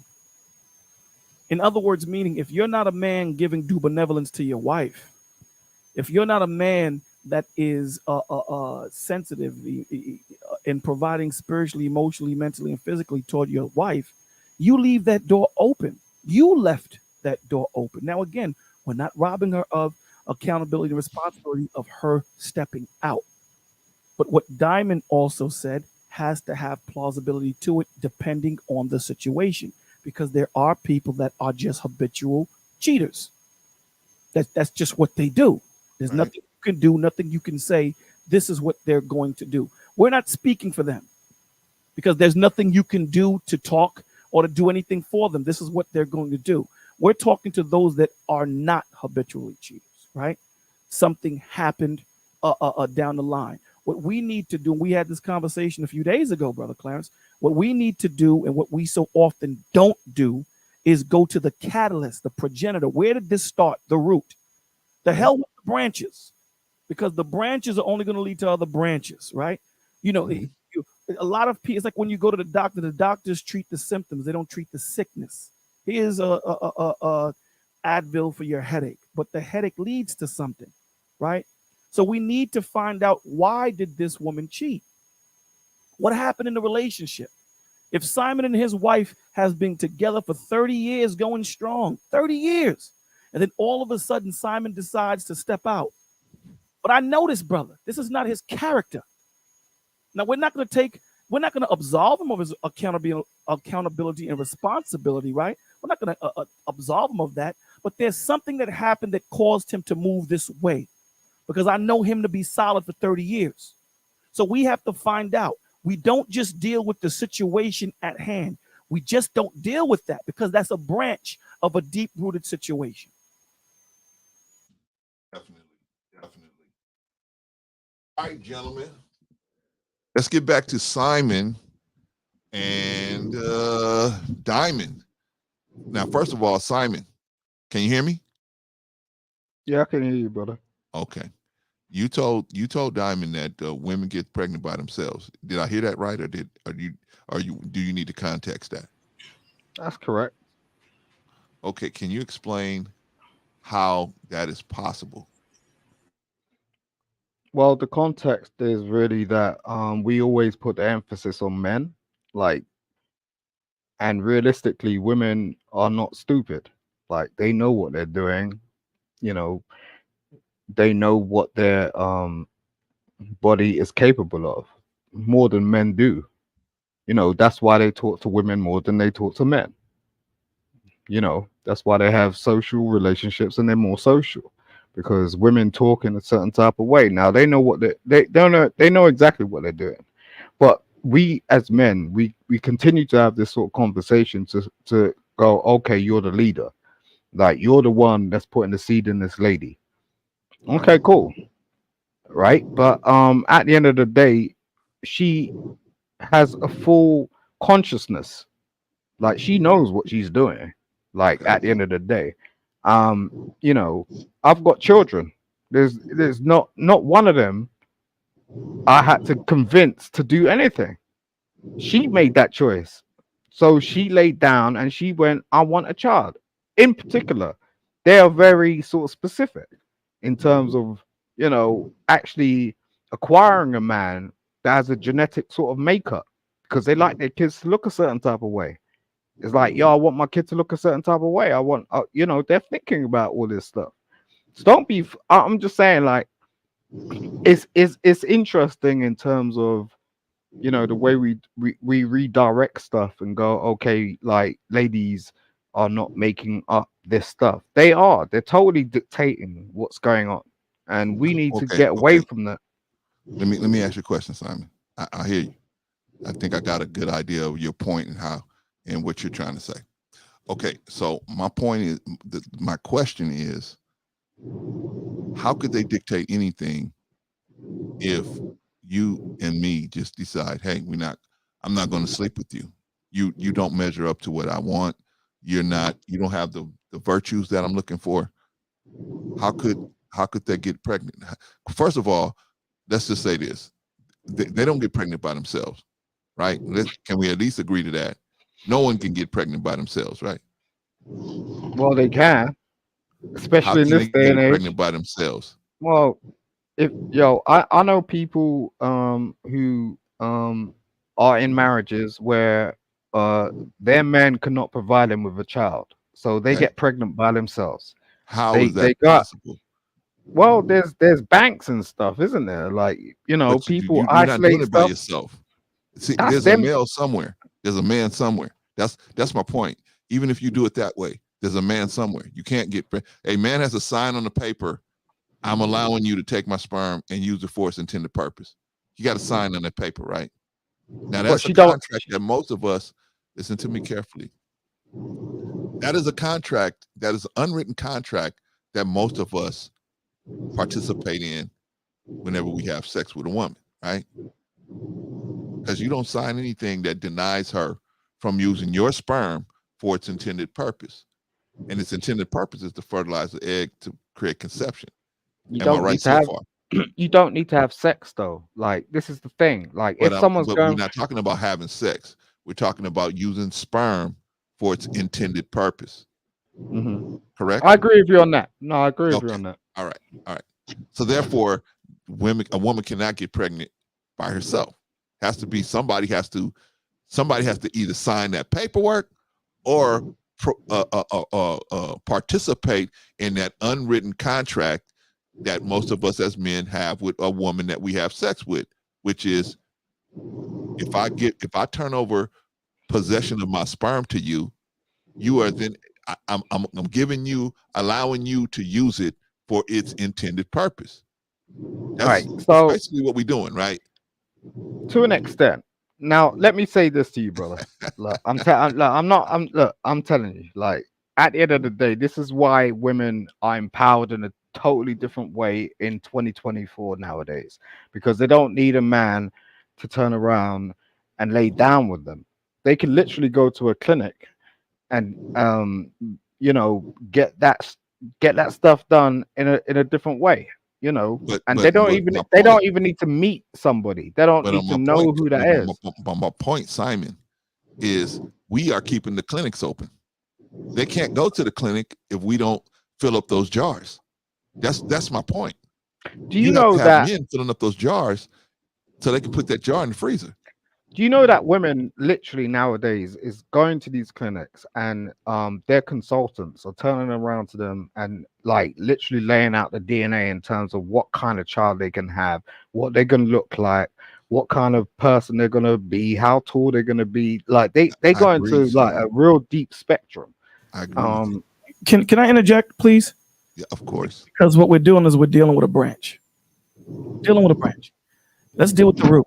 Simon, all of these clinics exist because men go and donate their sperm. And we're talking about the clinics itself. We're not talking about the men that sleep with the women. If we're talking about women that just go out there and go to a sperm bank to go get inseminated, we're talking about men that donate their sperm. There are men that donate their sperm.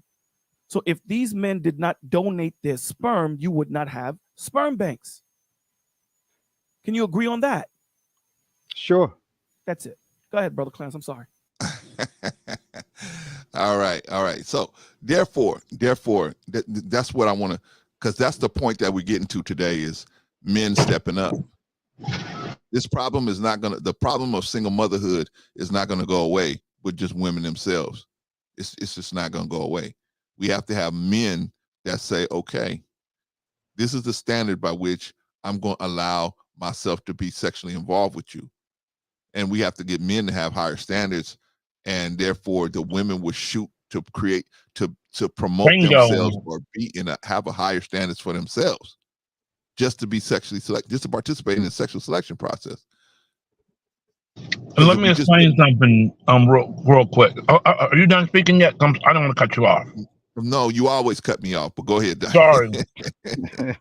Well, I want to make sure I'm being respectful. I'm sorry if I cut you off. You are being respectful, but you are cutting me off. Go ahead, though. The point I wanted to get at, what I'm trying to say is like this. Black men can shut down cheating in the black community real easy by, if you don't sleep with married, if black men refuse to sleep with married women, then it won't happen. Then she won't be able to cheat because she'll have no place to go. And then if we refuse, that's not gonna work, Diamond. They'll go. Hold on. Find a man to cheat. If you're not black, it'll be some other. They'll find. Well, I'm not saying just in the black community. I'm saying they'll to cheat with somebody else. But I'm just saying that if black men refuse to cheat on their wives, then it won't happen. So I'm just saying if black people stay with our own people, if we don't go outside of our race, if we can, I'm just saying we can drastically reduce cheating of women. I think you're not being realistic on that one. That's what I'm saying. I don't want to promote unrealistic dream. Hey, if we all just go to Mars, we can. That's not what I'm saying, brother. I get what you're saying too, Clarence, but I'm just using it as an example. I'm just saying that what I mean by when I say the men are the leader is we have to up our standards of what we're willing to lay down with and the conditions we're willing to lay down with. But here's the thing: the problem that a lot of us have is we meet a woman and she's cute. We're willing to go in 5 minutes, and I can say I was like that when I was younger, but now I understand that you don't need to be like. You need to learn. We need to learn proper vetting, and that would solve a lot of our problems in the black community when we learn how to properly vet women. And see, the thing about it was when you're a leader in the community, a true leader will vet women properly. A lot of us don't do that. Again, can I interrupt again, please? Yes, I'm sorry. Go ahead, Bolo. I'm sorry. What's up? Y'all? Okay. First off, when you're talking about men being able to vet, a man can only vet when a man knows who he is, knows his character, knows his integrity, knows his direction, and knows which way he's going. Thank you. Problem. Men are not doing that. So they take what they have, they take the tools that they got, which is not efficient or sufficient enough to go. Because again, we keep talking about the sight of man. Every time we have these conversations, we always limit it to an earthly concept opposed to a spiritual one. How long do we have to keep on falling and slipping before we get it and say, we need the morality of God? Look at the videos that this brother is showing you. A dude that he didn't even look like a chick. At least if the dude looked like a chick, you'd be like, all right, okay. This dude was a man who's going into a girl's bathroom. Your daughter could be there. And because of the morality of this earth, it may put you in a position where you may have to choke someone for 7 seconds. That's the legal limit. You can't go over 7. This is the point that we're trying to make.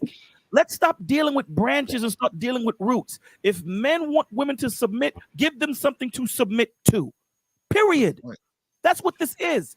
The reason why the Lord says, when you findeth a wife, you findeth a good thing. The only way that man could findeth a wife, because he was a husband already.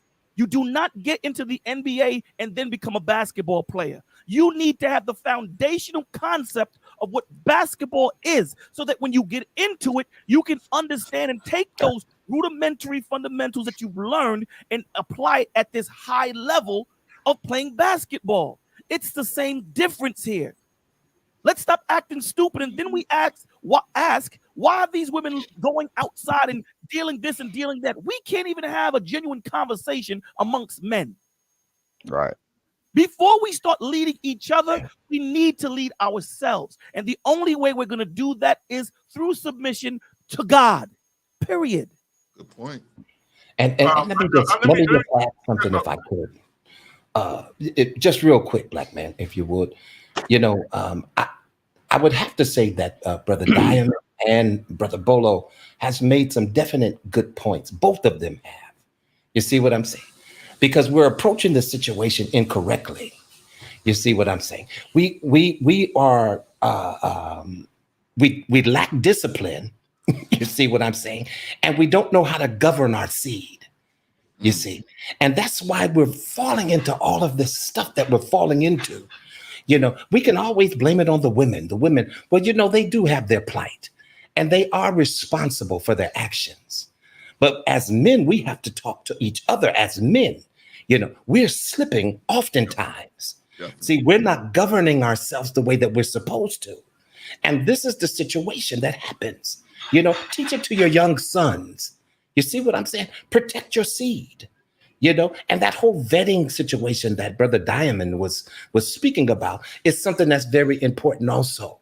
You know, you just can't get with somebody all willy-nilly. Right. You see what I'm saying? I just wanted to make a point. I'll play the devil's advocate here. I wish I had to use that term. But I will say this. Right now, Bolo, and I know you have adult children, maybe. I know that Vaughn has adult children. And I don't know the status. I know that Brother Clarence has adult children. I'm living in a world while I'm raising them. And everything that Bolo said, it works for the people, the people that you're talking about. But I'm talking about right now, I'm raising children right now from the age of my daughter's 20 now. So she's out on her own. God bless her. You know, I'm here for her whenever she needs me. She's out in school. She's in college doing her thing. I do have a 16-year-old, a 15-year-old, twins who are 13, and I have a baby boy, Jay, who is 11.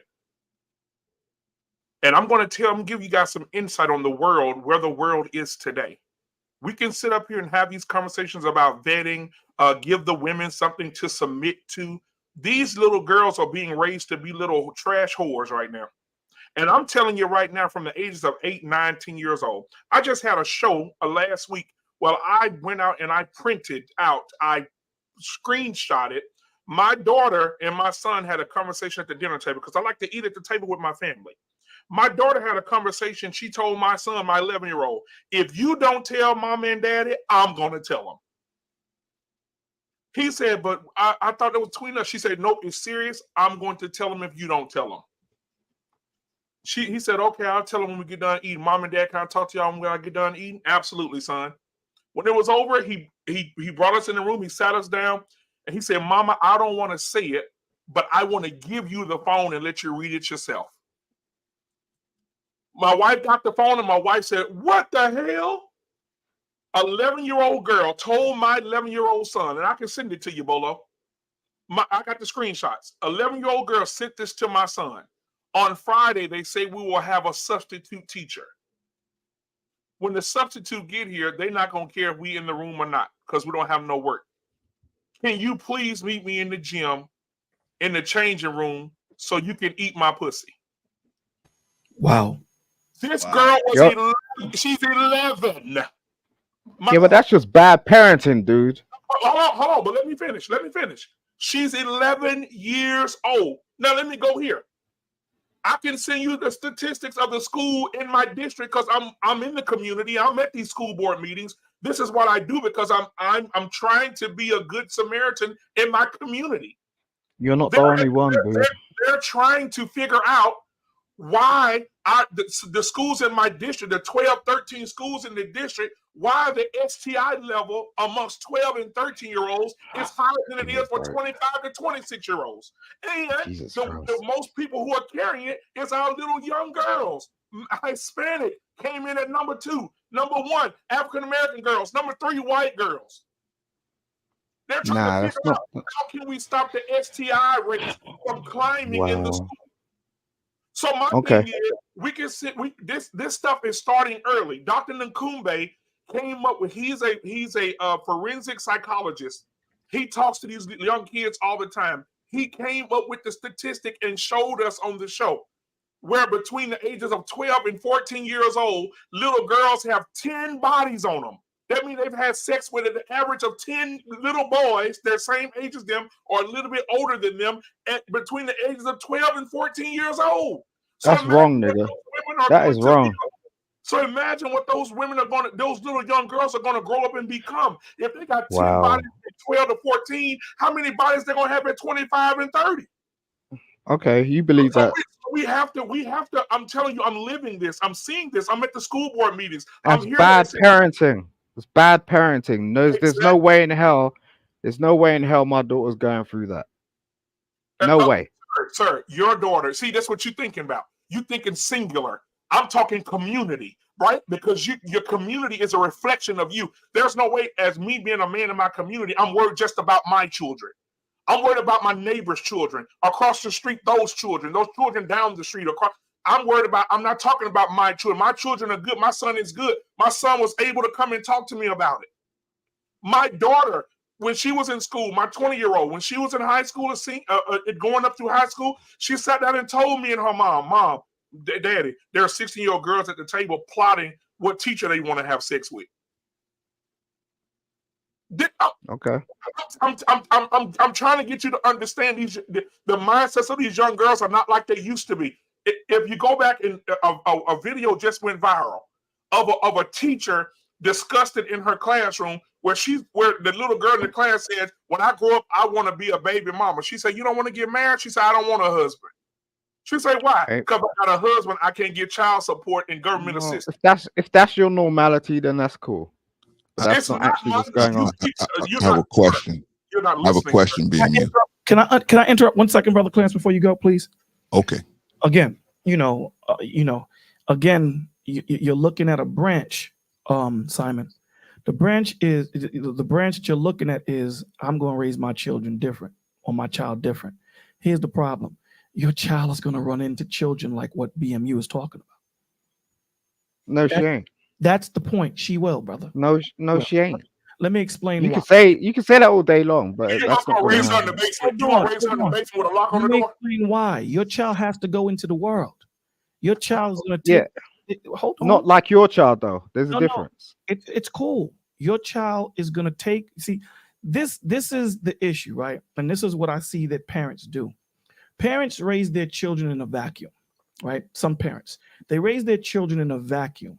And instead of giving their children truth and what reality is in the world, they set up a false narrative for these children. And then when they go out into the world, when you're not around, they fall victim to the game that these dudes or these gals play, because you didn't give them the reality and give them the understanding that they need to navigate through this world. The worst thing you can do to your child is keep them from the truth. You as a parent, your job is to prepare them for this world. So for you to make that statement that my child ain't going to run into the same realities that your child runs into, brother, that shows there's a big picture. And this is not trying to make it personal towards you and trying to say that you're not raising your child right. That's not what I'm saying. I understand where you're coming from, and I actually agree with what you're saying. But the fact of the matter is you're not listening to what I'm saying. I did hear you. Well, can I just talk for a second? Absolutely. There's no reason for a lot of children to be in the predicament that they are in, right? We have these conversations all day long, and we say, okay, we're going to put children in this particular set of circumstances, and they're not going to become something. Like, I'm telling you for a fact, my daughter's not in that sort of area. It's not going to happen, regardless of what you say. Absolutely. Because I weren't brought up that way, so I know how to navigate the system in terms of making her become somebody that. Wait a sec. Just chill for a second, bro. I'm saying, does your daughter why you interrupt? Look, if you're gonna interrupt me all day to long, be fair, people were interrupting each other before, so yeah. Does your child have a cell phone? Because if she got a cell phone, brother, she a half. No, she don't. How long you planning on? So how long you planning on locking your daughter in the basement? But do her friends got a cell phone, my brother? Because if her friends got a No cell one's phone, locking. she got You access see to the porn. wait, Let's keep it real. Okay, everybody, see, take you a chair. see, Everybody, take a deep breath. Everybody, take a deep breath. Let's put a pin. Let's Hey, put a pin in just this let me right know quick. where I can go, bro. See. Yeah, hold on. I'm about to do that now, Marcus. Everybody, just let's put a pin in this. We're gonna come back to Simon, right? And I had a question for BMU, but we're gonna come back to Simon. And but right now, Marcus just got here, so I want Marcus to get an opening statement out here, and then we'll go back to trying to figure this thing out. Go ahead, Marcus. Well, first of all, thank you for having me. Shout out to everybody here. You know, BMU, Bro C, Vaughn, Bolo, Diamond, and Simon. You know, if this is the conversation, you're talking about what's highlighted right here, where you have above down from me. Is that what you're talking about right now? Anything you want to talk about that relates to this, because that's what we're basically talking about. But anything you have a comment about what these guys are talking about, or one of the other videos that we watched, or anything you want to talk about that has something to do with today's show.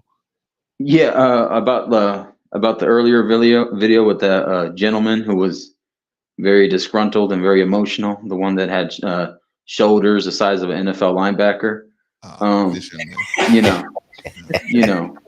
So the gentleman here with the very short midriff. I've seen this video months ago, and it reminds me of that other gentleman who got pissed off at a GameStop because the guy accidentally mispronounced him, they, I guess. And it goes back to what we've become, and the mockery and the laughter that we're becoming now.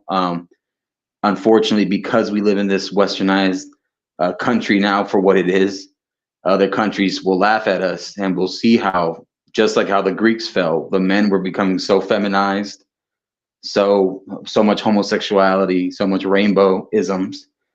Even the Spartans did it back in their days too. And now we have, like with the Romans, of course. Thank you. Thanks for giving it structure. Appreciate you. And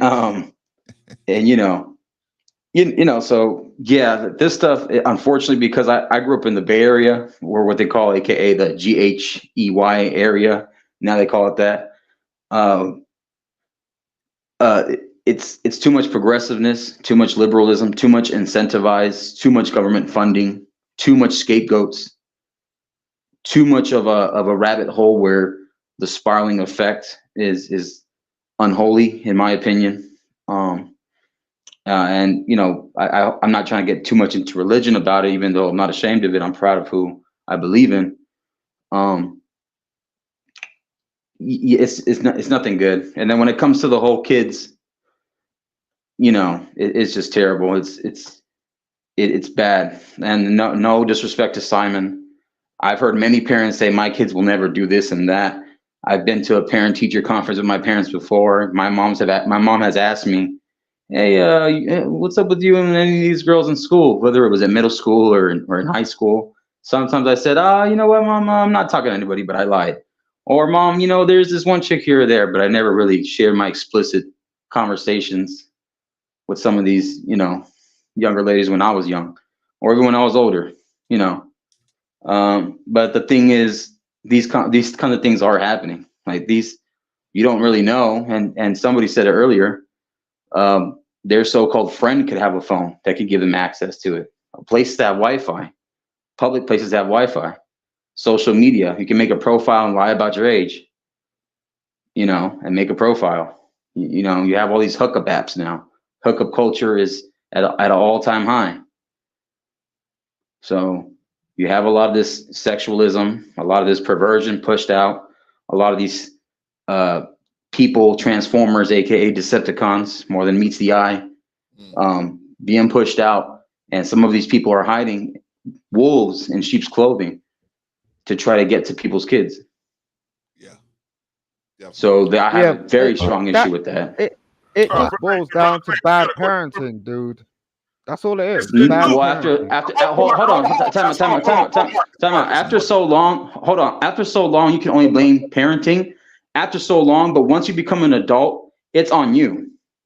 It's you know what, Marcus? It is so. Every time he says it's bad parenting, I just want to reach through the screen.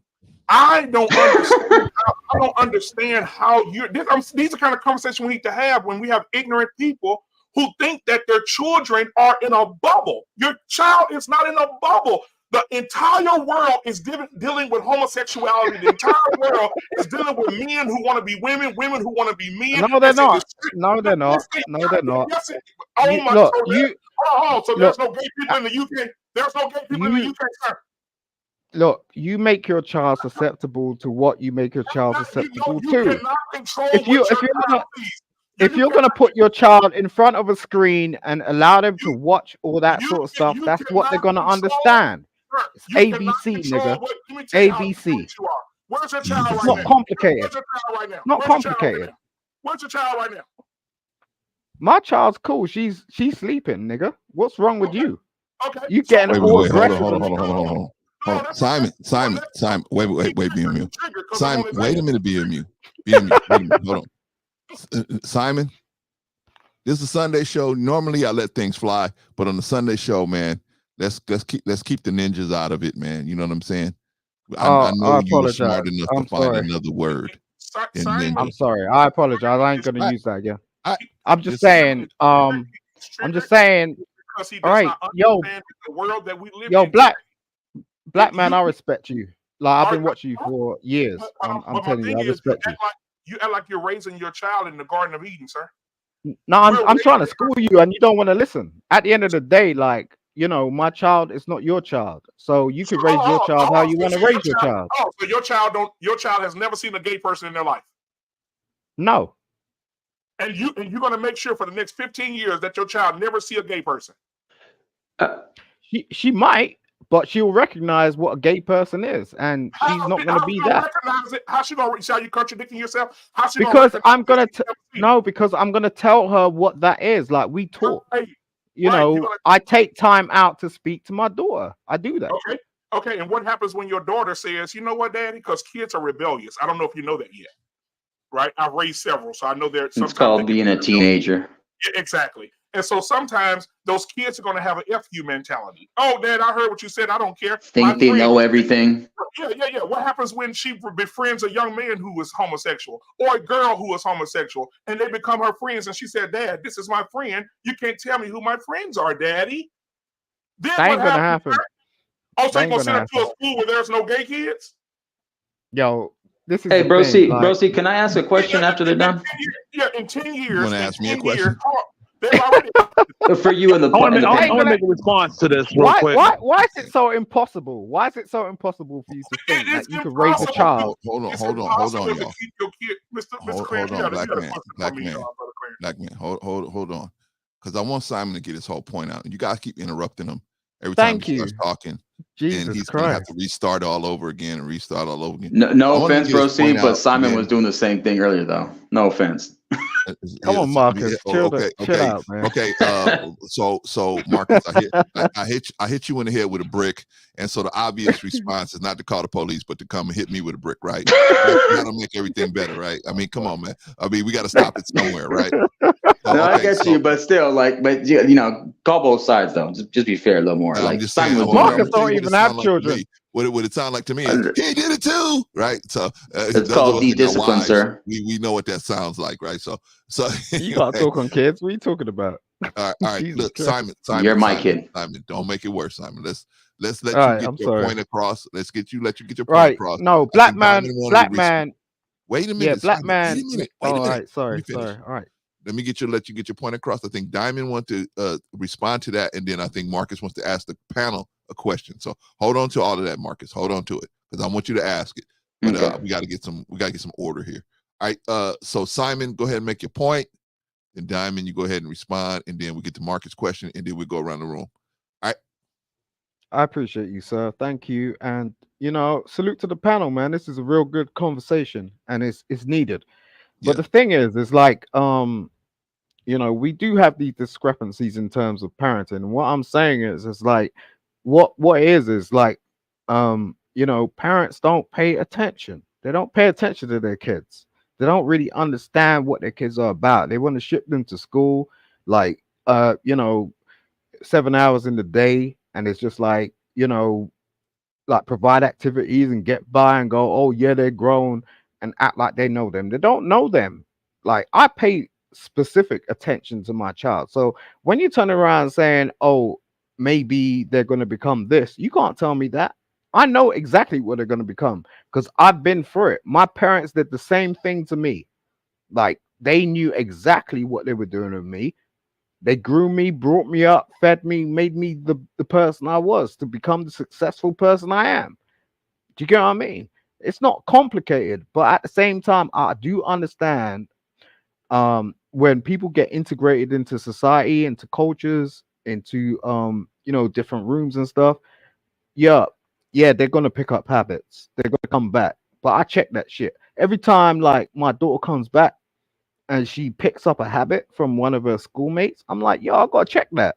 You get what I mean? I pay egregious attention, like, to that because for me, it's one life. Do you get what I'm saying? It's one life. Like you only got one chance with your kids, so make it your best.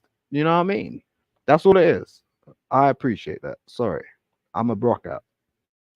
Well, you know what? I really can't. I Hold really on, can't say hold on, that. guys. We're gonna follow the order that we had, which was Diamond's gonna address it. Then Marcus is gonna ask his question. Now we got Ferg as a new person on the panel. We're gonna give him a chance to get some opening statements, and then we're gonna go back around the room. Right? Yeah. Whoever wants to address whoever can address them. But we gotta go follow this order real quick. Okay, so Diamond wanted to address something that I don't know if it was BMU or Simon said. So go ahead and address that, Diamond. I just want what my man who had just came on was talking about. Huh? I said as quickly. Now that we got 8 people on the panel, we can't have. I'm sorry, Clint. Okay. Okay. I'm gonna try to go as fast as possible because after this I have to drop down. I got to go to work. But what I wanted to say is we just have to be very understanding of what's going on with our with children, and we have to understand they're going to have access to certain things because their friends have cell phones, so we need to make them aware of that. So what my man under you, Clarence, is saying is real. What he's saying is real because there's a lot of stuff that's sexual that's going on between young folks.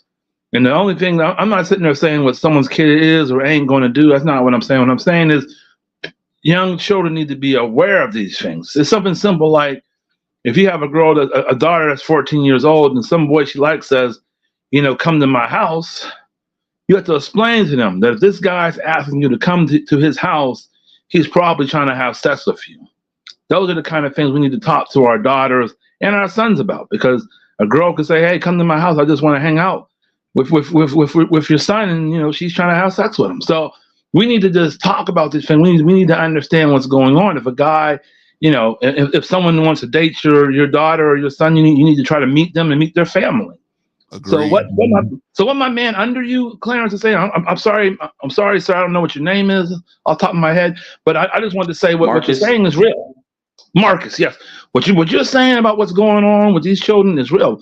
Because my brother has a kid and he was talking about, well, my kid ain't gonna have access to porn. I'm like, yes, he will. I'll make sure his phone is right. I said, you can make sure his phone is right, but his friends are all of the friends that he's gonna be hanging with going to make it right. And even if we separate ourselves and start the community that I want to start, where we separate certain people from our people, bad stuff can still get in there. There's no guarantee of what's going to happen with us or our children. We just want to set the best examples and pray that everything goes right, because things can still go wrong. So we just want to be realistic about that. And I understand, Marcus. I understand it's just exactly what you're saying. This is quite scary when you see all of this going on. Listen, man, I got some nephews and some nieces that are like, some nephews like 13 years old. He's good looking. I'm like, by the way these women are acting, like they would who knows what they would do to that boy if they got a hold of him. But I'm just saying that we have to be realistic about what's going on. Okay. And I also wanted to say, in America, we have to be clear about something else. When it comes to hookup culture, that a lot of that started in the 1960s with the hippie movement. So we got to understand it's not anything new. We just want to be clear about that. Now, maybe that didn't hit the black community as strong, But we just have to be clear about that. We have to be very clear about what's going on in America. I think we're clear on. I think we're clear on that. Don. Okay, but what's the history of it all? Because we missed the history. We don't talk about the '60s and how hookup culture was then. I get So it. We just don't have time to jump from thing to thing because there's so many people on the panel. Okay, we got to get like a 3-minute response and then move. We got to move. Okay, so Marcus, I want to thank you for saying what you're saying because what you're saying is real.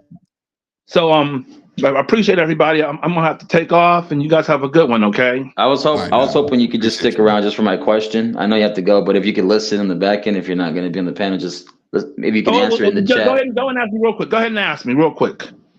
Oh, okay. If I may, bro, see. Yeah, go ahead. Well, I don't know if all you gentlemen have you experienced going out to parties when you were in high school or college or whatever, or new parents or talked highly of their kids. But the moment that we got invited to a house party or a clique or a kickback, you saw that someone's kid, whether it was a daughter or a son, and the person that you thought they were, by day with their parents, as totally different at night. They call it the devil's hour, right? The unholy water, the gin and juice, the sin and juice, whatever. They're turning up, and you start seeing a whole other side of them. Yeah. So I say that to say, because Simon was saying how that's bad parenting and stuff. Parents can still try, but yet somehow the rebellious side will come out, and that curiosity, that itch that they maybe can't control, that they want to experience and feel quote unquote liberated.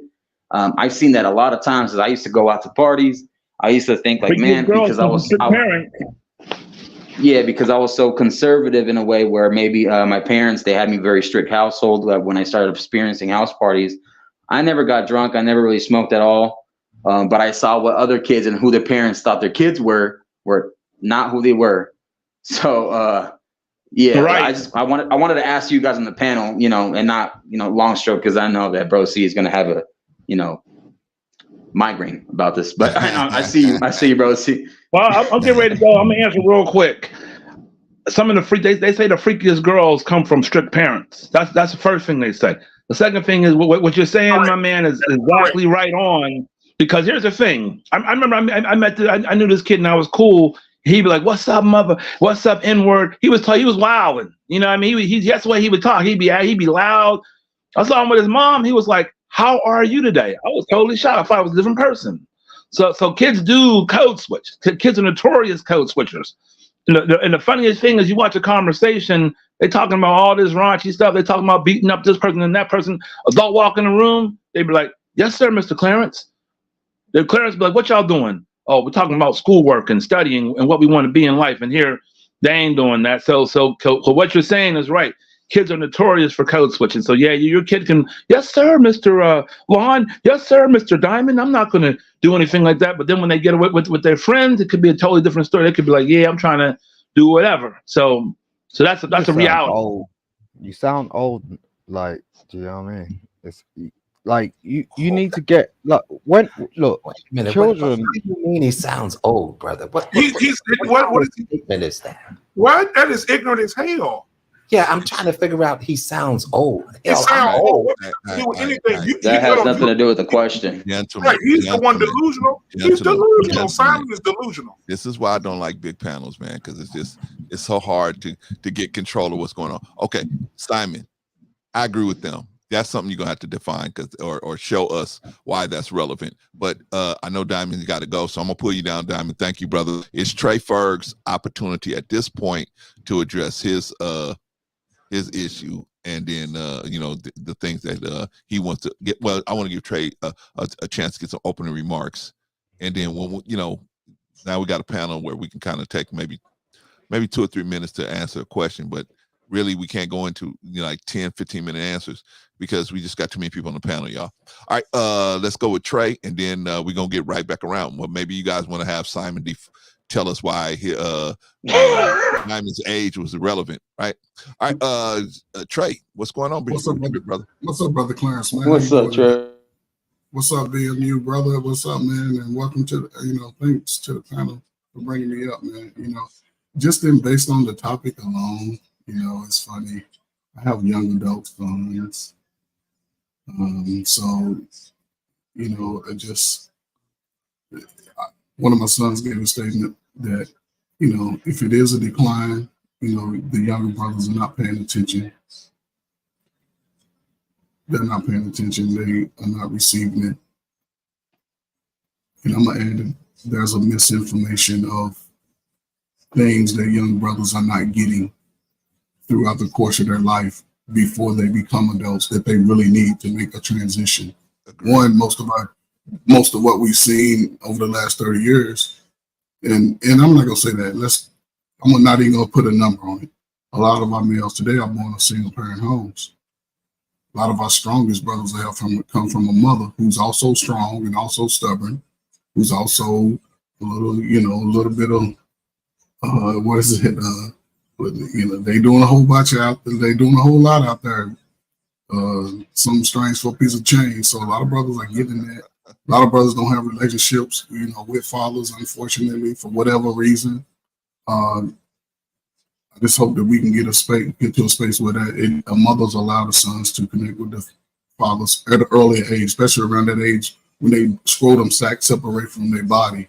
It's a good time to let that little boy get a taste of what a man is like. Now, if you slept with a guy that is just out there in the streets, boozing and drinking and smoking and going in and out of prison, then find a righteous man in the community. It ain't got to necessarily be a religious man, because we've seen it. We've been talking about in these spaces. A lot of these religious men be the one turning out your little son or your daughter. So be careful. As long as he's a righteous man and he doesn't want anything from you. You know, and so just as far as America's concerned, you know, unfortunately, we don't control the narrative on what's pumped into black males' lives.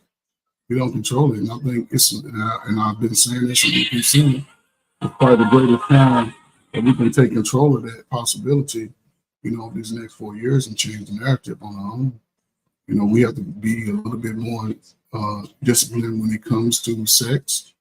A little bit more discipline when it comes to learning things that we don't know, not being afraid to challenge ourselves to learn new things, because a lot of us seem to be out there on the island by ourselves and nobody's working with us.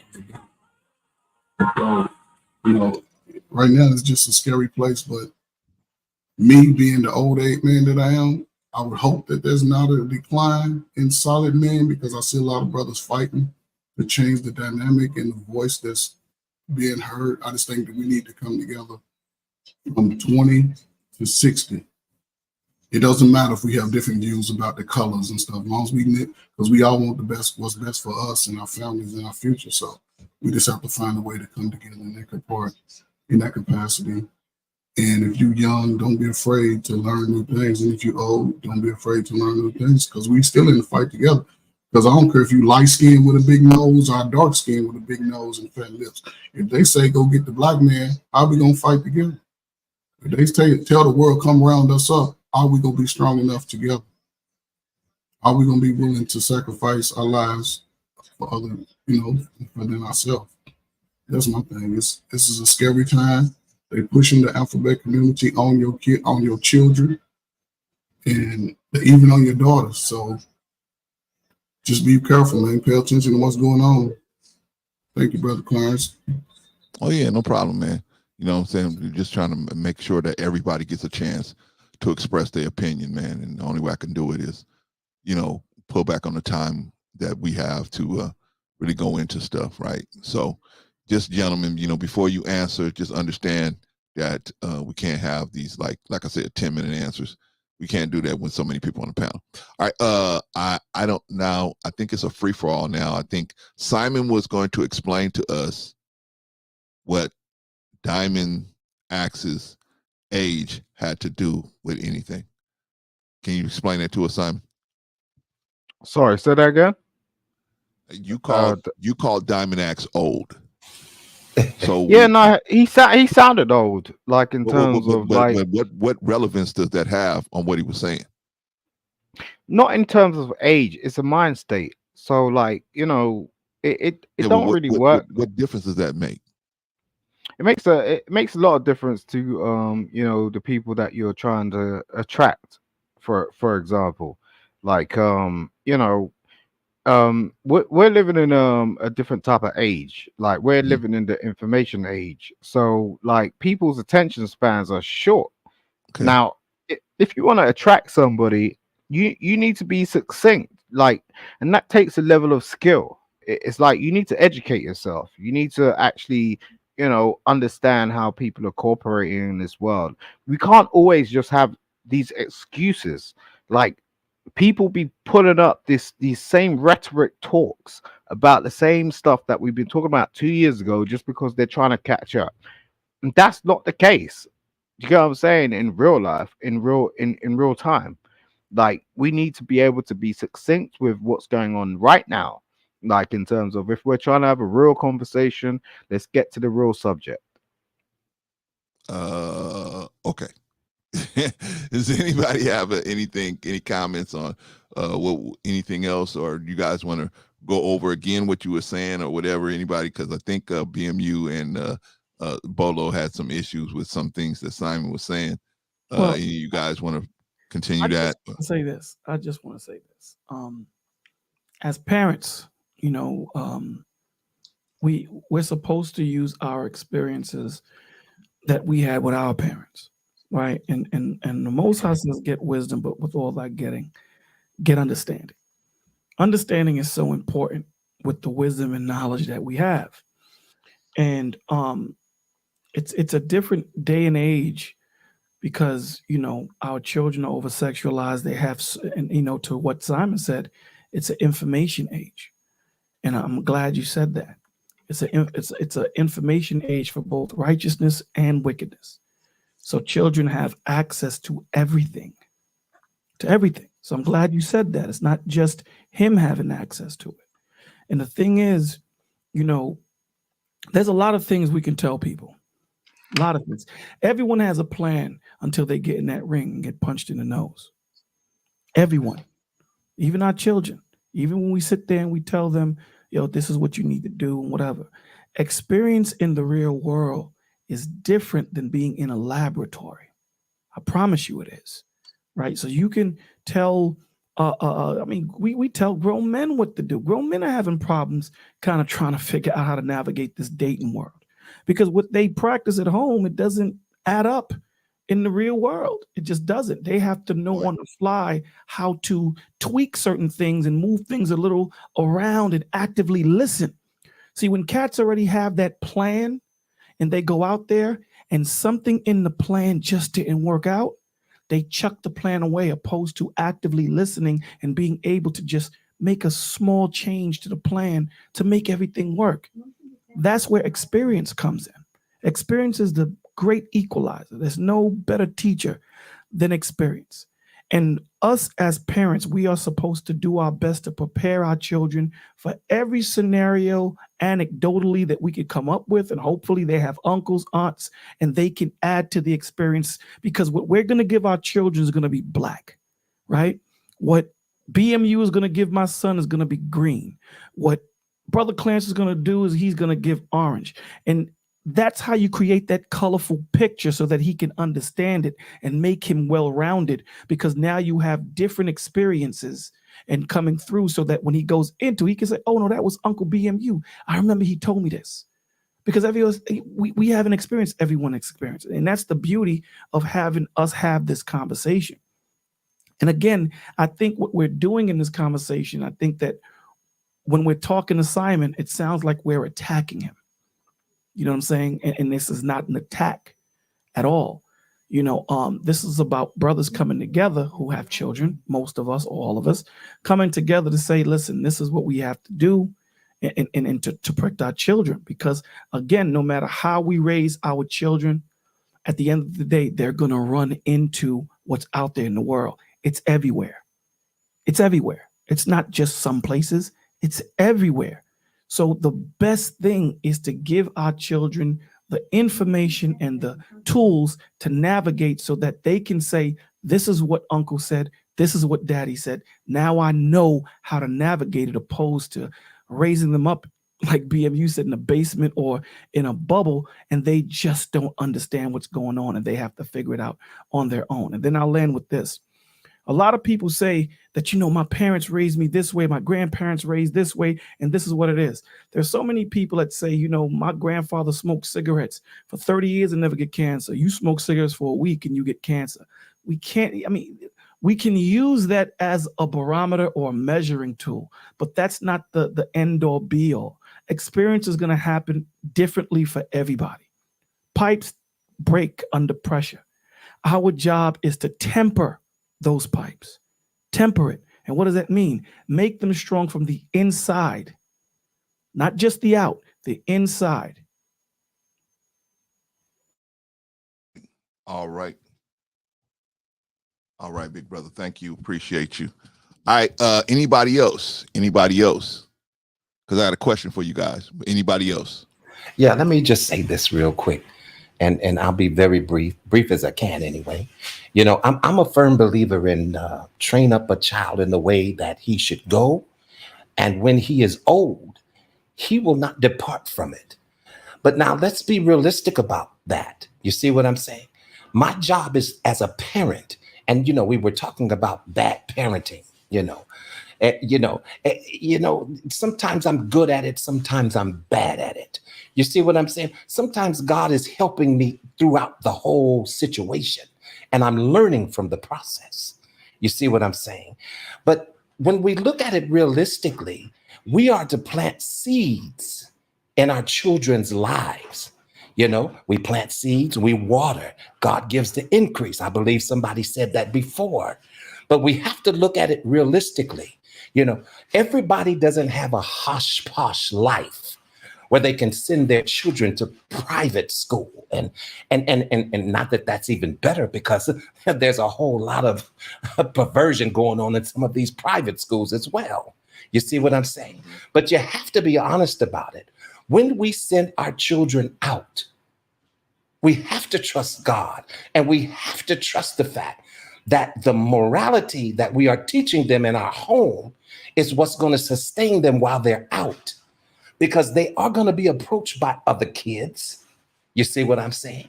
Some perverted teachers, they're going to be approached, and just because you don't allow your child to have a cell phone, by all means, don't misunderstand that when they get to school, there may be another child with the cell phone. You see what I'm saying?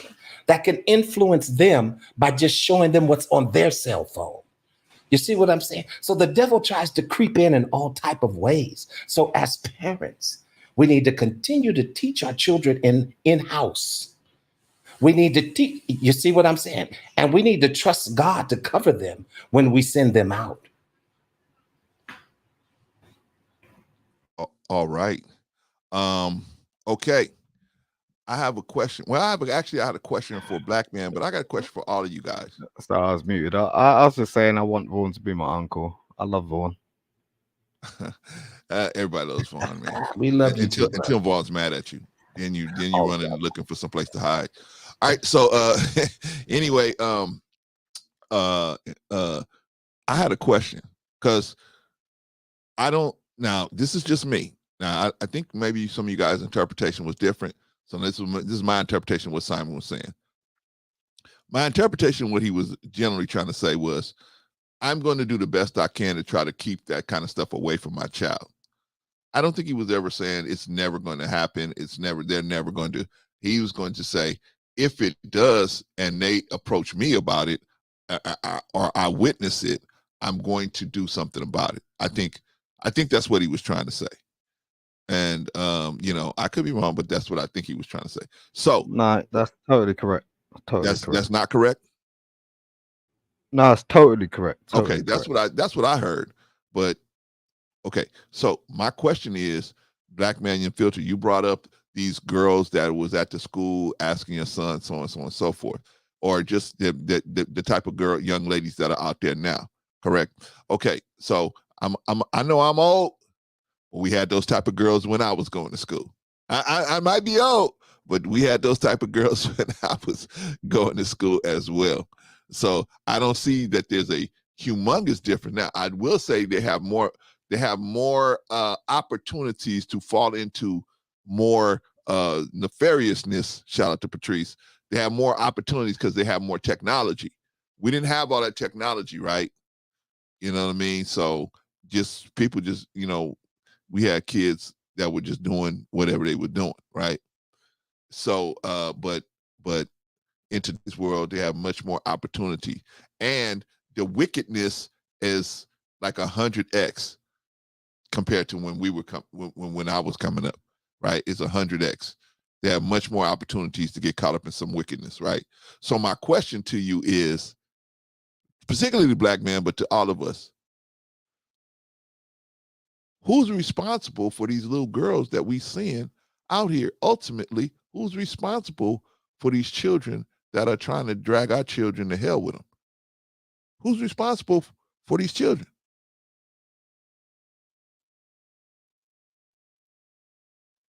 Black man unfiltered, you there? Hello? Can you guys hear me?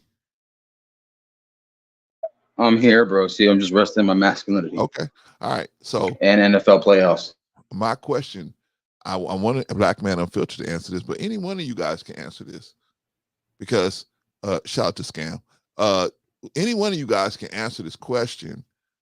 I particularly wanted black man unfiltered's response, but we'll wait for him to come back or check back in. But since I noticed that a lot of you guys had an issue with Simon saying that's bad parenting. So if it's not bad parenting that's creating these issues with these kids, what would you guys suggest it would be? Well, let me just say this, Brother Clarence. Bad parenting is an aspect of it. So let's not just look over that. Agree. And just be so pretentious to say, well, you know, no, bad parenting has been the cause of a lot of the downfall of our young people. You see what I'm saying? There's no good teaching there's no sound teaching in the home. You see what I'm saying? So yeah, you know, the bad parenting is definitely an element, man. Yeah, I mean, to clarify, like when I say bad parenting, is I'm not trying to make people feel bad. It's just no one really knows how to parent. Like you're not handed a manual. You don't really understand what that is. Everyone's like learning from each other, and that's where the community comes in. Like at the end of the day, is your brothers, your sisters, your uncles, your nephews, and everyone around you that will give you some advice. And you know, you're going to encounter something where it's just like, I don't know what is going on, and it's stressful. You know, it's really stressful trying to just balance being a parent, you know, bringing up a whole human being. So when I say bad parenting, I'm not trying to go, oh, you're a bad person. You get what I mean? It's like, it's just, So when we're not necessarily educated in terms of understanding how to be a parent. Well, nobody, I think I agree with you. Nobody comes out of the gate and, you know, you just know exactly the good stuff. Hopefully you've been taught and that parenting has been modeled for you by your own parents. And so you have something to draw from. But a lot of these people have been raised in foster care, youth authority, orphanages. So, and they're out here, right? A lot of people are out here. So my question to y'all is, because I'm going to get right to the root, and I'm going to let you, I'm going to ask, I'm going to put this out here, Jeff, and then I'm going to let you rock, Jeff, and then we're going to get back to my question. But I'm going to put the question out here so people can think about it. My question is, excuse me, my question is, if the men are saying that the women are the issue, right? The women that are raising these children as single moms. How did the single mom become a single mom? And do you think more men's involvement with their children, constructive involvement with their children, would that help us reduce these type of children that are coming out of the gate that just got hot pants? Because some children are just going to be rebellious no matter what. I don't care. You raise them in a good home, 2 parents, a 2-car garage, you know, nice neighborhood. Some kids are just going to be, they just going to have a love follow the wrong for the path. streets, right? They just for the streets, right? I have my oldest boy. I raised him. We raised him. You ate at the table, and you guess what? He wanted to be a gang. He wants to be a gangster. He wanted to be a gangster his whole life, and he found a way to do it. Right? Even though I tried to stop him from different things, and he just found a way to do it. Right? Tattoos. Wasn't all that over. the issue with T.I.'s son? Wasn't that the same thing with T.I.'s son and another son that was talking about that in their music career? Like, Yeah. oh, Michael Irvin's son. Michael Irvin's son. There was that issue with. See, that's the thing. So I agree with Vaughn. Parenting is an aspect of it, but some kids are just gonna do what they're gonna do. So, but I believe we should at least try. We should at least try to guide them away from what we think is dangerous, right? But my question is, like I said, my question is, do you guys think that if we had more men constructively involved with their children's upbringing, that they would make a difference in the type of children that are running around out here in the public? Yeah, you know what? I'm gonna say yes, but then also just to peel the layers back, there already are men out there doing that type of work. It's just that people are overlooking them. Well, I'm not saying that there's not, Marcus, but what I'm saying is we got to get enough of them to impact the situation, right? Because we can't just have 1 out of 10 guys and say, yeah, we got guys doing that, because that 1 out of 10 is not going to have a greater impact as we have 5 out of 10, right? But before you get started, Marcus, I want you guys to think about that. I want to let Jeff get an opening statement out here, and then we're going to get back to my question. Jeff, what's going on with you, brother? Nothing much, man. Can y'all hear me? This is my first time doing this. We can hear you, man. Maiden voice. Okay. Shout out to you. Okay. Greetings, All right. Greetings. Yeah, I've been hearing some good stuff. Well, I'm gonna touch on what you just asked. It goes back to the statement, what I'm saying, it takes a village to raise a child. And in order for that to happen, you have to see those examples. Like you said, you can have 1 out of 10 guys doing it, but he has to have some help. And I had this situation. Matter of fact, I go through it now. I went through a divorce, and my son is 16, and I'm involved as far as what the paperwork can allow. But if I have structure at my home, when he comes to see me, he only sees me twice a month, and then for the other 20 something days he's with the other parent, you get a totally different kind of raising. It's a pull, it's a back and forth thing. The reason I say that, I come from a 2-parent home. My parents were married 30 plus years. My grandparents 60 something years. My aunts and uncles 40 plus years again. So that's what I saw. So if you don't see that, and like you said, kids are gonna be kids. At 17, I got into some trouble, but I knew that wasn't me. I knew that wasn't how I was raised. But as teenagers, you're gonna try things, but you have that background and how you were raised, and that kind of pulls you back in. I mean, some people fall by the wayside, but as far as the parents being involved, and I hate this notion that the guys are just leaving these women. I hear guys now that's my age that came up in a single parent home, and the narrative was pushed that their father wasn't nothing, and this and that, and they come around and meet their dad, and it was like, you know what, your mom was kind of the issue. So I think it takes help on both parts. I mean, like I said, I do what I do. I get my kids on time all the time because I'm the quote unquote non-custodial parent, but it's only so much you can do 2 weekends out of the year. Wow. For sure. I mean, I don't know if that answers your question, but no.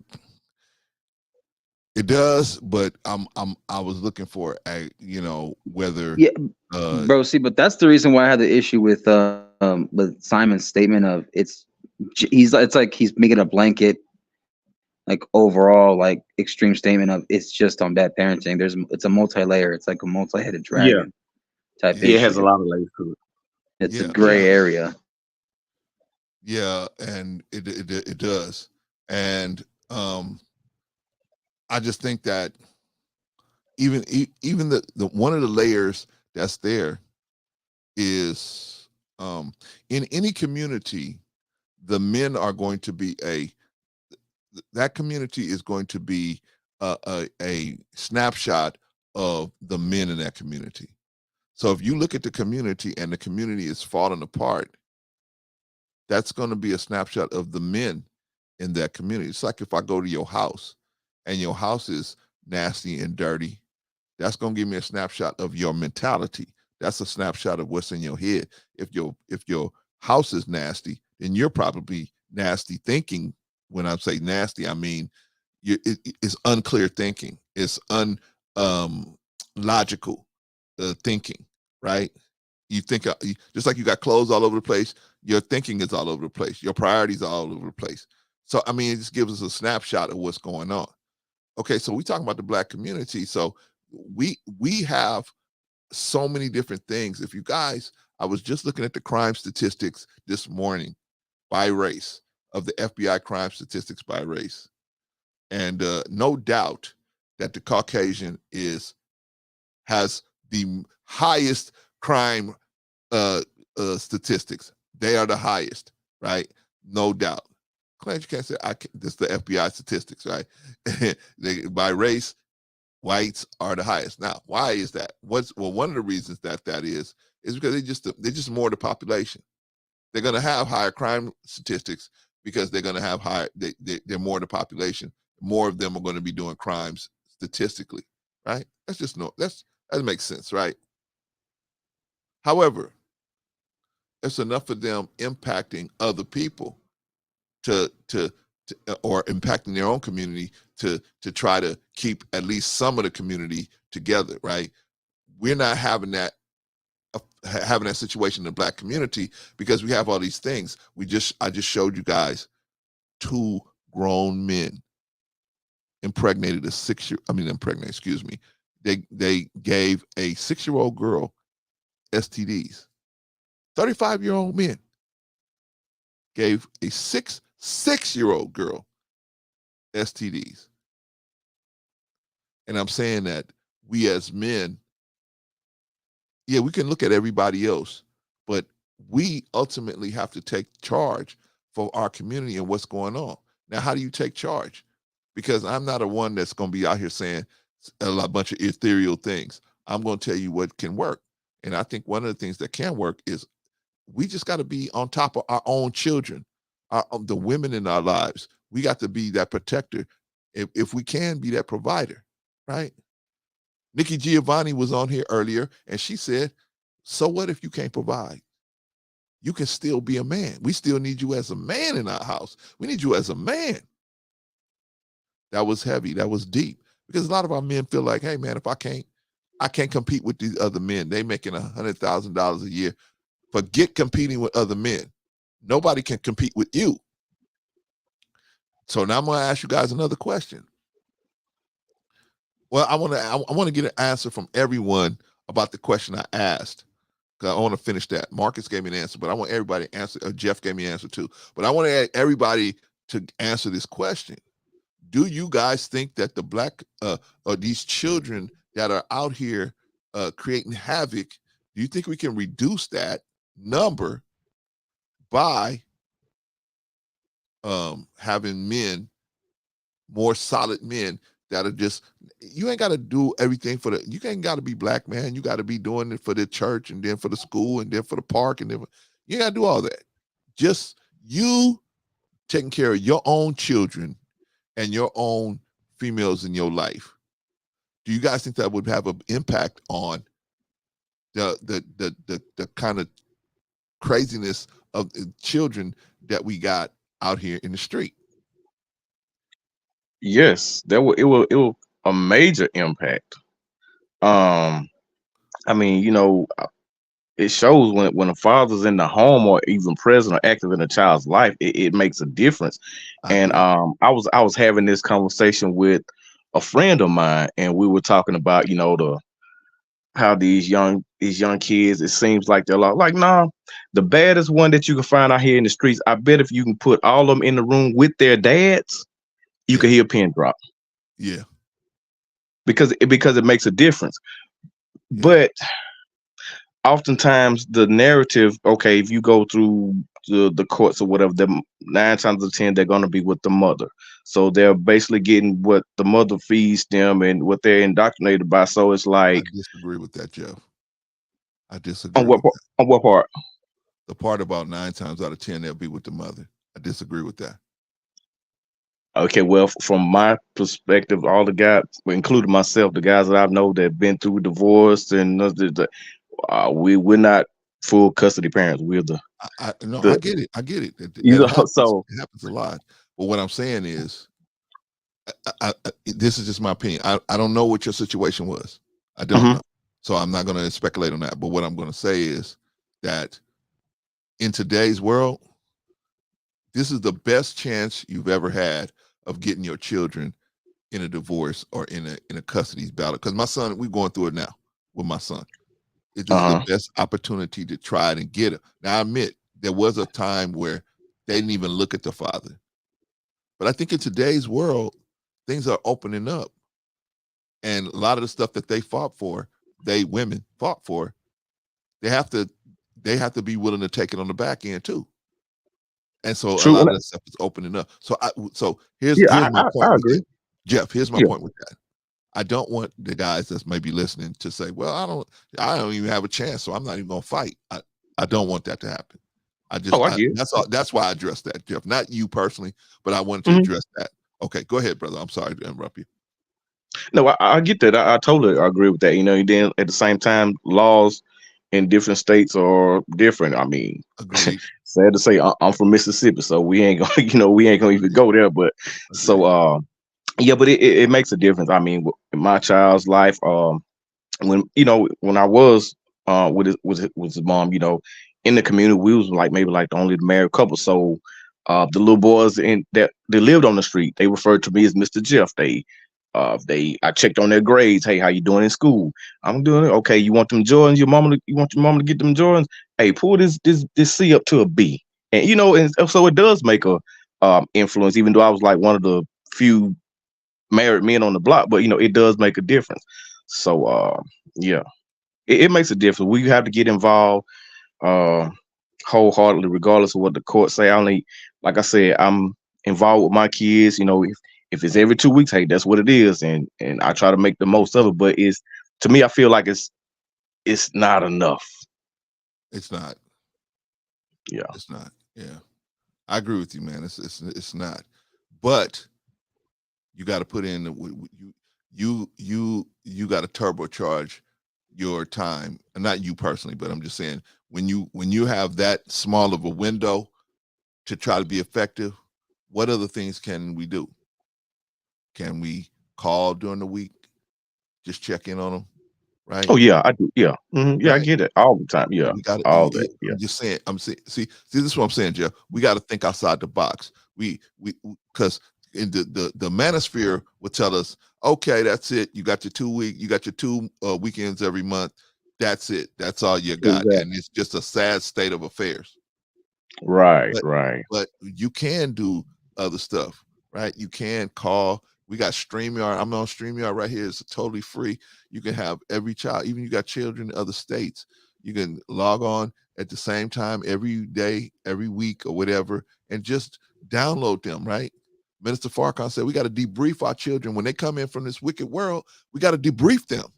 We got to debrief them and see what happened so that we can correct any viruses that was thrown on their hardware, right? Yeah, that's we good. got to debrief them, right? Right. So the question is, and nobody is better at that than men, in my opinion. Nobody's better than that. It's like you said, Jeff. When the mama talk to them, they be like, yeah, okay, yeah. But when father said, huh, right? Yeah, yeah. Right. Right. I remember one time, man, I was acting up in school, man. I was acting up so bad, man. In the class, I was cutting up. I cut up about, maybe it was a new school, man. I cut up for about 3 weeks. Teacher was telling me, hey, man, you need to chill out. I was trying to make a name for myself in the class, 3rd grade, trying to make a name for myself in the class with all these new people, right? Just cutting up. I was trying to be tough. I wasn't no tough guy, but I was trying to act like I was some tough guy, right? Okay. Finally, the teacher couldn't take it no more. I remember Miss Nakano. She said, "Hey, get this to your father." She handed me that envelope. I said, "What's in here?" She said, "It's just gonna tell him how you've been acting in the class." Bro, let me tell you how scared I was to go home. The janitor was like, "Hey, the school closed like 3 hours ago. What you doing here?" I was still at the school, like, I can't take this note home, right? He went to the administration, and the administration called my father and told my father, "Hey, he got something for you," and he's scared to go home. So can you just tell him to go home? So I got on the phone. He's like, "Oh yeah, just go home, man. Ain't no problem. I'll look at it when I get there. No problem. Just go on home." And you from Mississippi, so you know how that went. I don't need to tell you the rest of the story. Exactly. My father's from Texas, so I don't need to tell you how the rest of that story went. But needless to say, the next 2 weeks I had stars next to my name for the rest of the show, right? But the point was, if they would have if it was addressed to my mother, I would have been a little upset, right? But I wouldn't have been as upset. Now my father lived in the same house with us, so it wasn't an issue like that. But I mean, I just would have been less, just thinking as a kid, I would have been less worried about it if it was addressed to my mother, because I would have been dumb enough to think only my mother's gonna read this because it's addressed to her. But not that they're gonna both read it, right? That would, but I was a kid. But my point was, my father, just knowing that my father had to get involved with the situation, I knew it wasn't going to be good. I knew it wasn't going to be good, and I knew I had really messed up when I created a situation where he had to get involved. And so that's what I'm saying. I'm saying that we a lot of times we're talking about all these kids and how they doing all this different stuff, but it goes back to our point of the decline of the solid men. We don't have the solid men in place to address the situation, right?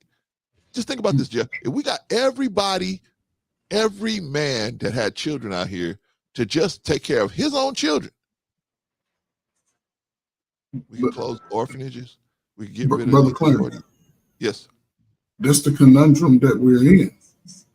Your unique situation and my unique situation and some brothers' unique situation is that when you said father, they knew, you knew, that you were going home to the same address as that man.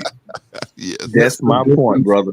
That's the difference for a father, because as boys, we address those type of guys as fathers and not daddies. A father is that guy who helps you go through that 3rd grade transition when you smelling your under armpits and you're getting high and you're acting silly in class. Right. And that teacher that you was talking about, she was probably black. No. She understood. She was a white teacher. She was Asian. Miss Nakano Okay, was well, an Asian lady. Asians and black back in that day, they were pretty close. They understood the dynamics of the family. She didn't. Yes. She went straight over your head. Right. Let me go to the head, and she didn't even say send it to your mother. She went to the head. I'm gonna give it to the head, and you was probably quiet the rest of the day. You even said you stayed out to school 3 hours extra. Wait, Trey. She got me as I was walking out the door, Trey. But that's the best time to get you. Yes, she got me. And Good. Look, got me on the way out. a teacher today would have videotaped you and forwarded it to your dad. That's the new technology. Right. And this is the thing. And my point is this: you're talking 40 years ago. Since you were a young man, and since all of my daughterhood, we had crack in them streets. 48 years ago. It was crack in them streets. Crack took the mothers out the home. Feminism took the father out the home. Crack took the mother out the home. Once the mother got in the home, a lot of the young adults that were born in the late 80s, early 90s, because remember, they were pushing college too. A lot of people come out of high school. You had the full gamut, the buffet of career choices. Agreed. College, military, trade school, go get a job in the factory, make $30 an hour. Right. All of that was open. They had trades at the high school. Exactly. And you didn't, and the only way you qualified is if you lived in a single parent home. I was telling my sons, I didn't qualify for the trade school. Wow, really? My parents were married and we lived in a house. Okay. I didn't qualify for the summer jobs. A lot of my friends did, and guess what? Those damn boys and girls that were boys and girls then became to be grown men and raised a family off of $50,000 a year. They retired early because they've been working since they were 16. They worked in the factories. They learned the skilled trades. They doing it. Now here comes crack. While we adults and the world has told us, go find your career, go live your life, they snuck them drugs in on them mothers taking that welfare. They snuck it in. A lot of brothers were selling drugs. A lot of families are still affected by the dude that lived up the street that sold drugs to their brother and he OD'd, to their mother that OD'd. A lot of these brothers done killed each other in these neighborhoods. They just getting out, coming back to the world, and they done this broken up families because the protector of the family might have been shot by another brother. It was very little police killings, even though it was some, but it was extreme. We were knocking each other off about hundreds a day across the country, from Florida to California, Chicago, Detroit, fucking Gary, Indiana. Gary, Indiana gang probably got 20,000 people, but that was up there high. All of those times in our adult life, we seen that. We saw the transition of the music. It went from too short to saying one B word. Now every word in the damn rap is a curse word. Slow as hell. There's no articulation in that.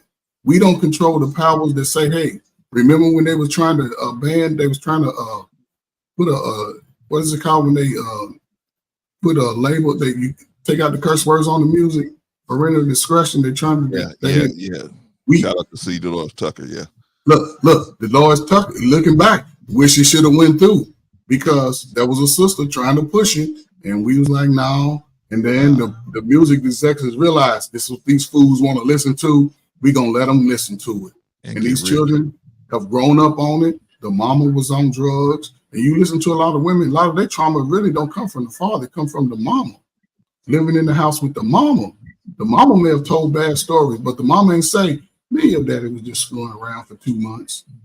You know what I'm saying? Me and your daddy, we were just having sex. I was 16. My thing was bumping and hot. He was 16. Every time he looked at me, it got hard. I said, let's get together and let's sneak and do it in the bushes. We was doing it whatever.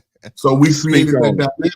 We created that baby mama dynamic now. And that's a dynamic, right?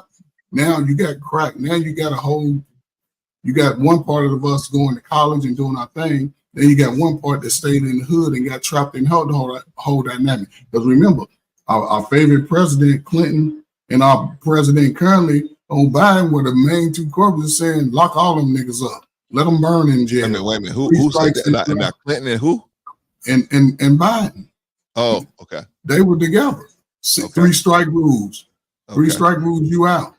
Think about it. There's a lot of brothers we know, and we ain't got, you know what I'm saying? We all experienced that, even our family members that were hooked on drugs. Our closest cousins, relatives, whoever, friends that we know, people, a lot of people lost lives. We're still trying to come out of that. Now, who we are, 30 years into the game, that first generation, they are in their 40s.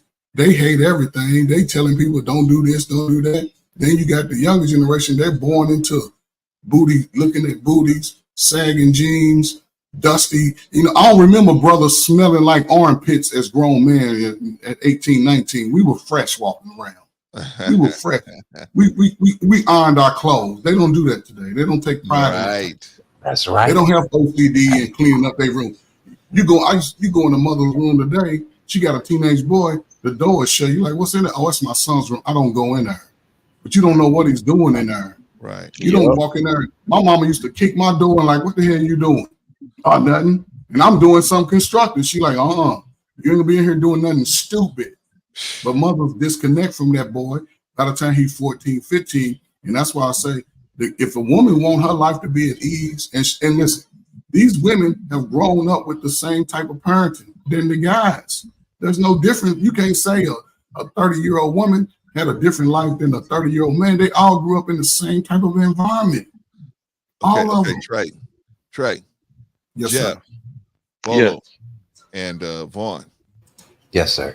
How do we get men to reconnect back with their children, the community, and their women, I guess, whatever. How do we get them to reconnect? I think we all know the problems.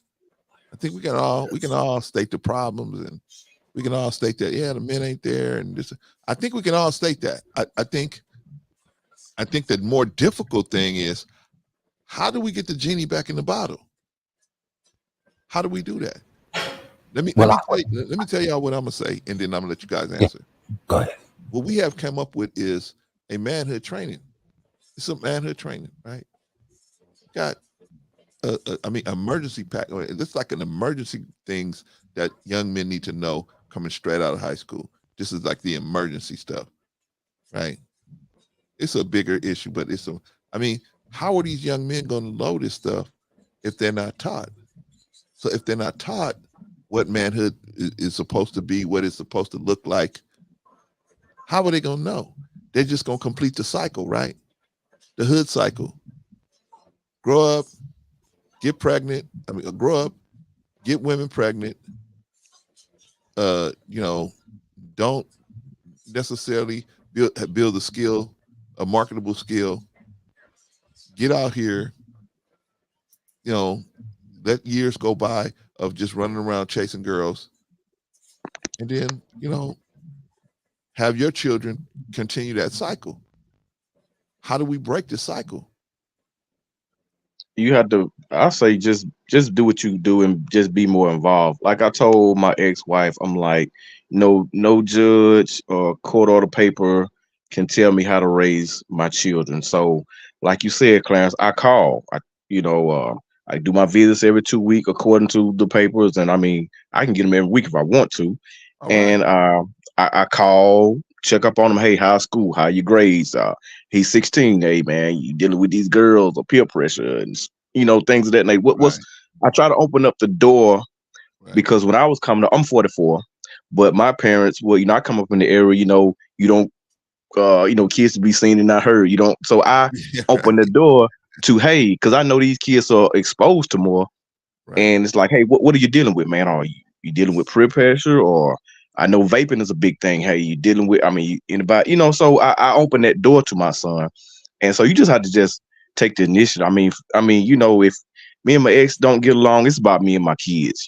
That's the main relationship, and you just got to take that initiative. Like you said, Clarence, about these emergency, these kids don't know how to change.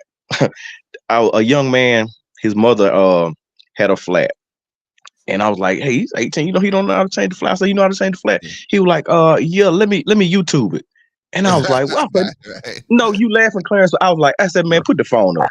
And I went in the trunk and I showed him how to change a tire. Wow. But his first go-to was to let me go to YouTube.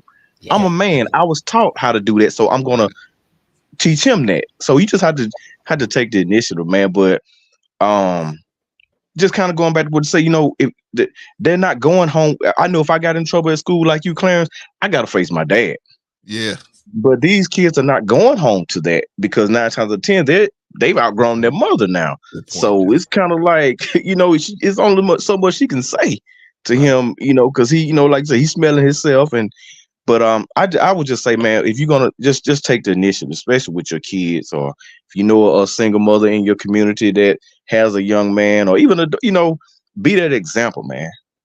There you go. Vaughn, anybody else? Yeah. I would like to just say that, or at least point out that, in order for us to break the cycle, it would be hard to break this cycle if the man himself is not submitted to God, and I know we can all bring it down, people that's what turns people off when you speak on it in spiritual terms, but unless the man submits himself to God, speak on it, bro. And unless he allows God to direct his path regarding his family, wife, and the whole family structure. You see what I'm saying? If the foundation is not there, there's nothing to stand upon. Mm-hmm. So what is your fatherly foundation built on? Is it just built on your ego? Is it built on egotistical things? Is it built on pride? You see what I'm saying? Yeah. So we have to look at it in these terms and say, well, we have to turn our hearts toward God, and we have to submit ourselves toward God. You know, trust in the Lord with all your heart. Lean not to your own understanding, but acknowledge him in all of your ways, all of your ways. That don't just mean some ways, Brother Clarence. That means you're smoking a cigarette ways. That means you're taking 2 shot ways. That means you're smoking crack ways. You need to acknowledge him in all of your ways, and he will direct your path. But this is how the cycle is not being broken. And this is why a lot of homes are broken. It's because God has not been invited into that nucleus. That is so true. Yeah. That's unfortunate, man. That's unfortunate. But Vaughn, it's got to be enough of us men that show them, because we say that to them, right? And but they don't really see how to do it. We say you got to get right with God, right? Right. They go, what does that mean? Well, yeah, that's a very inherent thing or statement that I made. That's a very inherent statement. I understand it. And it doesn't go without explanation. Okay. But let's start that process. You see what I'm saying? Because without that process, then we get nowhere. Right. We get the same thing over and over again. You see what I'm saying? So, yeah. What about Bolo, Trey? Either one of you guys got something to say about that? I mean, in reference to the fix, I don't think that there's one solid way of fixing it. There's 5 of us here. I think that there could be 5 possible solutions. As a man, with every solution you get, you have to be willing to try all of them. You have to be willing to not be afraid to try all of them to see which one of those lanes work for you. And in listening to everybody's answer, we speak from a man's point of view, a logical point of view. I don't think it's every man's responsibility to go help those that are not his. But I do believe that if that is in you, then yes, by all means, take 4, 5, 6 of your son's friends and just take them on a man day. Just call it a man day. You ain't got to do nothing. You can go lay in the park on a blanket and look at the stars and just talk about dreaming and things that you may want to do. Talk about things that you afraid of, things that you are curious about, things that can make you laugh, make you cry, but it has to come from a man who's already in that space. And it has to be unbiased, unjudgmental. It has to be open-minded. It has to be consistent. It has to be all the things that men are to do. And, as far as one of the biggest things you have to tell them, you can't tell a boy not to have sex, but you can tell him the consequences for having unprotected sex that's out of order, not according to the word. You got to show them. We can't recite it because black folk, we know how to recite stuff and manipulate it. But if you can go and pull that book out, pull that recitation out and say, hey, say these words out loud. Tell me what you think. Let them that's the easiest way for most boys to get an understanding. Of most of us, we can't read anyway, but you can help them read. It's a process to that. And 2 or 3 sessions of that may get them to see a vision greater than what you see and propel them to get to a life better than what we can only imagine. And they just have to be willing to be a little disciplined when it comes to the physical changes of their body. Go talk to the parents. Ask the parents for this permission. They'll give it to you. You catch them, and you got to catch them early. By 12, 13, they have to be in spaces of men and talk through whatever internal things they may be struggling with. Where's my daddy? My mama's doing this. My sisters are doing it. My uncle may be doing this to me. I don't have that space. So identify that early as a man that's righteous. Not every brother wants to do that. A lot of brothers take the information to manipulate the kid. No, you're a righteous brother. And and you can connect to 8, 9, 10 little boys. You ain't got to spend a lot of money. Just take them somewhere outside of their community where they can hear the birds chirp. Take them somewhere they can hear the birds sing. And then you have your stuff where you can talk to them and let them know this is going to be a process that we can do more than once, twice a year. We can have an online open dialogue, and this is where the technology come in. Everybody go set up, and we all go be a part of this channel right here. And we're gonna come in and talk about it. If you got a question, put it in the chat, send it out to all of us, and we can all realize the solutions that we can come in with, because you'll be amazed at how smart these young guys are. Not am I just waiting somebody to tap into their greatness and not speak to them in a detriment point of view, not what they ain't doing. We got to learn how to say, man, this is who you are. You can do this. Show me who you are. Show me the art. If you can write it down. If you can draw it, shit, bring it to me, talk about it. If you can, whatever it takes, put it together, bring it to the table, let the world see your greatness and build from there. And it's going to take a process, not going to happen in 90 days. It might take a year or two for a kid's life, bro, to come on. But that kid will always have you right there. He'll protect you with his life. So that's all I got. All right, brother. Appreciate you. Brother Bolo. Wow. Everyone gave good answers. So I'm just gonna peel back a little bit of what Vaughn said. I think I know the most important relationship in a man's life is his relationship with God. Why is that? Agreed. Because having that relationship with God reveals to you a whole lot about yourself, right? Your emotional availability, being honest, your character, being respectful, your integrity, your courage, your sense of humor, most of all, your imperfections, humility. It makes you learn to be more communicative, having respect for the women in your lives by having respect for yourself, teaching empathy, learning to encourage others by you being encouraged, teaching you the difference between confidence and ego. Ego is everything outwardly, right? Your car, your girl, your house, your money you make. And your confidence is something that you build up within yourself. Knowing that your confidence in submission to the Father, always looking in the mirror, being able to encourage others, knowing that you have boundaries, and being able to listen. Now, how does this happen? Now, why are we saying it starts with you and that relationship that you have with God? Because these are all the things that He's done for you. These are all the things when you were acting out, all the things that He did for you. He heard you. He checked you, but He heard you out. And He allowed you to go out into the world and realize that it just doesn't work when you want to do it and the way you want to do it, opposed to not having Him in your life. And you take these attributes that He instills in you. He wraps you in that cocoon of love, right? Because love is an action word. It's not just a feeling.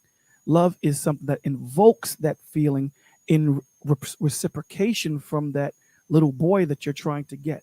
Because little boys have to see what being a man is in real time. Agreed. You can't tell him, go over there and do this. He has to see you argue with your wife and how you maintain your control. He has to see you be sensitive to her. He has to see you have that conversation and build her up. He has to see you talk to his sister and validate her and let her know how special he is. You know what I'm saying? These are the things that he has to see so he can say, these things work. This is not a laboratory. We're in the real world. He has to see you cry. He has to see you fall and see how you get yourself back up. See how you get upset and maintain your anger, right? These are the things that he has to see, and he's going to pull those things back from him, his remembrance, when he goes into the world, because he's going to use you as his barometer. So when you do these things in real time, absolutely, it translates to you having a better relationship with your child, because what we have to understand is the one that transpires, the one that transcends us is the Father. So he's going to be able to allow us to understand the Spirit through discernment. Because again, a lot of the times with parents, when we give them the information, we give them the information with our fears coupled with it. So these children, they learn things from us that they haven't even gone through. They take the fears that we have, right? You have some kids that are 8, 9, 10 years old having the fears of women that a 50-year-old has. Yeah, talk to women. How the hell did he get these fears? From you. Because we're operating in our triggers. We're operating in our hurt. Because a lot of us have healed wrong. And we're not taking the time to get to understand who we are as men. We want to rush to be fathers. We want to rush to be husbands. And we're learning as we're being husbands. We're learning as we're being fathers. We're guessing. And the people that suffer for this are those that are our wives and our children, because we didn't learn. We didn't have a foundation. And I gave this example earlier.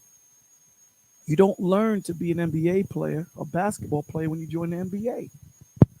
You have to have that foundation of the fundamentals of basketball before you're even looked at. Unfortunately, we see women not having fathers in their lives, and we see the barometer has dropped so far down. And, what they're searching for is validation. What they're searching for is love. They want something to love. And the only thing that they have, because they didn't have that male figure in their life to validate them, that male figure in their life to sit down and talk with them, be with them, they only had one side. They had their mother's side, right? Or they're looking for that male figure to validate, and they get that pimp or that dude in the street. And that dude in the street teach them that the only thing men really want is your body. And this is what they lead with. They lead with their body. Or that young man that didn't have a father, he learns from the streets that you got to lead with your bread. So everything comes back to having that relationship with God. It all starts there, because understanding, when man takes his morality and says, this is what I'm going to do, this is what you get. Look around you. This is man's morality. Doesn't work. So we have to take God's morality and say, man, we need to do this over. We need to start over. We need to look at what being a man is. Because being a man, you can't cry. Being a man, I can't call up, Von Bryant and say I'm hurting right now, because I'm thinking he's going to look at me like I'm soft, I'm weak. When that's nothing of the sort. We have to be able to speak to one another, get help when we need to get help. This egotistical thing that we're running in, it's destroying our community. It's destroying our community. And I'm glad that we're having conversations like this, because it starts with the men. It starts with the men saying that we have to look at ourselves first before we look out externally. Yeah. We have to look internally first. Oh, hey, thank you, brother. Appreciate you, man, for that. All right, gentlemen. Awesome. Who was starting to talk? Was it? Was that you, Vaughn? Just said that. I just said that was awesome. Yeah, man. Was that it, Vaughn? Yeah, that was it. All right, gentlemen. We did 10.5 hours yesterday. We did 5.5 today. I think we're gonna call it a day. So let's get some closing remarks. Man, thank you, gentlemen, all of y'all for coming up here, man. Appreciate y'all. All of y'all added to the cake that we have to how we're gonna try to get out of this mess that we in. So let's get some closing remarks. Let's go, Jeff, Trey, and then we'll work it out from there. So, brother Big Jeff.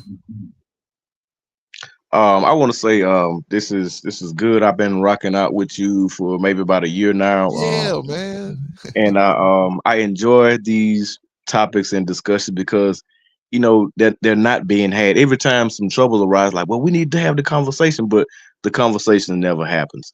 So and I'm glad you take the initiative to have these conversations and allow us brothers and sisters as well to come on and try to add to what we can do to get a solution. So like I said, this is my first time coming on, and I got it figured out now, so I'm pretty sure this won't be my last time. So I've enjoyed everything I've heard, and I'm taking it with me to use, and I hope everybody else that's on the panel, that's listening or even watching, just take something from it. And just my thing, I just want to just say, just take the initiative. Yeah. There ain't no wrong. When we in a situation like we in, there's no wrong move. Right? You just whatever we can do to be more effective with our young men. Hey, let's do it. Yeah, right? I'm all for it. All right, hey, Jeff, we hope to see you back real soon, man. You know you always welcome. This your home, brother. You can come on up here anytime. But thank you for coming up, man. Appreciate you, man. All right, thanks for having me. All right, man. You know, no problem. I'm gonna pull you down, Jeff. All right, so that's Jeff. What do y'all think about Jeff, man? Jeff did a great job. Maiden voyage. Holy smokes, great job.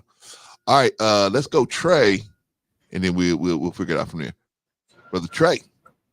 What's up, brother? Thank you, man. Hey, just based on, I keep looking at this question. Why is there a decline in solid black men's money? I'm going to say it ain't. I say brothers on the rise. We've been dealing with a narrative for the last 25, 30 years that we ain't shit. We doing all this. More than 50% of us are single and childless. So that's a win. Half of us are still married. That's a win. We winning. We just don't get the promo. We ain't getting the validation from the Americas, verbally or even physically. They do everything they can do, try to do, to put a bad light on us, but we still out here surviving. I think these spaces and other spaces are giving those young men a voice now. Agreed. Now they'll look. So they try to speed up the agenda. So they give the women a microphone and say, they getting loud over it, push back. We don't need you ninjas. We want you. They still having babies by us. They still trying to put us in that child support trap because those that are in power, they love it. They love when the black man got to pay all this money out and still don't have a relationship with a child because that goes to their pension. So I just hope that brothers continue to use these spaces to thrive and make better decisions for their own life. Don't have no children out of wedlock. Start traveling around the world, meeting different cultures because money has no color on it. We ain't gonna make a lot of money talking to black folk only. We got to go talk to the world of folk as a world unit of people. So this is a great time. It's a scary time because I don't think, looking back, none of us have really ventured into this type of speak against the world space as on a massive. You've seen it in the cliques, and only one religion do it. That's the Nation of Islam, pretty much. The Christianity, they conform to whatever they say conform to. Certainly, they're not speaking against them. Well, certain Christians, but even the ones that don't, we need their voices too. Yeah. We need for them to include. We need for them to include the poor too. Yeah. Is all I'm saying. So, I just hope that this continues to grow. People start looking at themselves, like was mentioned, to be better, do better, focus on their own fence, their own house, their own yard. And over time, their legacy will begin to grow from it. And it may take our lifetime, but I just hope for my sons who are now starting out in this game of life, turning 21, early 30s, now is the greatest time to take control of your own life and live your own destiny. See the world. Forget America. You ain't gonna move out. Just go see other places, then come back and tell the story. Do a vlog on the places that you went to. That'll be the greatest feeling. Thank you, Brother Clarence. Thank you, Brother Black. Appreciate y'all. Trey, for always coming up here, man. Thank you for your patience. Appreciate you, man. Thank you so much for your input because it's definitely needed here. Definitely needed here. All right, Trey, I'm gonna pull you down, man. Thank you so much for coming up, man. Appreciate you. All right, that was Brother Trey. All right, Brother Bolo. Yo. We need to get some closing remarks from you, brother, so we can wrap this up, man. Brother Clarence and Brother Vaughn, man. We old heads, man. We ain't young like you, man. We old heads. Okay. You mean Vaughn Bryant? He's the one that keeps everyone up. Well, Vaughn is elderly. Vaughn is elderly, so Vaughn don't have no he doesn't think about other people, right? Oh, he's elderly. Oh, really? Right? Okay. Vaughn kept me up for nine and a half hours. Vaughn kept me I'm just old. I at least try to think about it, but Vaughn's elderly. So Vaughn we got to give kept me Vaughn a up for pass. 9.5 hours. We were up a while, weren't we? We were. Yeah, we were. Hey, we were doing some work though. Hey, wait till we start raising some more money for these people out here, bro. You got to get Vaughn that will have you up Maserati. 14, 15 hours, right? You got to get that. You got the Maserati keychain, right? Now you got to That's get right. the Maserati I forgot chain. about that, man. That's why I got to get out of here, man. I got to go and shine up my Maserati keychain, man. I got to do that. So the one thing, we've all spoke some good things today. So I'll just end it with, 1 Peter 2, chapter 2, verse 1 through 3. And it says, therefore, laying aside all malice, all deceit, hypocrisy, envy, and all evil speaking, as newborn babies, desire the pure milk of the word, that you may grow thereby, if indeed you have tasted that the Lord is gracious. That's what we need. That's what we have to come and understand. That it's not about man, it's not about us, it's not about our ego. It's about letting all of these things go and having an intimate relationship. That's what 1 Peter 2:2 is saying. As a newborn baby child it desires that milk, that relationship, that closeness, that intimacy that baby has with his or her mother. It's an intimate dialogue. There's a connection that can't be broken. This is what we have to have with the Father. This is the connection that we have to have, the urgency, the intimacy, the connection, the wanting to have this milk continuously flow through us so that we can then disseminate it to the world. This is what we need to do. Let go of our vain thoughts and connect to the Father and let him rule our lives. That's all I got. Thank you, brother. Beautiful as always. Thank you. When's the next time we can catch you, brother? You can get me at 7 o'clock tomorrow morning, Eastern Standard Time. We will continue reading the Bible. We are on chapter 5 of Genesis, and we will continue to go through the rest until Revelation. Right on. Right on. Okay. If you haven't already subscribed to Bolo TV in the Village, what are you doing? Get over there and subscribe to the brother now. Check him out, man. Cool place just to talk about some things. And you can, all them scriptures that you hear quoted over here, that we mess them up, you can go over to Bolo in the Village and they'll straighten it all out for you. Scriptures. Point. So thank you guys for having me. Love you all. Good night, brother.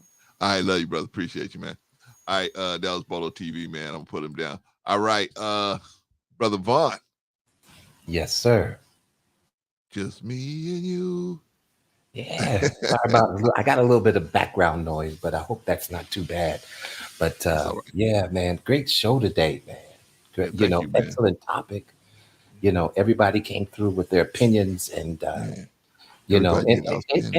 it's a good thing to have a space where you can come and freely share what's on your mind. Yeah. You know what I'm saying? Without judgment and all of these different things. Now, we don't always agree with everybody. Right. You see what I'm saying? But nevertheless, it's a very good opportunity for many of us. And but I would just like to say I'm very grateful for the platform. Thank you for having me up here today. Always. And you did ask the question, and I would like to leave it on this note as well.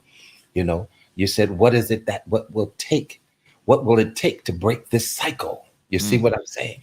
Mm-hmm. And this scripture comes to my mind when it comes to breaking this sin cycle that we're on. You see what I'm saying down here?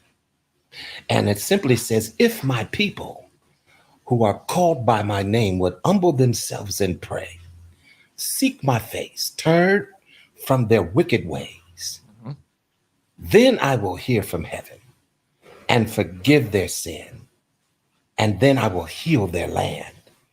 You see what I'm saying? So that's a direct word, as far as I'm concerned, from God concerning how we can reconcile ourselves back to him. If my people who are called by my name would humble themselves and pray, seek my face, and then turn. Now, that's the key part. Turn from our wicked ways. And so that's not always an easy thing to do, when you're used to, shooting up the club, and when you're used to going to the titty bar, and when you're used to making it rain. And see, sometimes you have to change your ways. Yes. But thank God that he changed my life. Yeah, and I'm gonna leave it right there, Brother Clarence. Love you, brother. Thank you for having me up here. Always, brother. Always. I need you up here. All right, brother. That's Brother Vaughn. I'm gonna pull him down, man, because we can close the show out, man. Shout out to Brother Vaughn. Glad to have him as always in the building. All right, y'all. We went over a lot today, man. But the point I was trying to make is that we as men, this thing is not going to turn around with us just fussing at women, right? We're just not going to, it's just not going to happen. We have to, as men, well, Clarence, you doing all this talking. What you doing? Y'all see what I'm doing. I ain't even asking y'all for no money. I'm just asking you to share this video. When you see us talking about these classes that we can give men, we got them. Me, Rico, and Bolo and Hink been doing this. We did it not last year, but the year before. We did it. We've been doing it. And we're ready to do it. We're ready to do it again. I got the course material, and I got them for the motivation and some course material as well. We ready. All we need is somebody to say, okay, Clarence, you guys can come on in. We ain't even asking them to pay us. Just let us come in. This system will pay for itself. When the people start seeing the results that they're going to get from us coming in talking to these young men, because ain't nobody never talked to them about it with no sense. I think that they're, although I agree with Trey most of the time, on this one, I don't know, man. I just think that, decent men or decency, maybe it's not men, but decency is on the decline in America. It's and solid dudes, they don't get the publicity that dudes that's not solid. They don't get that kind of publicity, right? Who wants to hear about a dude taking care of his family, feeding his family, paying his bills on time, and taking care of his house, taking care of his yard, and his family is every issue, he's right there to deal with it. Who wants to see that? Especially in black men? Nobody wants to see black men, man. Nobody wants to see good black men. Nobody wants to see that. When I say nobody, let me rephrase that because that's a lie. What I mean is the people that do the most of watching of TV shows, they do not want to see good black men. Nobody, those people do not want to see. Nobody from among that party wants to see good black men. They want to see drug dealers and homosexuals and criminals of all types. That's what they want to see. That's exciting TV. Okay, you gave me a criminal, cool. But how come I can't have a good black dude and mixed in there? Okay, you gave me the homosexual. How come I can't have a good black dude that's heterosexual? But the TV, they're not going to give you that. Why? Because I'm going to tell you, man, good black men are a very threatening situation. They're very threatening. I'm going to get into that in another broadcast about why good black men are so threatening to America. They're very threatening. One of the reasons why is because, see, when you can tell a woman that's an animal, and me as a white person, a white man, I could tell white women that's an animal. Don't have sex with him. That's an animal over there. He's an animal. And as long as you and me, we doing things that they can verify it with just clicking on the keyboard. Yep, they're animals. Look at them. They can't even have we used to have rap fest, right? We used to have these rap concerts, man. You could go, and the most thing would happen was maybe you get in a fist fight with somebody. You can't go to no rap concert. You can't even promote these rappers no more. It probably costs you an arm and a leg just to get insurance to promote them. And if the venue will let you promote them there. It's out of control now. It's out of control. Our young men are dying in the street. Our young men. But we're not going to change anything in the community, right? Look at these girls. These girls are opening their legs. These girls are doing this. These girls are doing that. Why? Why are they doing it? For the validation of the young men. If we can get the young men to understand that them opening their legs before it's time. Why do we want to validate that? Why do we want to get involved with that? I remember I saw this girl, man. I remember this girl, man, from my high school. She was so popular with all of the athletes, all of the top tier dudes at the school. I wasn't no top tier dude. I was just an athlete. I was a basketball player. But I mean, I wasn't no top tier dude by any means. I was a nerd for sure, right? I used to get teased because I got good grades in my classes, right? That was like a bad thing, right? That was a thing that they could hold against you, right? Only in the Black community would that make sense, right? You doing good, learning, that's bad, right? Only the Black. I'm telling you, the Black community is the bizarro world, right? It's like everything is backwards, right? You do good in the school and do good in class, you're a bad person. You're a nerd. That's a derogatory situation, right? Only in the Black community, man. Only in the Black community, right? But I mean, when we hang on to thought processes like this, man, how are we going to move? How are we going to move forward? Right? So I remember this sister, man. She was very popular, right? And I used to wonder, why is she so popular, right? Because I was stupid, man. Probably about 11th grade. I didn't think about what she was actually doing, right? I just knew all these dudes was checking for her all the time. Or whenever she was around, it was like these dudes would get real protective of her, right? And I always found that strange. I'm talking about, we talking about 11th grade, man. I wasn't sexually active at that time, right? So I couldn't figure out why. I mean, I finally figured it out, but I was like, why these? And so when I saw her, I saw how dudes was acted around her. I just would observe and see that, right? And so I said, oh, okay. I see how she is, right? I mean, I didn't judge her or nothing, but I just was like, okay, hey, she's doing her thing. She's doing her thing.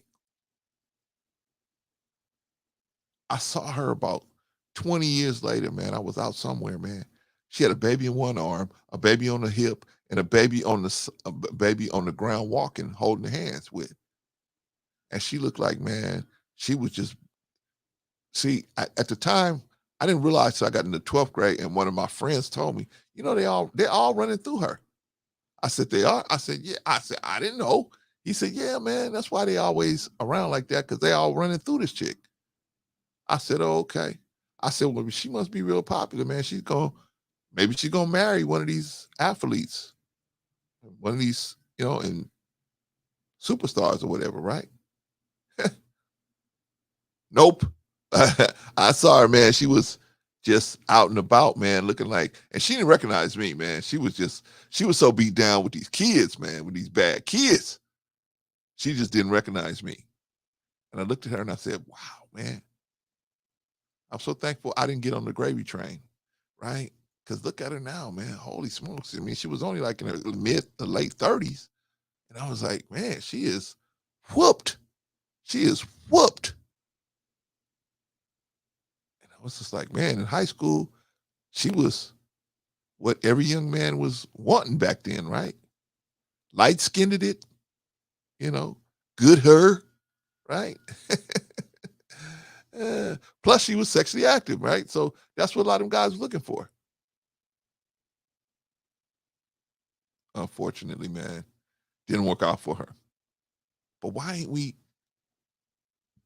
What's wrong with being? Okay, here's my other thing. What's wrong with being a nerd? What's wrong with being that? See, we got our children thinking that being smart is something stupid. It's like a derogatory thing. How's it derogatory being educated? Only in the Black community would that be a negative, right?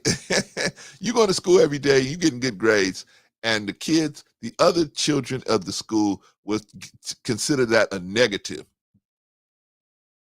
right? It's really jealousy, but they put it in the form of a negative connotation of you. by saying calling you a nerd. And the reason why they're calling you a nerd is what they really trying to do is disqualify you from being sexually selected as a competitor of theirs in the sexual selection. That's what they're really trying to do. Y'all don't want to hear, man. Y'all don't want to hear Bro C. Bro C be talking crazy, right? One day, man, I'm gonna get a group of people that actually want to listen to what I've got to say, man, and they just go sit down and just take notes, man. Because Bro C, man, I'm an eccentric thinker. I'm a very critical thinker, right?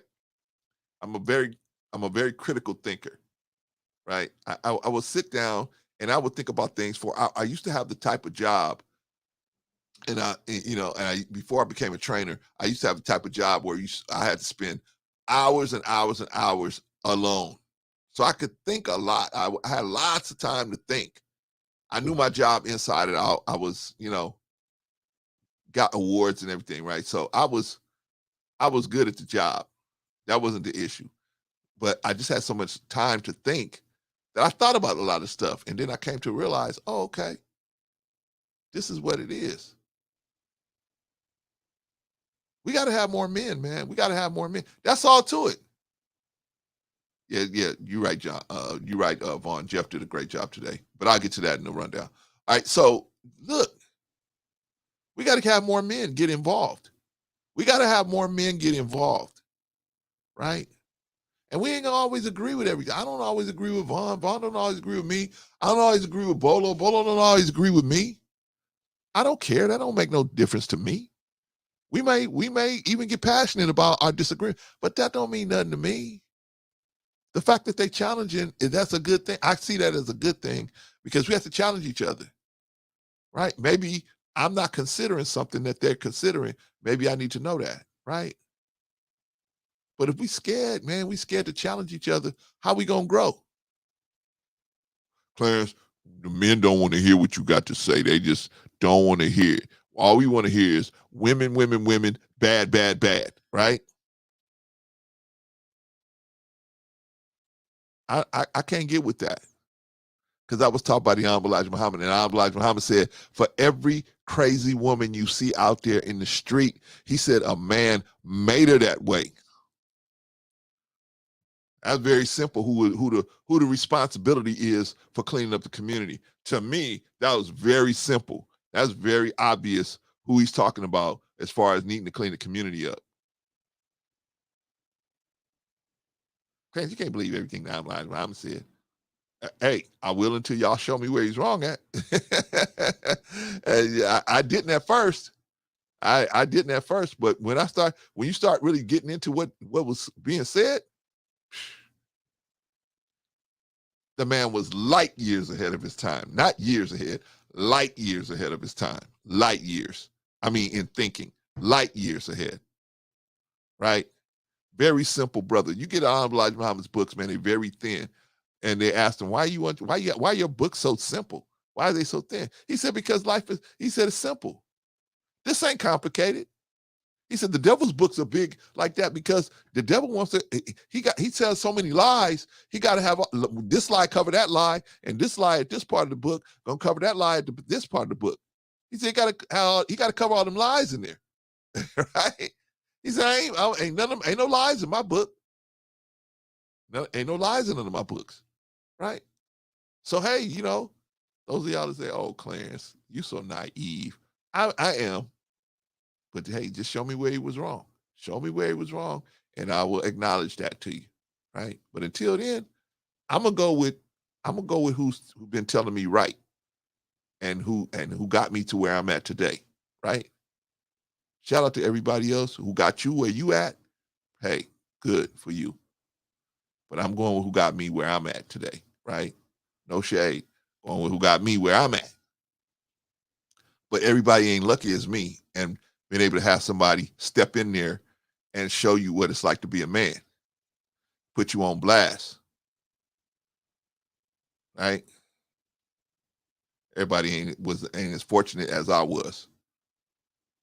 So, with that being said, family, I'm not asking for anything. I'm not asking for money. I will, don't get me wrong. At some point in this year, We're going to ask you for some money because we're going to be doing some things, right? So don't think that I'm never going to ask you for money. But I'm not asking you for money to promote this situation with our children, for our young men. Just share. Just share. That's all I need, man. Just share. Because trust me, when enough people get this word that we got to give them, they're going to say, that's beautiful. Why didn't I think of that? Why ain't we been doing that? Why? Because there ain't no money in teaching black men, young black men. There ain't no money. Young black men are a resource to be abused and used over and over again. Young black men are the gift that keeps on giving, right? They're the gift that keeps on giving, especially to the white tribal list. I used to call them white supremacists, but I don't even call them white supremacists, because if you go to Europe, all of them trying to be supreme. So it's not even white supremacy.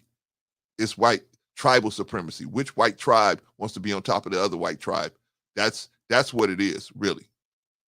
We just fall into the group where we were dealing with English white tribalism. But it's really all over the world. It's all over the world. It's because let me tell you something. If there was no black people, there's a group, there's a portion of white people.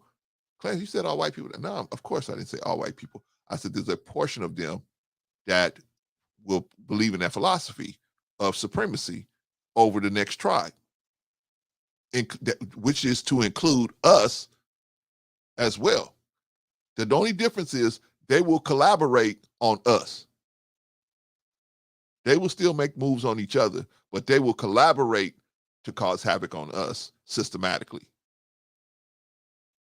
Here we go, Clarence. You blaming the white man. I'm not blaming nothing. I'm just telling you, hey, man, if I say, hey, there's spike strips out in the street, I'm just telling you the spike strips are out there in the street. Don't get mad at me. Oh, Clarence, here you go. Now, it just so happened that the spike strips are out there, Clarence. That's why I got the flat. No, you got the flat because somebody put those spike strips out there because they knew you was coming. I'm just telling you what's in the street. But that's a whole nother thing. Vaughn said, hurry up, Clarence. Columbo comes on in 10 minutes. Oh, yeah, man. Columbo is my joint. So I better get on that, man, because man, Columbo is my joint, right? Columbo, Diamond is like Columbo, right? I just want to say this last thing. For 15 minutes, right? Oh, one last thing. All right, y'all. Anyway, man, let me wrap it up. Let's do the rundown, and then let's close it out. Okay, the chat's where it's at. Man, the chat did a great job today, man. Shout out to Teresa. Shout out to everybody in the chat. Everybody is always on good behavior when they come over here, and I appreciate that, man. I appreciate that. Thank you guys so much, man, because we're trying to build something here, build a community, man, that's really, everybody else is out there talking. We trying to talk and work at the same time, right? Because why? The harvest is ripe, but the laborers are few, man.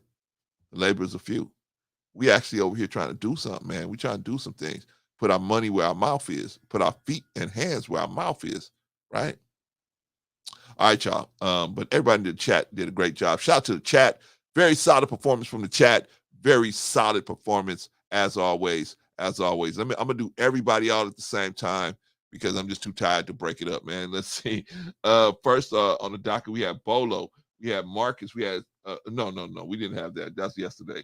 We had Simon. We had Bagoda. We had Vaughn. We had Jeff Short. Shout out to Jeff Short. Jeff Short, maiden voyage today, man. Excellent job. Out of the park. Out of the park hit, man. Out of the park today. Shout out to Jeff Short. We had Marcus. We had Bolo. We had BMU. We had Trey. We had Bolo. We had Diamond, man. Holy smokes, man. We had a full star-studded cast, man.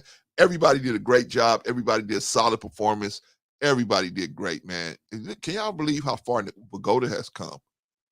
He's the most improved panelist, man. He has come so far, man. He used to come and just, he didn't get it at first. But, he kept coming back. We kept welcoming him back. And look, man, he is just part of the family now, right? Shout out to Pagoda, right? Everybody don't always agree with Pagoda, but everybody don't always agree with me either, right? But shout out to Pagoda, man. Shout out to everybody, man. Everybody did a great job today, man. Everybody, all the panelists, man, solid performance for everybody. Great job and strong performance for everybody. All right, gang, we'll see y'all next week. I don't know if it'll be Tuesday. They might be there's rumblings I might be going back to work. So if I'm going back to work, I'll be back on that 5-day-a-week work schedule. So there won't be no video. There won't be no live streams during the week. But if not, we'll see. We'll see how it goes, man. But definitely we'll be here on Sunday. We'll try to do something with Pagoda on Saturday, right?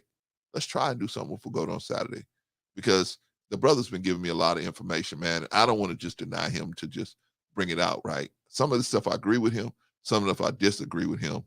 But, you know, that's my brother. He's a human being. And so, you know, we're going to talk about it. But we'll see. All right, y'all. Check back with me and see, and make sure you got your notification. Oh, share. Please share this video, man. Please share it. Please share it. I'm not asking you for no money. I'm not asking none of your people that you share this with for no money.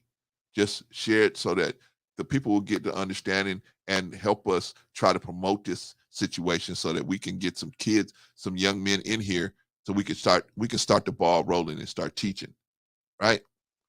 We can have some men out here. We can start helping develop some men out here that ultimately will have God in their heart, even if they don't want to follow that